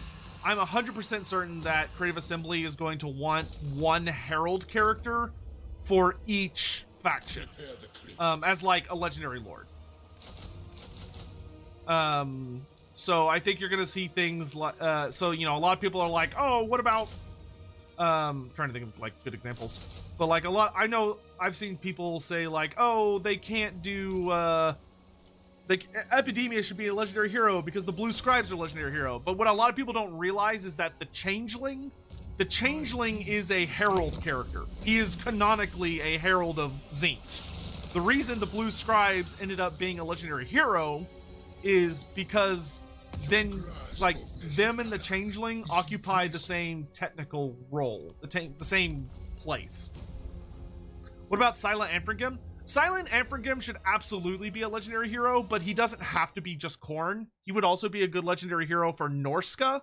So if I were designing DLCs, I would make it where the Khorne legendary hero, Mr. when you add to the game, 627 cheered. the Khorne one is Karanak, What are the and the odds Norska on one Arbel's is mount being Scylla. called something similar to Clifford?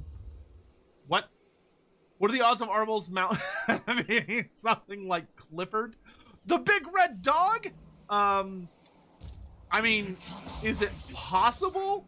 Sure. Would I recommend it? Probably not. I think that would be... Oh, Clan Rictus is dead? Oh, baby. No more Skaven. Oh. Oh, my God. I think I just, like... I think I need to change my underwear. Oh, no more Skaven.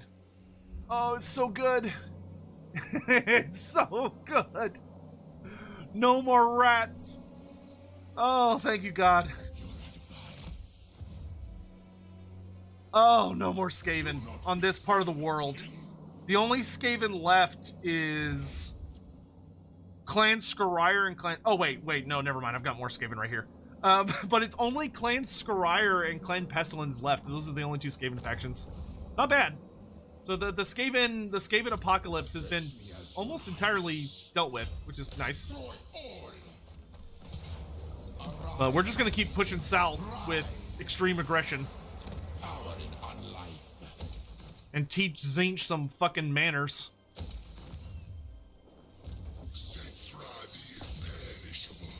You can't get away from me, bitch. This is my territory. No one escapes SETTRA. This way. Curse them. Glory for Henry. Oh, nice. Will be done. Now we go. And King Alcazar is... Oh! Hello, Ikit. To war for Netikara. May have to lead that one personally. Watches.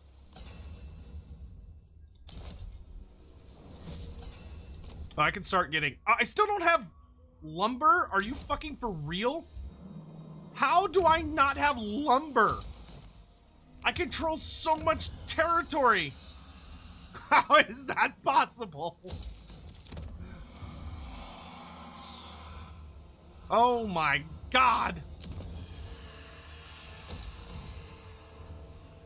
No, I don't. I don't control lumber. Oh my sweet lord. That is painful. That is so irritating. Old strategy.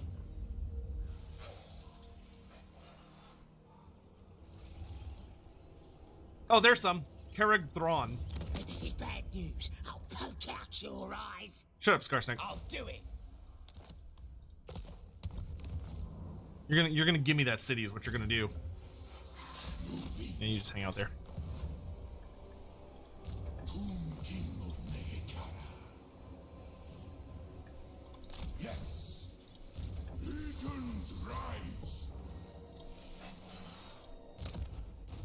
Who's this? Oh. Arise, legions. Yeah, sure. Let's do hard to hit. And then you can do...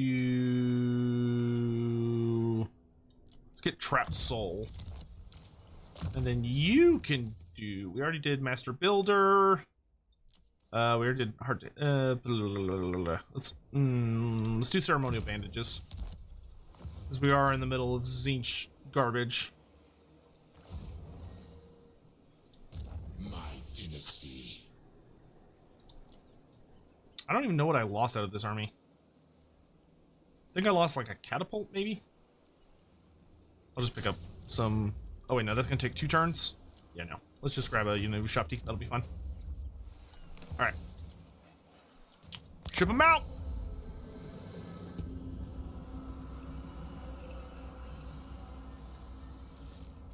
I fucking hate that teleport stance so much. He just keeps running away from me. Oh, I forgot to attack the Skaven. Well, he's probably going to come out and attack me then. Yep. I kind of would have rathered to have fought him in a city. I can't be bothered. Shut up, Ikit. Fucking nerd.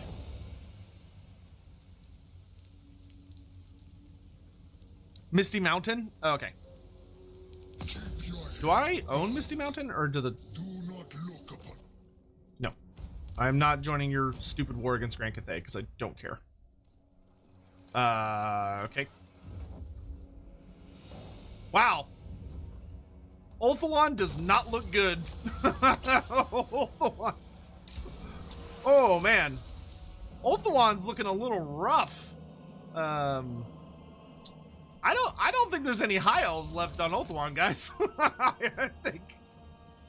Oh my, he's looking a little fucked over here, to be honest. Well, that's a bummer. Tomb King. Sucks to suck, I guess.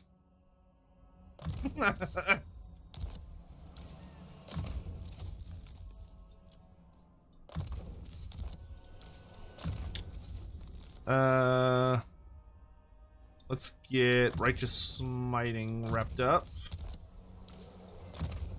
And the Tomb Prince gets Woundmaker wrapped up.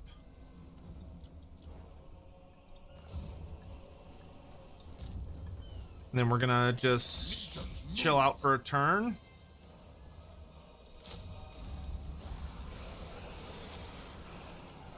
I could grab some Wood Elves.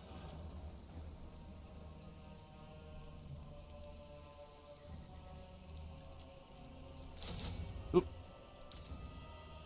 Yeah, some Hawk Riders could be cool. Meet to your king. Alright, you're gonna march for Crookback Mountain. So we're not at war with the dwarves yet. And hopefully the dwarves will leave me alone, at least for the moment.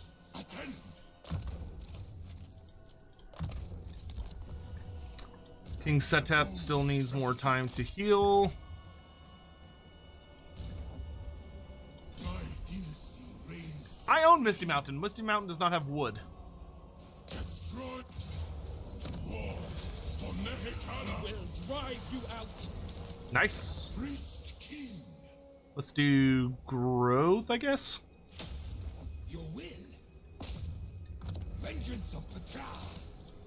Oh, here it is. At, Dringo Rakaz. Nice. Now we have wood. Finally. King of greatest dynasty. What's a guy gotta do for a decent amount of wood around here? Alright, Before your king. could you stop teleporting away from me? It is super fucking annoying. Move, I say. You're his king. Or prince. So you go that way. Son of Nehekara. You wander over this way. Move. No. You kill those beastmen, I guess. Their bones. Because I don't like having beastmen in my territory. It's annoying. Splat. Nicely done. Grab hard to hit again. Let's do Incantation of Vengeance and Conquer. Address me as your Cool. Vulture Mountain, we can get some big boy statue buildings. Nagash Azar, we can upgrade the garrison. Desolation of Nagash, make it so we can move through here easier. And also have appropriate control over the region.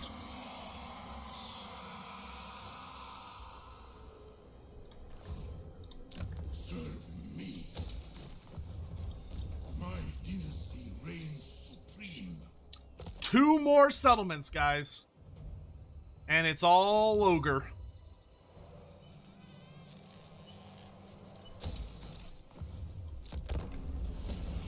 Does anyone enjoy beastmen in their territory? No, I don't think so. I think that's part of the riff. Hey, Wolfsball, what's up?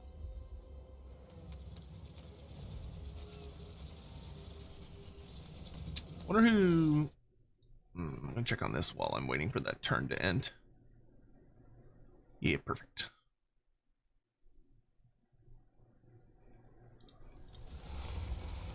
Flowing River! Dig and pray. Crooked Moon Goblins are dead, and we have maxed out our tech tree for dynasties, so we'll get Thutep ready to go. I'm going to fuck you up! God damn Tzeentch demon. He can't teleport stands forever. Sooner or later, he's gonna run out of magic. Eventually. He can't keep getting away with this. Drag their souls to Utelan. Okay, lose the Ushapti unit. Take back your tomb prints.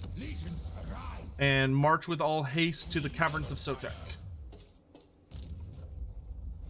King Wakaf, you're going to go into this stance and march on Crookback Mountain.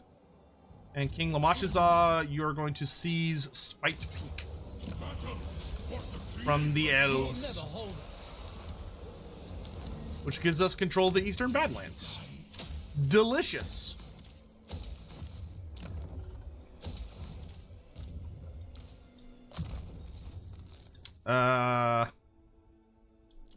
New specialist. King Alcazar. Let's end this, dude. Let's end this! What? My glory. To battle for the Creator God. We did it! We got the achievement! Oh, it's done. It's finally over. Long victory achieved. I just realized I probably have not been in the Total War category this entire fucking stream. And now I'm sad on Twitch.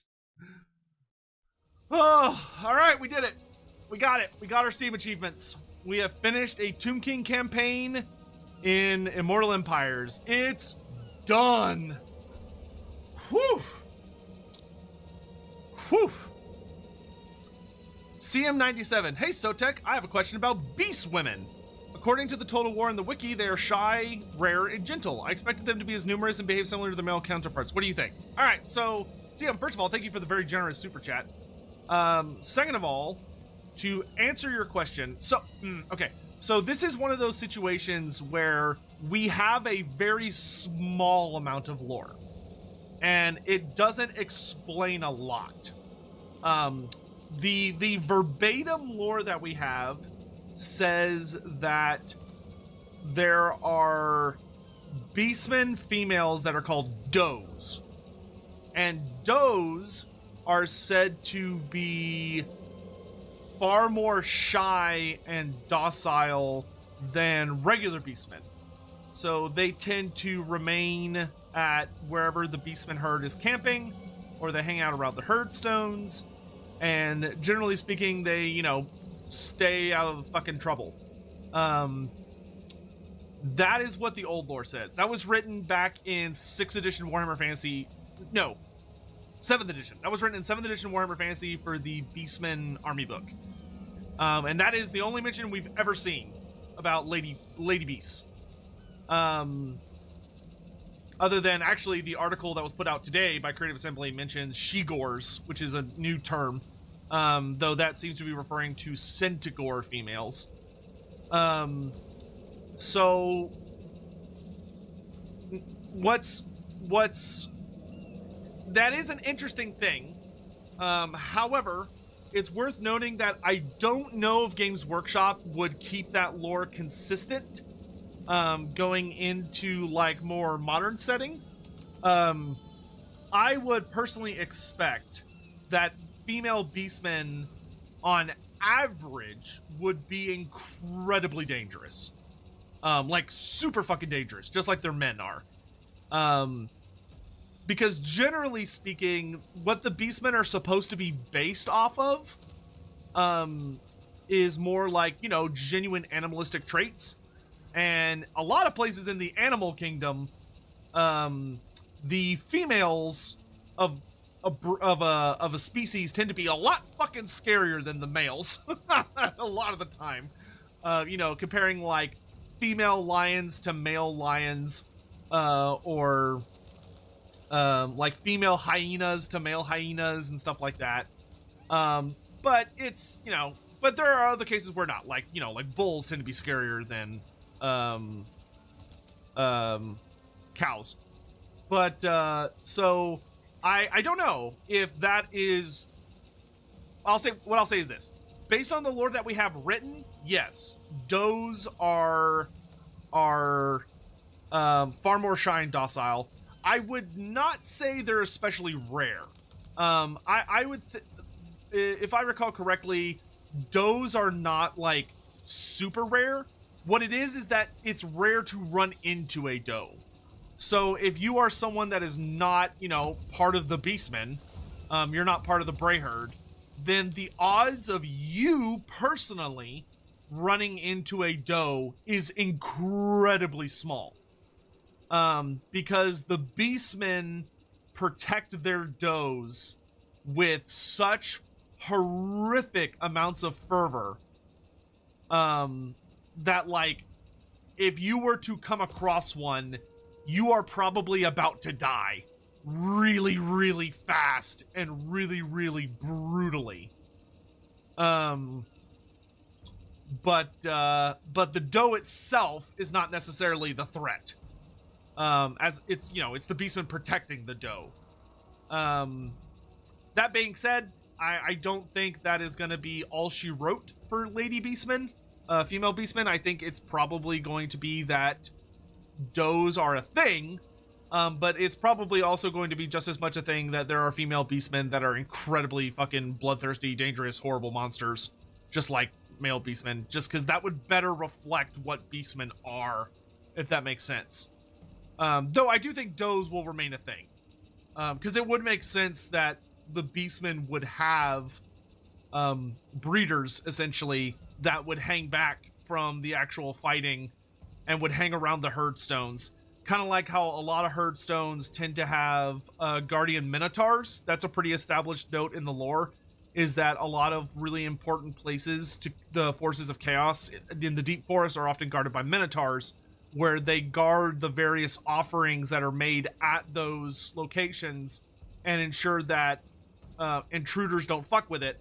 And they often are protecting spoils of war, where if a Beast Lord or a Doom Bull or a Great Bray Shaman or whatever wants to arm their troops extremely well, they have to somehow pacify that Minotaur that's guarding that particular location, either by killing it in a challenge or by, you know, proving that the gods are with them and, you know, it acknowledging that they have the right to kind of take from its large collection of trophies, or to kill it, or whatever.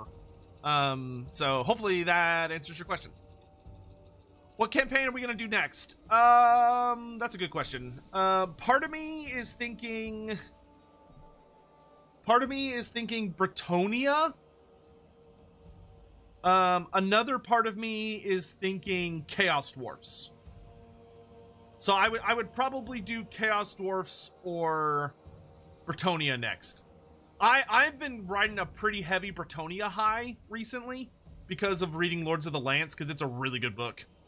So I'm probably gonna do Bretonia, but we'll see what happens. I know people want me to do Chaos Dwarfs, and Chaos Dwarfs I think would be a relatively quick campaign. So let's play that by ear. Anyway, hey Sotek, what are some other fantasy books you recommend besides Gotrek and Felix? The Blackhearts Omnibus is a big recommend from me, regardless of what your favorite factions are. Miles, do you have a favorite faction? Is there like a particular race or faction that you would like to read about? Joan of Arc? I don't... No, I think I'd want to play King Lewin, to be honest. Like, I realize that he's kind of basic bitch, but reading Lords of the Lance is like, I really kind of want like classic. Mercy, what's up, dude? Good to see you. How you been? How's life? You excited for all the stuff coming up? What about the Fey Enchantress? We'll probably do a vote. You've never seen me play Rapunzel? Oh. No. We'll probably do like a vote or something. Like, I think I'd be fine with Rapunzel, to be honest. I don't know though. I don't really think I want to fight a lot of Tomb Kings right at the start of the campaign. But we'll probably just do a vote. Like when we do our next campaign stream, we'll probably just do a vote. How was Lords of the Lance? It's fucking amazing. I would probably give it a 9 out of 10. Like a generous, like a 9.5 out of 10. I have a couple I have a couple of little issues with the book. But for the most part, fucking incredible. You like Tomb Kings or Dark Elves? Miles, if you like Tomb Kings, I mean, obviously you're working on Gotrek and Felix, so eventually you'll get to Tomb of the Serpent Queen. I would heavily recommend the new book, Lords of the Lance. Lords of the Lance has a bunch of really fun Tomb King shit in it. You could also do, if you want Dark Elves, I would recommend the Sundering trilogy. Tyrion and Teclis Omnibus would be really good. Especially if you've been reading a lot of Gotrek and Felix, Tyrion and Teclis will be a nice adjustment because it's written by William King, who wrote the first 6 books. Or no, the first like 7 books for Gotrek and Felix. So like you'll be familiar with his writing style and you'll probably like it. And it's got a lot of like high elf and dark elf shit in it. You could also do the Malice Darkblade series. There are two omnibi of Malice Darkblade, so you can pick that up. So yeah, those would be my recommendations. Another really good one if you like Tomb Kings is actually Brunner the Bounty Hunter. Brunner the Bounty Hunter has a fucking amazing Tomb King character. It's like that book, honest to God, does one of the best jobs you'll ever read of showcasing what it's like when a vampire runs into a Tomb King.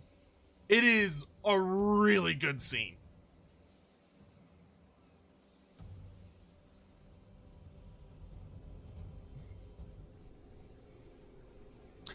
All right, my dudes. Well,